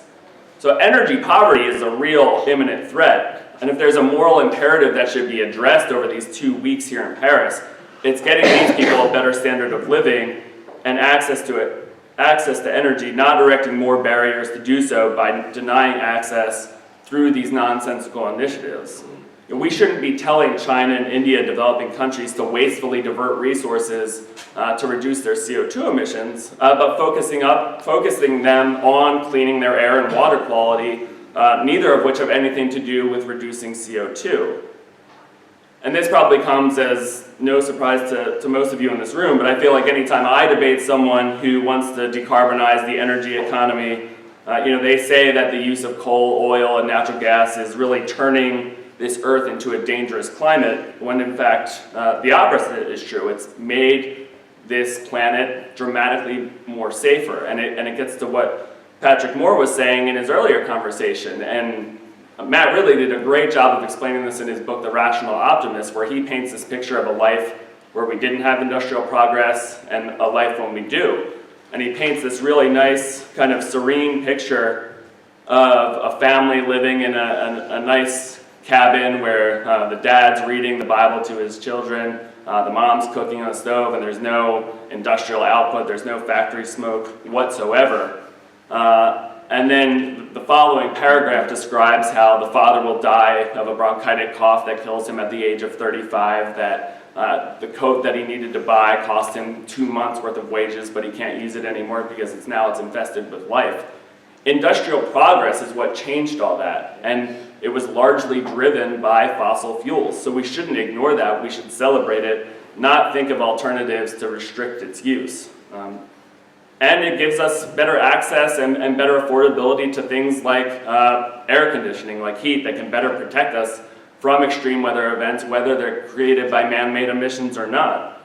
I think what's most important is that economic growth will protect people from these things.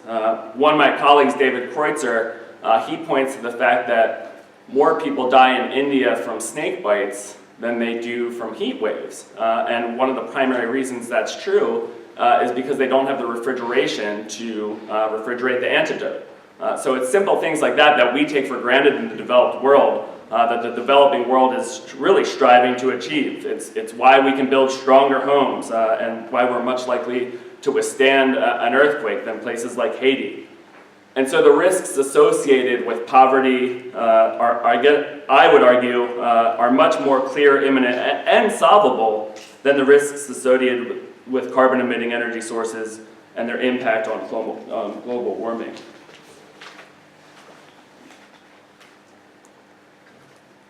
Also, I think what's important to stress is the environmental benefits that we get from these things. It's basic things like that we didn't have access to before industrial progress. It's household soaps, it's laundry detergents, things that make our homes and lives dramatically cleaner and safer that we take for granted, that again gives us the means to live a much healthier and safer life.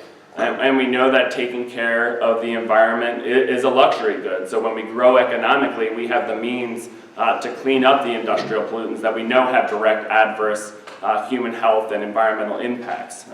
That's what we've seen. We know about the environmental Kuznets curve, that when you have economic growth increasing, emissions increase, but once you reach a certain level of economic growth, those emissions start to come down. So what about energy use and economic growth? A lot of people don't really discuss the correlation or the causation of energy growth and GDP. And it's a lot like the health equals wealth argument, or the wealth equals health argument, where causality cuts both ways. Ross McKittrick at the Fraser Institute, in his writing for their Index of Economic Freedom last year, has done a great summary of the academic literature on this, and looked at a lot of the time series analysis that found mixed results, that found no causality initially, that found dual causality, that increased energy use leads to economic growth, but also more economic growth leads to increased energy use.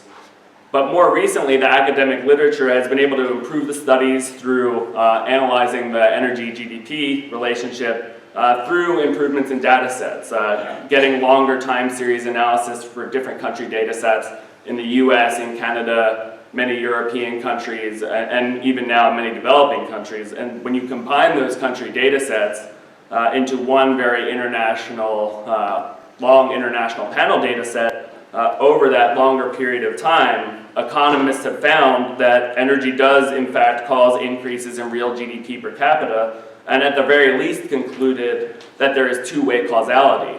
And this is important because if you restrict that energy consumption, you are thereby restricting economic growth.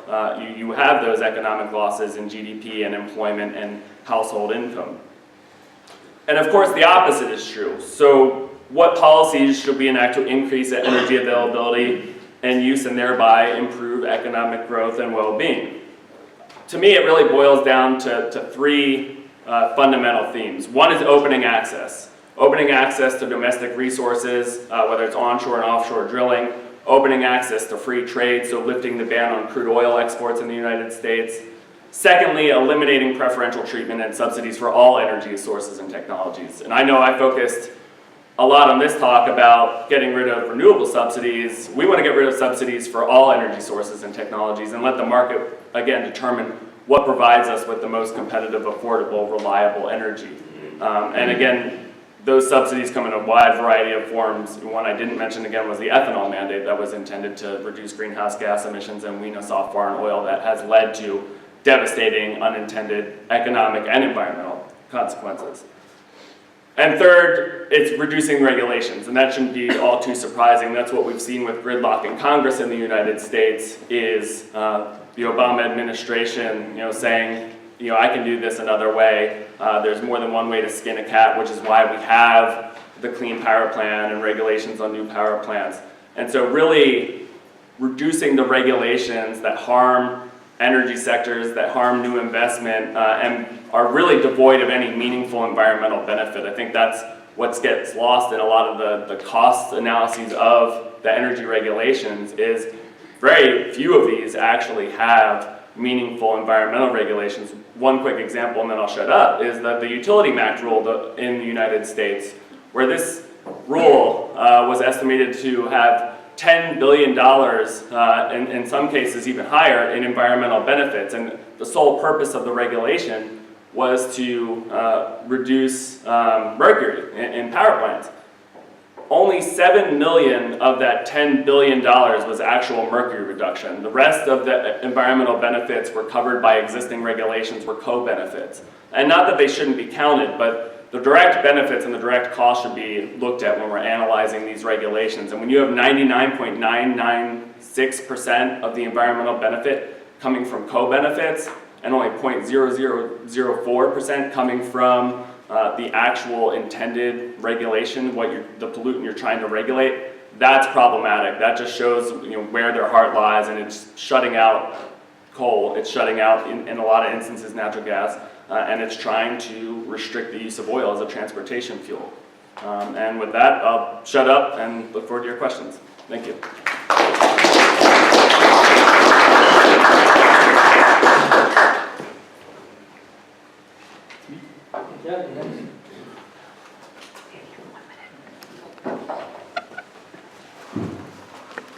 So, thanks for having me at this magnificent event. I mean, I have to say this again. I mean, it's an honor, to follow the Heartland Institute vendetta against climate madness, and I'm really proud to be part of this. And as said, I'm give a brief overview about what the world can learn from Germany to fight poverty or hunger in energy. And people love to say that,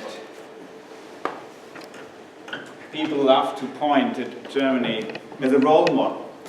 I mean, the famous German efficiency and German engineering. And I think at the latest point, only at Dieselgate, people realized not everything where green is written on is green. And I don't want to bore you with any details you read every day in the paper. I mean, but just to start, how, I would say, overestimating the German political class is what people are able to do in Germany. Is our goal, the official goal, to eliminate CO2 reductions until 2015 Germany by 80 to 95%. I mean, it's okay. So look at this. So in order to achieve this, we built in the last 20 years quite a number of wind farms. And on the left side is a number of wind farms. So, and now we hit the 25,000. So what does it mean? Okay, so we can produce, and this is true, we produce a significant part of our energy now actually with wind. But as everybody here, and Patrick showed it nicely, wind is not necessarily continuous. So what you see here, the whole blue, up to 35,000 megawatt is installed capacity of wind. So if the wind would blow everywhere at the perfect strength in Germany, you would get 35,000 megawatts out of it. But as we know, this is not the case, never the case. So you see the dark blue, whatever, these kind of like zigzags, and this is what you get out in reality. So at best 20,000 megawatts, on a windy day in August. Okay, so we also rely on solar. Germany is not necessarily a country known for the perfect weather. It didn't stop us really to promote solar power. So in order now actually to promote this power, people got significant incentives. The so-called guaranteed feed-in tariffs. So Germany was the first country officially that invented this system that so-called green power, or power generated through by green means, have preferential treatment and have to be bought by the utilities, whether you need it or not. So that's why we got installed capacity, over 35,000 megawatts. So let's add this to the other. So we see the installed capacity of solar and wind, which is over 70,000 megawatts. And you can see the black line is the utter maximum possible from wind and solar. And in between, these gorges, these valleys, this is where actually you need different energy source. And if Germany is not a country that is completely flat, but we don't have many mountains. So if you would rely on hydropower, we would probably for a few hours be able to use hydropower in Germany, and then every dam, whatever, or lake would be empty. Okay, So, but with this erratic production, which is nothing new, what does it mean? We have to intervene into the grid. So in the old days, 2000 around, there was per year, one had to go 3 to 4 times, one had to intervene in specific power plants to say, please increase or lower the load. And in the year 2012, about 1,000 times, and now more than 3,000. And increasing, because for the time being, even when you think 25,000 wind turbines is a lot, it's nothing. Because we have to build more. And just in order to see what did it mean for CO2 emissions, you see the line on top, CO2 emissions, 1 million tons, 2000, we were somewhere at 340. And then in the very end, basically after 13 years, we're still there where we've been before. Okay, but it has to be fair, we are in the process of switching off nuclear. Germany is phasing out nuclear until 2022, so we will have 0 nuclear in our own country, which won't stop us to buy from neighboring countries. Okay, so just because people say it's such a success in Germany with the renewables, if you just look at electricity, we can say, okay, it's 26% comes from renewable. But out of this electricity thing, meanwhile almost 10% is wind. A significant part is biomass and garbage. And of course famous photovoltaic and hydro is not really relevant. And the famous, what we are supposed to be the lobbyists, I heard, for coal, they didn't actually specify whether it's lignite or hard coal. So coal is still the major provider for energy at home. However, the trend is going down, significantly going down. And because of this preferential treatment, the moment we have strong winds, the big power plants basically have to switch off, and we have a few times a year so-called negative electricity prices where we dump the power. And Austria is becoming a specialist now, actually buying power at a negative price, pumping it up into their storage lakes and dams and selling us the power back at a later stage. Which is okay, because otherwise, we would have significant issues. Because electricity is not just like water, you can't just really store it. Somebody who, I did not, but the experts who tried to explain this to me, this is a fairly complicated issue.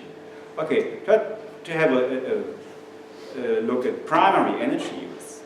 So on the top you see 10% just comes from renewable and the rest from what we had before. And let me just, it was mentioned briefly by my previous speakers. What does it also mean for the industry? Of course, Germany is still there producing cars and so on and other goods and services. But for the utilities, for the power companies, the fact that they basically just there in order to fill the gap when there is not enough renewable, mean that they actually struggle very hard to recover their investments. And so, for example, take a brand new power plant which was opened in Mannheim this year. It has an electric efficiency where they basically, of 100% coal, you get electric power 46.4%. And you still did not use yet then the waste heat, waste heat.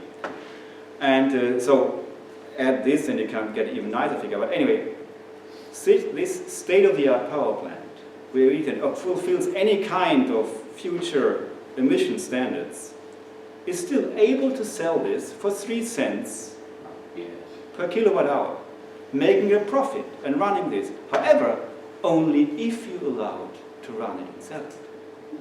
And this is now the funny thing is, like, if we would believe, that saving CO2 emissions is the goal one should achieve, the easiest is to take about 1.5 billion euros, build a brand new power plant which has a significant higher efficiency than anything else what was there before. And we still have, at a very affordable price, 3 cents, it's a wholesale price of course, the consumer in the end has to pay close to 30 cents per kilowatt hour. Anyway, so, but this is something what people also forget. So you have these big utility companies who were there for decades. Okay, they were like elephants. They were not really so innovative, but the engineers who ran it were so eager to have really state-of-the-art power plants. And the funny, a weird or negative side effect is because these utility companies were actually owned by the provinces and the cities and towns, and the profits they made were really like warm rain, as we call it in German. So like you just like a taxi didn't have to do anything, and for the time being now, these companies are not able to pay any dividends. The share prices of many of them actually are, I call it penny stocks, and from blue chip to penny stocks. So it is a nice, not nice. It's an interesting side effect. It's not at all nice. Interesting side effect where you have to try to factor this in, how much wealth was destroyed by just making traditional classic investment worthless. So anyway, just roughly, in general, it's $22 billion per year, which means for every person working in this industry of green energy, it's about 75,000 to 265,000 subsidies per employee per year. This gap, this giant gap between how expensive is a green job in the green industry, between 75 and 265, it's just who does the math. If we do the math, of course, we say, oh, it's so expensive. If the industry association as such says, no, it's not expensive, it only comes to $75,000. But I still think the job in the first place should not be subsidized. So if it's not there, it can't survive on its own, it shouldn't exist. So, however, we still manage, I mean, as I said, Germany exists, we still have economic growth, and so what we did so far, we can afford, because we are extremely wealthy compared to other countries.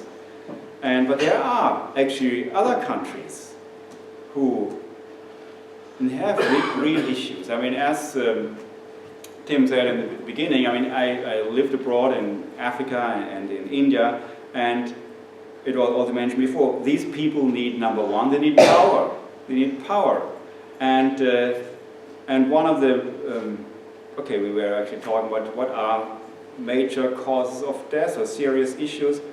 The famous in-house smoke in developing countries, where people have, you know, inefficient stoves inside, where people in winter burn hard coal in an open fire, and this really toxic fumes in their tents or huts, or call it houses.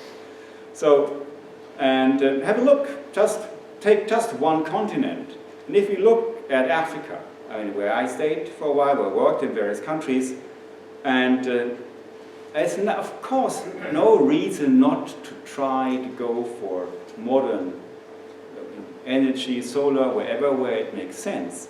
But as I said before, if we can, for a price of 3 cents per kilowatt hour, provide power to people, and Patrick made the calculation who else also said it, many times more people have access to power, have access to wealth. I mean, are able to generate an income. And for me, having worked in the development business for quite a while, it is striking and actually cynic how many of the people who always say, oh, you know, I mean, it's not good, you know, just imagine if all the people in Africa would drive a car. And I think it's cynic, because without saying, these people talk about the noble savage. You know, the person who is out there, who is supposed to stay poor and just live this picturesque life, you know, where from the outside, you know, we can go and just see how cute little kids live there in the dirt. And therefore, and I want to close at this stage, because I mean, most of the other things were already mentioned by my colleagues. If people say Germany did it, yes, we did it, but it's a folly. You know, only a country, you know, like Germany is, for the time, one of the countries that can absorb, you know, roughly 1 million refugees, you know, in less than a year. I mean, maybe most of them will return to their homes when it's a better time. But just look, it's not a staged picture, but I mean, if you imagine that we get per day something between 5,000 and 10,000 new refugees. And then it's even more cynic when then senior German ministers say, these are climate refugees. Cynic because it would mean that some dictators and people who are just criminals don't matter, who ruin their country. And therefore, don't believe that we did the miracle, we just do it despite the etc. Okay, with this I want to close. Thanks for listening to me, and I'm looking forward to the questions.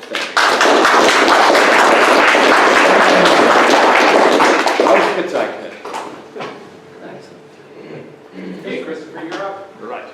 Okay.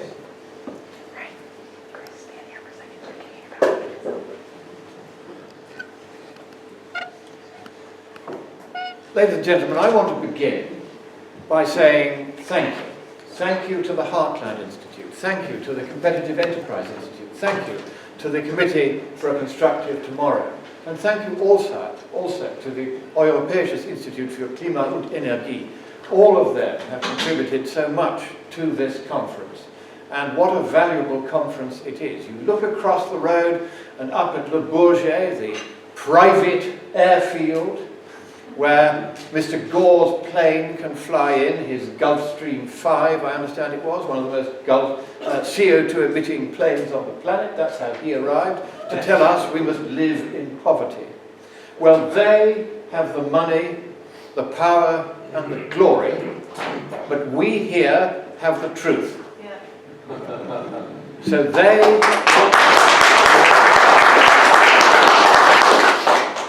they have nothing, and we have everything. And in 50 years' time, when historians come to look back on this strange episode, this weird aberration, they will see that those who have gone in their tens of thousands to the other conference achieved nothing except the deaths of several tens of millions every year. And we have achieved everything by keeping the truth alive. You will have heard today from speaker after speaker, thoughtful, considered, carefully costed, mathematics and physics. You have not heard political propaganda. You have just heard straightforward science, straightforward economics, and straightforward common sense. Because we owe it to those less fortunate than ourselves that we should not indulge ourselves in bad science, bogus economics, but instead we should hold fast to the truth. There is no greater corruption than that form of corruption which tells lies and in doing so kills those who are most defenseless. Free speech is one of the casualties. You've all heard of Philippe Verdier, who was France's leading weatherman on the main TV channels, and shortly before the Paris conference, he was dismissed. Was it because he was a bad weatherman? If he was, of course, he could go straight to the Met Office and get a job. He was dismissed because he was a good weatherman, and he wrote a remarkably good book investigating whether we had a problem with the climate, as everyone was suggesting. Merely for asking that question, seeking the inconvenient truth, he was dismissed. But I am glad to report that he now has a job with Russia Today as a weatherman, where he will reach a far larger audience than ever he reached on French TV. Shall we give him a round of applause? He would have come to this conference had it not been for his new job. Now I'm going to start by looking at what we want from the Paris conference. And first of all, we would like to see, these are the full democratic provisions, I've listed them most carefully, that you will find in the draft Paris Agreement. It took me ages to type them all out. And it is dangerous when every time we establish among the nations a supranational and now increasingly a global body, we do not make sure that that body is elected by the peoples of the states parties to the treaty or agreement concerned. There are no democratic provisions of any kind anywhere in the 50 pages or so of mostly square brackets in this treaty draft. None whatsoever. And to those of us who were raised in freedom and were raised to love democracy and to be grateful to those who came before us and fought for it so that we could live in freedom, this is a grievous concern. So I raise it with you now because one of the things that we would like to see here in this conference is that if we are to have international agreements where real political power, decision-making power, legislative power, financial power and wealth are transferred from elected hands in those countries lucky enough to have them to unelected hands somewhere else, that's not acceptable. In future, such transfers must be from elected hands to elected hands, or there should be no transfers at all. Next, we want a cessation clause. I'm glad to say that although this clause was not included in the first draft of February this year of the Paris Agreement, after a certain amount of manoeuvring round the back, we have managed to get a cessation clause inserted into the second, third and now fourth drafts. It is still there in the current draft. I checked yesterday.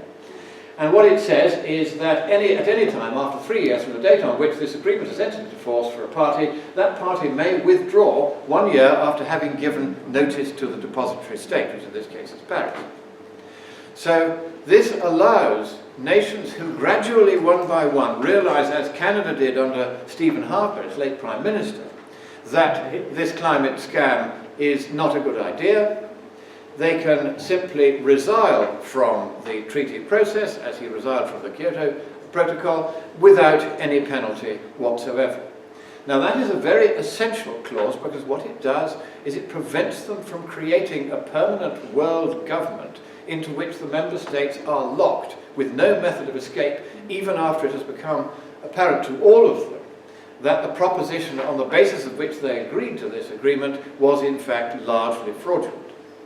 So it gives them the right to escape, and that means that the bureaucracy at the centre of this will always know that if it pushes the truth too far in future, it will drive member states out of the agreement it has spent so much of its time and our money putting in place. We also would like to see a judicial inquiry clause. And the purpose of this clause is to make sure that the absence of debate, which is not our fault, but it is their fault, is remedied. One of the best ways of getting at the truth, even of a scientific question, where there is a dispute and where one side, knowing it is in the wrong, is reluctant to debate, is to say to both parties, put your best foot forward, we will invite testimony from all over the world, and at The Hague, you use the court there perhaps, and they say that on a certain date the hearings will begin. In the meantime, anyone who wants can submit evidence, and then they will be called and they can give testimony, but they will be cross-examined by the other side. We, on this side of the debate, are very willing to face such cross-examination because, as must be apparent to you by now from the very distinguished programme this morning and this afternoon, we on this side of the House have done our homework, we've done our maths, we know what we're talking about, and we're happy to defend it against cross-examination. But they are not. So let us have a judicial inquiry clause just to review whether or not these conferences are still going in the right direction, given some of the facts that you've already seen and some that I shall show you later on. We also want a sunset clause. And this simply says that if in any 20-year period over the 21st century, there shall have been less than roughly a sixth of a Celsius degree of warming, which is well below even the lowest amount that they are predicting, the entire ghastly process comes to an end, every body and structure created under that process comes to an end, and there will be no more of these dismal, miserable annual conferences. Are you all in agreement? What to do with the money instead? Well, you have heard three of the best presentations I have ever heard on the energy question. You've heard from Patrick Moore just how little the Greens would allow electricity to be generated at all. They seem to hate just about every form of electricity generation, and the only ones they seem to favour are the ones like wind that do the maximum environmental damage, and not merely just by destroying the landscape, but also by killing rare birds. This is a huge problem for us in Scotland. It's a huge problem in Spain, where campaigners have managed to get several large wind farms closed down before they killed all the rare birds in a particular region. And so that's a huge problem. But what to do with the money instead? Well, as you have heard, particularly from Nick Loris, we should spend the money on making sure that Africa, India, China, and South America get electricity, and I mean baseload, continuous, reliable, cheap, coal-fired, clean electricity to every village and every home. We take this for granted, and it is not acceptable to us that these people should be told, well, as the professor of physics said to us when I attended a seminar at the mathematics department at my old university, Cambridge, just a couple of weeks ago, he said, we're going to give a solar panel and a battery to every hut in Africa so that they can read at night. Well, gee, wow, golly gosh, how patronizing is that, Professor? What we in this room would give them, and we'd be able to give it to them with a tiny fraction of the $1 billion a day now being squandered on using 14th century technology of windmills to address a 21st century non-problem. A tiny fraction of that expenditure, we could provide proper, continuous, baseload, affordable, coal-fired power to everywhere in Africa and China and South America and everywhere that hasn't got electricity. Because when you measure an opportunity loss, which is what this is in economic terms, in human lives, and not just a few, but in the tens of millions every year, that is how very serious this matter is. Why do I say tens of billions of lives every year? The life expectancy of the average person living in a country that doesn't have electricity for its general population is somewhere between 35 and 40 years. The average life expectancy of somebody in a country that does have electricity is between 85 and 90 years. So your lifespan is dramatically shortened if you don't have electricity. One of the pieces of research I'm going to do for my next scientific paper is just what is the cost in human lives of denying to the people of the dark continent, dark in every sense, just look at that map, the electricity that they need in order to live. But the opportunity loss isn't only in human lives. That, to any rational and humane person, would be enough. You heard Senator Inhofe in that brilliant presentation in which he packed so much into his 8 minutes.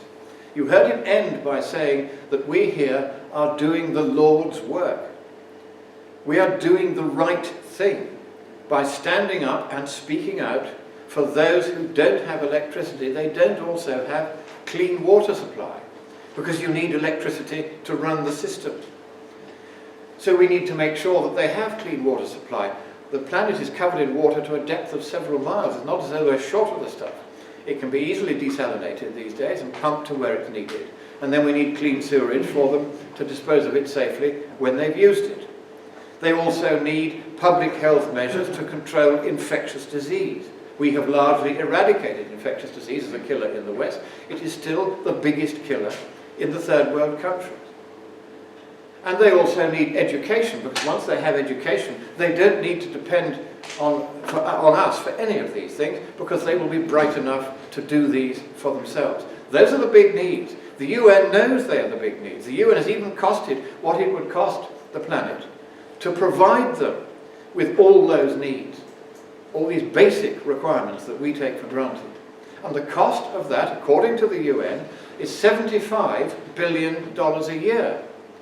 But at the moment, the climate scam is costing the taxpayers of the West more like $1 billion a day, getting on for $400 billion a year. That money is being squandered on transferring wealth from the poor, as was said earlier, to the rich. It's supposed to be the other way around. The opportunity loss is worse than that too, because here are people who are struggling merely to survive from day to day. If they have to fetch water, they might have to walk half the day there to get it, half the day to get it back, just to give their children something to drink.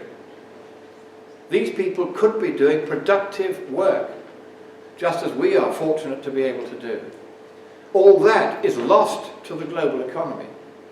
And let it not be thought that this is a problem which extends way beyond somewhere in the countries where we know nothing.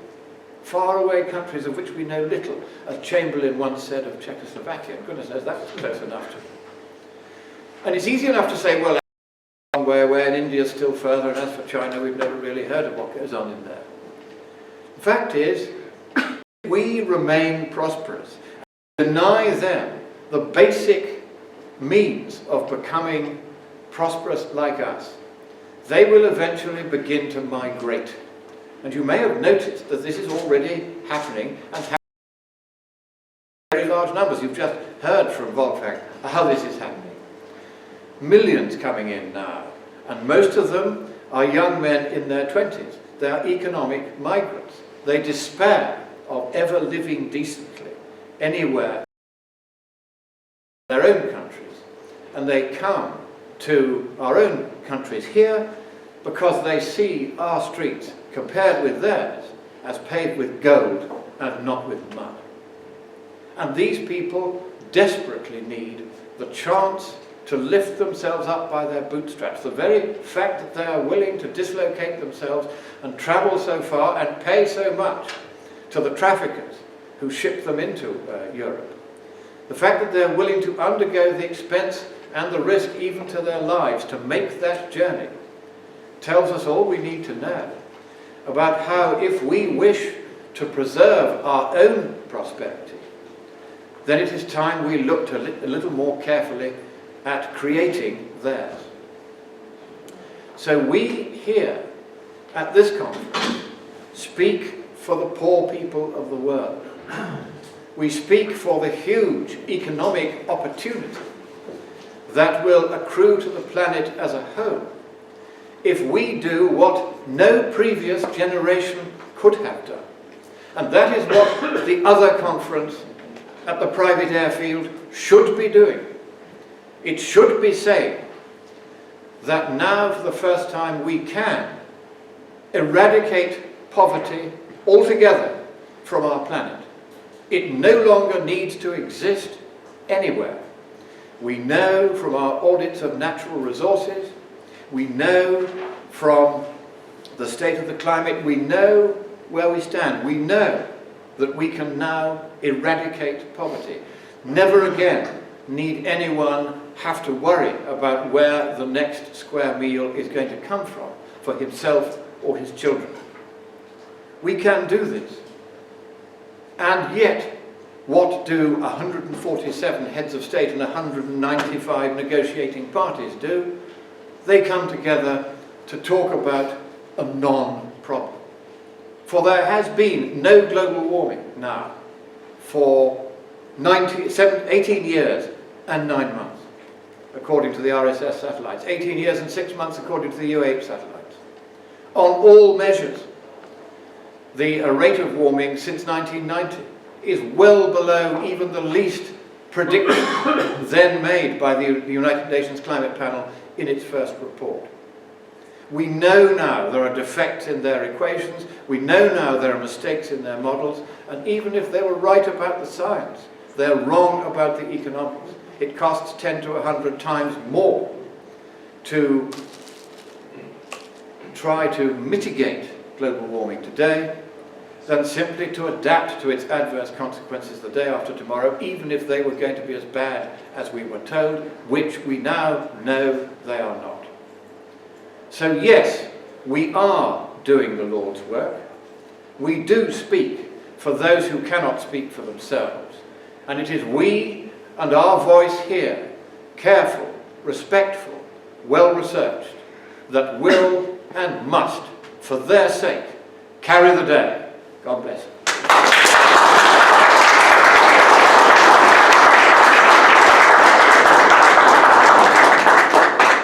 So we're going to have a 10-minute question period. If our speakers can come to the front and sit there. I don't know if Patrick is still here, but at least we have 3 seats. You know, it's interesting, if you have a look at this map, take a look at where the most light is coming from. It's South Africa. Okay, Al Gore was touring South Africa at the beginning of his 24 Hours of Reality, saying that their reliance on coal was a disaster. Well, actually, Africa has more than twice as much per capita electricity consumption than the next leading nation, and that's Egypt. Okay, and Africa, I should say South Africa, gets 95% of its electricity from coal. So that sounds like not much of a crisis to me. I mean, obviously, other nations should follow suit. So if we have some questions, just, there you go. I was at a conference with Christiana Figueres and Mary Nichols and Jerry Brown and a few others in California. It was called the Navigating an American Carbon World. And what they said back in 2013 was that the creme de la creme for them would be to put a single price on carbon. Where are they with that? Shall I go? Yep, you might as well. You're the UN guy. UN expert. Yes, it is. This was first proposed in the 2009 Copenhagen draft. It appeared again in the 2011 Durban draft and got dropped when I wrote a detailed expose on what was in that draft, and they dropped 2/3 of the text and it disappeared then. It's back again in the current draft, but not in a form which would be in any sense legally binding. They have found it very difficult, particularly because China has made it very, very clear, China for atavistic historical reasons, is not anxious to have any foreign power, however grand, having any direct control or policing of it and any direct imposition of regulation or taxation on it. That's why it blew the Copenhagen Agreement out of the water. And so, at the moment, they have not managed to get an agreement on whether there should be such a universal carbon tax, nor, of course, have they therefore agreed on what the rate of that tax should be. So I think it's a race from now on to see whether we can explain enough of the science and the economics to the world for them suddenly to realize that this is all going to go nowhere, or whether they can, through their control of the press, keep the facts from the people for long enough to allow them to get these mechanisms into place. But given all the previous attempts to set up carbon exchanges, for instance, that has also been a dismal failure. The cap and tax bill didn't go through in the United States. I think, frankly, that the days of any form of carbon taxation are probably numbered. Tom, just a very brief comment on top of that. You say that the meeting you went to, they were discussing their wet dream instead of carbon tax. That's absolutely wrong. What they mean is a tax on carbon dioxide. Right. It's not a carbon tax. Yes. And by using their terminology, you get sucked right into the morass. Yeah, actually, one of the points that was brought up earlier is why have so many of the media not come here? And I think that part of it is because they have controlled the language. The environmental alarmists have controlled the language. They call it carbon pollution. Even in the Clean Power Bill, in the official government document, they call it carbon pollution. And of course, the whole idea, the deniers, that we are all the deniers, even though of course we're the opposite, we say climate always changes. So they have actually controlled the language. It's the weapon of war that is so effective that it keeps most of the climate reporters, they just stay away from our conferences. It's too frightening. Yeah, I just want to follow up on this point, because Bob also has another part to it. He points out that there's a deliberate choice so that people will tend to associate carbon dioxide with soot.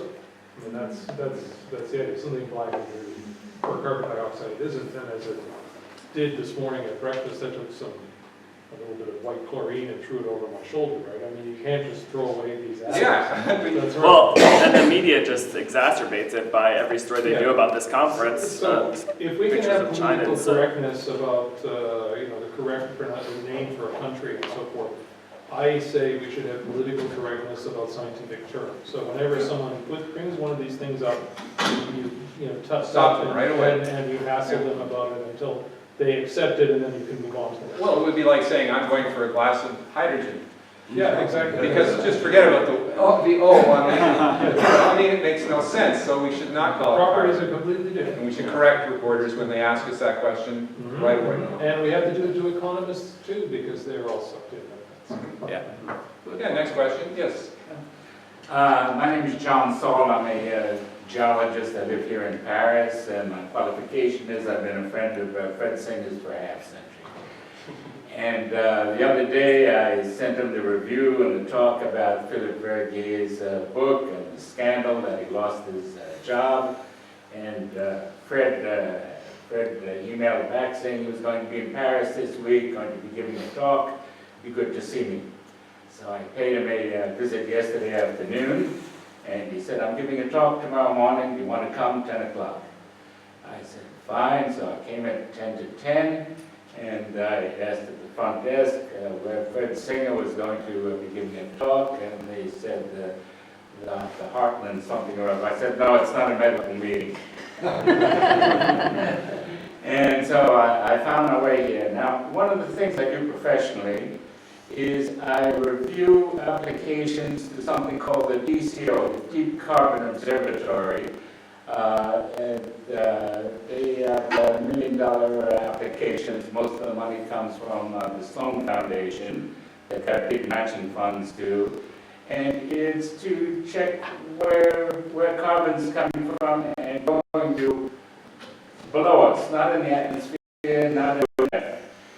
I've been reviewing proposals for them for about 5 years now, and something has emerged which is of general interest to you, I believe. We all have the general point of view that methane is coming from biological origin, degraded methane itself, or coming up from coal deposits or oil deposits. It no longer looks that way. It appears that the methane is coming from very great depths in the earth. It's being metabolized on its way up to the surface. And then what we're seeing at the surface is a biological product, but it didn't start as biology. It started as non-organic methane. And my feeling is that methane, natural gas, should be included amongst the renewable resources. I think it's going to be coming up forever and ever. And one of the most convincing bits of evidence is that you get oil fields with the oil at one level and the gas below it. It should really be the other way around if you give it any thought at all. And that's the point I wanted to bring to this meeting, and not knowing that I would be here. Yeah, well, thank you. Did the panel have anything to comment on that? I think the first thing I would say about the methane is it's very interesting that you think that this abiogenic methane is a more or less indefinitely renewable resource. I think that is a key insight for which I, for one, am very grateful. I shall try and capture you briefly afterwards to learn a bit more about it, if I may, but it's a very useful contribution to the debate. One thing one can say is that each successive report of the UN's climate panel, I'm just trying to find the slide here, and if we can get the thing lit up, I can show it to you. Here we are. Each successive report of the IPCC has greatly reduced its estimate of how much methane we are going to be emitting. It's going to warm up in a moment, is it? Well, I'll show you this because it's quite a spectacular graph. And when you see their predictions in each of the 4 successive reports, the first at the top, then the second, then the third, and then the fourth, reality is the black arrow at the bottom there. And you can see how, as with temperature, so with methane, they have flagrantly exaggerated the amount that gets into the atmosphere. I suspect you might be able to help with this, that one of the reasons for this is that when it does get into the atmosphere, although while it is methane, it has 23 times the global warming potential molecule for molecule that CO2 has, it doesn't remain as methane in the atmosphere very long. It breaks down into CO2 and other compounds. Am I right about that? That's correct. Yes, very short lifetime. Thank you. Yeah. Very helpful, sir. The next question is from Hans Lebon, who is one of our policy advisors at ICSC. Well, thank you very much, Mr. Chairman. My name is Hans Lebon. I'm from the Netherlands. I came this morning and I am again struck by the high quality of the speakers and the presentations. So I'm very satisfied that I took all the trouble to go along all those windmills to this beautiful place. Lord Monckton referred to bringing the discussion before the court, cross-examinations and so on. We in the Netherlands have some experience with the court. This is the first and the only court case on global warming, on climate change in the world. And it was brought for the court by Agenda, which is a combination of urgency and agenda, which is led by a very adventurous and skillful lady, Marianne Minnesma, and she was a director of Greenpeace before she became the director of Agenda. And well, she did a tremendous job from her perspective, but not from the perspective of seeking the truth. Because a judge is not able to judge about a scientific problem. And the judges are influenced by the enormous propaganda wave. They are indoctrinated by so-called neutral information, media information about global warming over the last 20 years. And it is very unlikely that the judge will be able, given that enormous propaganda and indoctrination, that the judge will be able to judge such cases neutrally and objectively. Moreover, the court in question is some UN body, I suppose, court in The Hague, something like it, and the UN is very good at influencing people, all kinds of people. Take for instance the oil industry. Why is the oil industry not dissociating itself from this UN nonsense on climate warming? It is not in their interest. Even Exxon has downplayed its position over the last few years. In the past, it was actually spearheading activities from the oil industry and other industry in order to counter the misinformation on global warming and climate change. Now it is not anymore.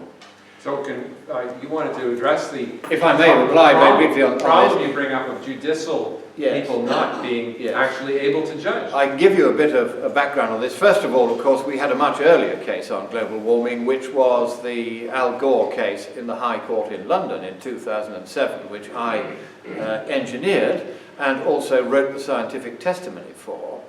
And until the scientific testimony reached the court, the first judge who heard the case threw it out on the ground that the IPCC must be right, confirming your view as to their inbuilt prejudice.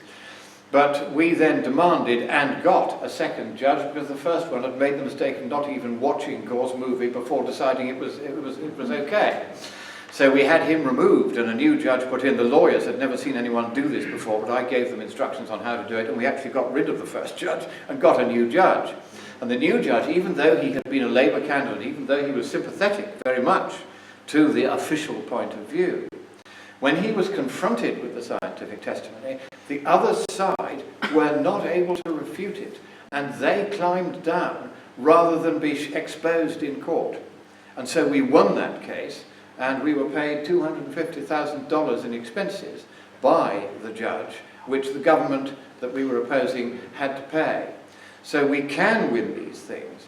And of course, another point about the bias is that recently the Supreme Court, we have one in Britain now, held a meeting in courtrooms 1 and 2, which was broadcast on YouTube. It was a climate change propaganda event.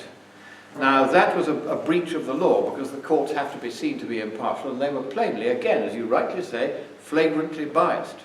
So what we're going to do about it is we've already sent in freedom of information requests, and we're gradually smoking out how it was that this propaganda event came to happen in the highest court in Britain.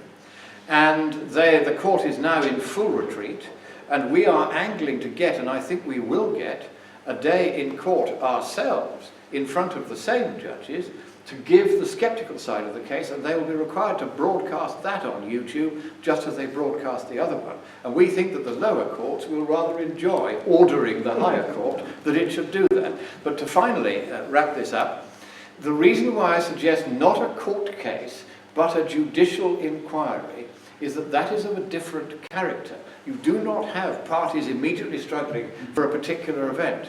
You have a complete review of all evidence that anyone wishes to put in by barristers on both sides employed by the court, and then it all goes to the judges, who will then hear evidence from all parties. This can go on for months. And if in that environment we can't win, then we don't deserve to. I think we can, and I think we should. Do you think we can win in a court like in The Hague? Yes, we can. It doesn't matter how influential the UN thinks it is. The one thing the other side are terrified of is a genuinely adversarial case. Who was Urgenda going against? I can't remember. Sorry? Who was the other side in the Urgenda case? Actually, it was against the government. That's the point. The point is... It was a sweetheart action. And we've had one other. There was Massachusetts v. EPA in the United States. A sweetheart action is an action where both sides actually want the same objective, but one side pretends it doesn't. They then go to the court and end up agreeing that whatever they wanted in the first place is the outcome. The court then lends its blessing to that in a naive sort of a way, and then because it's been done in the court, everybody thinks it must be right. And that Urgenda case very much had the character of a sweetheart action. The EPA Massachusetts action was certainly a sweetheart case. And the only adversarial case that I've been involved in, certainly, is the one against Al Gore's movie, which we won hands down. I mean, the judge ended up saying the Armageddon scenario that Gore depicts is not based on any scientific view. That's how far he went. Can I add to your second point, to shift gears a little bit about why big businesses support these initiatives? I think there's 3 very clear reasons. 1, they think it's better to have a seat at the table than be left out in the cold. 2, they want some type of international commitment, so the businesses aren't going away from the United States to China, so they want China and India to play ball, even though that won't be the case. And 3, I think big businesses are the most cronyist of them all. And so they can work with politicians and lobbyists and pass the cost on to consumers and squeeze out the smaller businesses who can't afford to take on these regulations. It squeezes out the competition for them. So 4 is extortion. And we have time for just one short question. Well, he just gave one. Why don't you talk to them more? I have a follow-up. Does anyone else want to ask one? Yeah, is there anyone else? Okay, well, why don't we share? I'll pass it over to Jim. And if you want to discuss further, of course, they're right here, and you can talk to them later. Actually, there's one more question. It's one from online, I think. Yes. I'm going to kind of paraphrase it because it's he says here, it says from someone named Stu Green, but surely all those big government institutions can't all be wrong. There's so many of them. They host many scientists and events and get together and stuff. So surely it must be the skeptics, us, that are wrong. But I think what he's getting at is that I don't know. I don't like going into motivations of other people, but these are learned men. These are men and women. These are scientists. They have scientific training. Okay. And they come to completely different conclusions. Why? Wolfgang, you're going to do this one? I mean, the point is like, some people are independent, some people have the courage. I mean, take me. I mean, I left the foundation job, which I liked, not because I hated it, but because I want to be even more independent. And when I see now my old colleagues who seriously are afraid to talk at our Essen conference this week on the 11th, 12th December, and really adding, saying, oh, you know, we even get a second child. So basically, I don't want to lose my job. And yeah, this is definitely both people are afraid of. And remember near Sharif, he said in public a few times at a conference that I recommend my students, in case they want to go for an academic career, not to do the same what I do. So, I mean, for me, this is like kind of enough evidence to say, if you only speak out if you're really independent or don't care. Chris, I just want to say that that's what academic tenure is for. Yes, indeed it is. I gave a seminar for a climate change student in New Zealand a couple of years ago at the request of her uncle who knew me. And I sat her down and said, we're going to do the fundamental equation of climate sensitivity. I nearly gave it to all of you today, so you'd be grateful that I didn't. And I took her through the math. And I said, here's how it works, here are where the strengths are, here are where the weaknesses are, here's why, in the end, it's wrong. And at the end of that hour, she said, I have just learnt more about the fundamental physics of global warming than I have learnt in 3 years at university. And I stopped her there. I said, don't get excited. If you breathe a word of this in any of your term papers or your exam paper, they will fail you. I said, don't go there. This is a reign of terror now, where only one side is permitted, and the reason why we who speak out are so vilified is that this is an ancient technique, not to frighten us, but to frighten anybody else who might otherwise speak up alongside us. That's the way these governments and these scientific associations have managed to frighten anybody into silence who would otherwise tell the truth. And The fact is, they are wrong, we are right, Stu, so get used to it, mate. Yeah, and there are a number of scientists who've had death threats and being chased completely out of the field. Yes. I mean, it's really pretty nasty. And also, big government sets the policy objective before the research is even being done. So there's a self-selection bias to find those researchers. They're going to be paid for with big government dollars, and then they have the biased outcome that they want, and then it makes it all that more difficult to speak up with truth and dissent. And besides, even if there were a unanimous consensus, as there was as to the appropriateness of Newton's laws of celestial mechanics for 300 years, all it takes is one patent clerk, third class, in an obscure patent office in Switzerland to write a single paper and to show all 300 years worth of them that that consensus was wrong. Now, I'm no Einstein, but I can assure you that the notion that merely because there is a consensus is that we should believe what the consensus says is an ancient logical fallacy, the fallacy of head count. It was excoriated as such and identified as such by Aristotle 2,350 years ago in his refutations of the sophists. It has absolutely no place in science. Science is a process of inquiry and not of belief.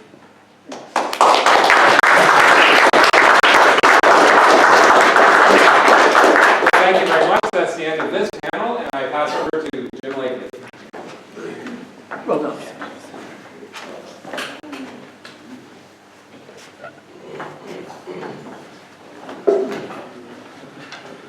Well, thank you all. That was a nice, almost 7 hours of interesting discussions today, and I want to thank you all for being here, and I also especially want to thank our audience online. At any given time, we had about 230 people watching this live stream, which I think is pretty good considering we're an American-based, United States-based organization. We were asking our supporters, we don't have a lot of contacts here in Europe, we were asking our supporters to watch, and it was the middle of the night, almost for this entire program for them. So I think that's a pretty good accomplishment. And I want to thank the viewers for being there and for participating in the chat room. During the presentation. And certainly, those are just individuals. Certainly, hundreds of individual people were watching at least some part of this program, and I think that's pretty impressive. I'm sorry? You can tell me.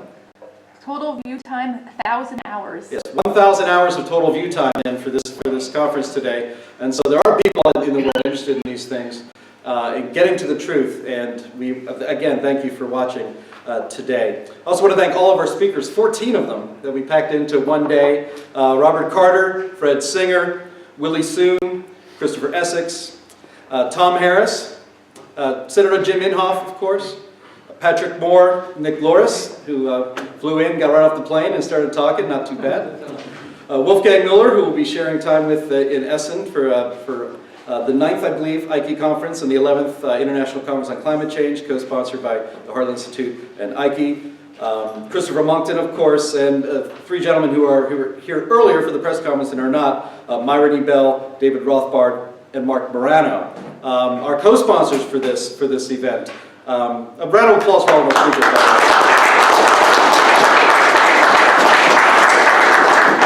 Rule number 1 of speaking, don't talk over one of those. So, thank you. Don't forget James Taylor. James Taylor, of course, as well, our senior fellow and vice president of the Heartland Institute. I skipped right over you, brother. I'm sorry. It's been a long day. And of course, our co-sponsors, CFACT, the Competitive Enterprise Institute, and ourselves, the Heartland Institute. You can find out more about the climate and our work on climate, all of the organizations, by going to heartland.org, cfact.org, and globalwarming.org. And the Heritage Foundation, of course, ISC, the International Climate Science Coalition, Tom Harris's group, is easy to find online. And so is the Heritage Foundation, of course, and they do fantastic work on this topic. You know, before, just in closing, I just wanted to say, you know, watching the Twitter feeds today, and we had the protesters out here this morning trying to get in and making a lot of noise during the press conference, which made it so I did not need a second cup of coffee today, got my blood going, so I do appreciate that. Any of them could have sat in here and listened to the presentations you heard today, and I hope they do take the opportunity to watch these things and to see what they missed by watching these things online, which you'll be able to find going through heartland.org at a certain point in time, a couple of days from now, maybe a week. But before this morning, it was still dark outside. I walked outside and I saw the wanted posters. The wanted for climate crimes, and we are climate criminals, they said. This was an attempt to intimidate us, to get us off our game, to say it's not worth it.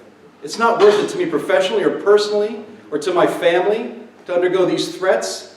But the people in this room and the people listening at home want to know the truth. The people who spoke here today need to tell the truth. And they think it is important to stand up to these bullies that for some reason or another are trying to keep these kind of things from happening. You know, this entire conference, COP-21 here in Paris, international delegation, 40,000 people from every corner of the globe. And this is the only weird place, essentially. There was another one earlier with our friends with the Paris Climate Challenge. But skeptics' voices have to make their own space and their own time to get it heard because they're not going to listen to us up there. But the truth is, and it is exhausting to endure all of these things. And I know a lot of people in this room are nodding their heads because they have had exhausting lives dealing with the constant attacks. And what are they afraid of? If they are right, what is the harm of having us speak and speak publicly? Well, the answer to that is that we are dangerous. What is being said here is a danger to them because they have everything planned out and there's just one thing in their way. Scientists and policy experts that are in this room and all around the world who have looked at the science, looked at the plans for the policy and say, hold on, this doesn't make any sense. And you're not going to convince me unless you get it right on the science and have a sensible policy. And if you can't put those two things together, I'm not convinced. And I'm a free man, I'm a free woman, I'm an independent scientist, and I'm going to speak out. And the Heartland Institute and our friends at CFACT and the Competitive Enterprise Institute are going to give you that platform to do it. So I applaud you all for continuing to be brave in the face of all of this opposition.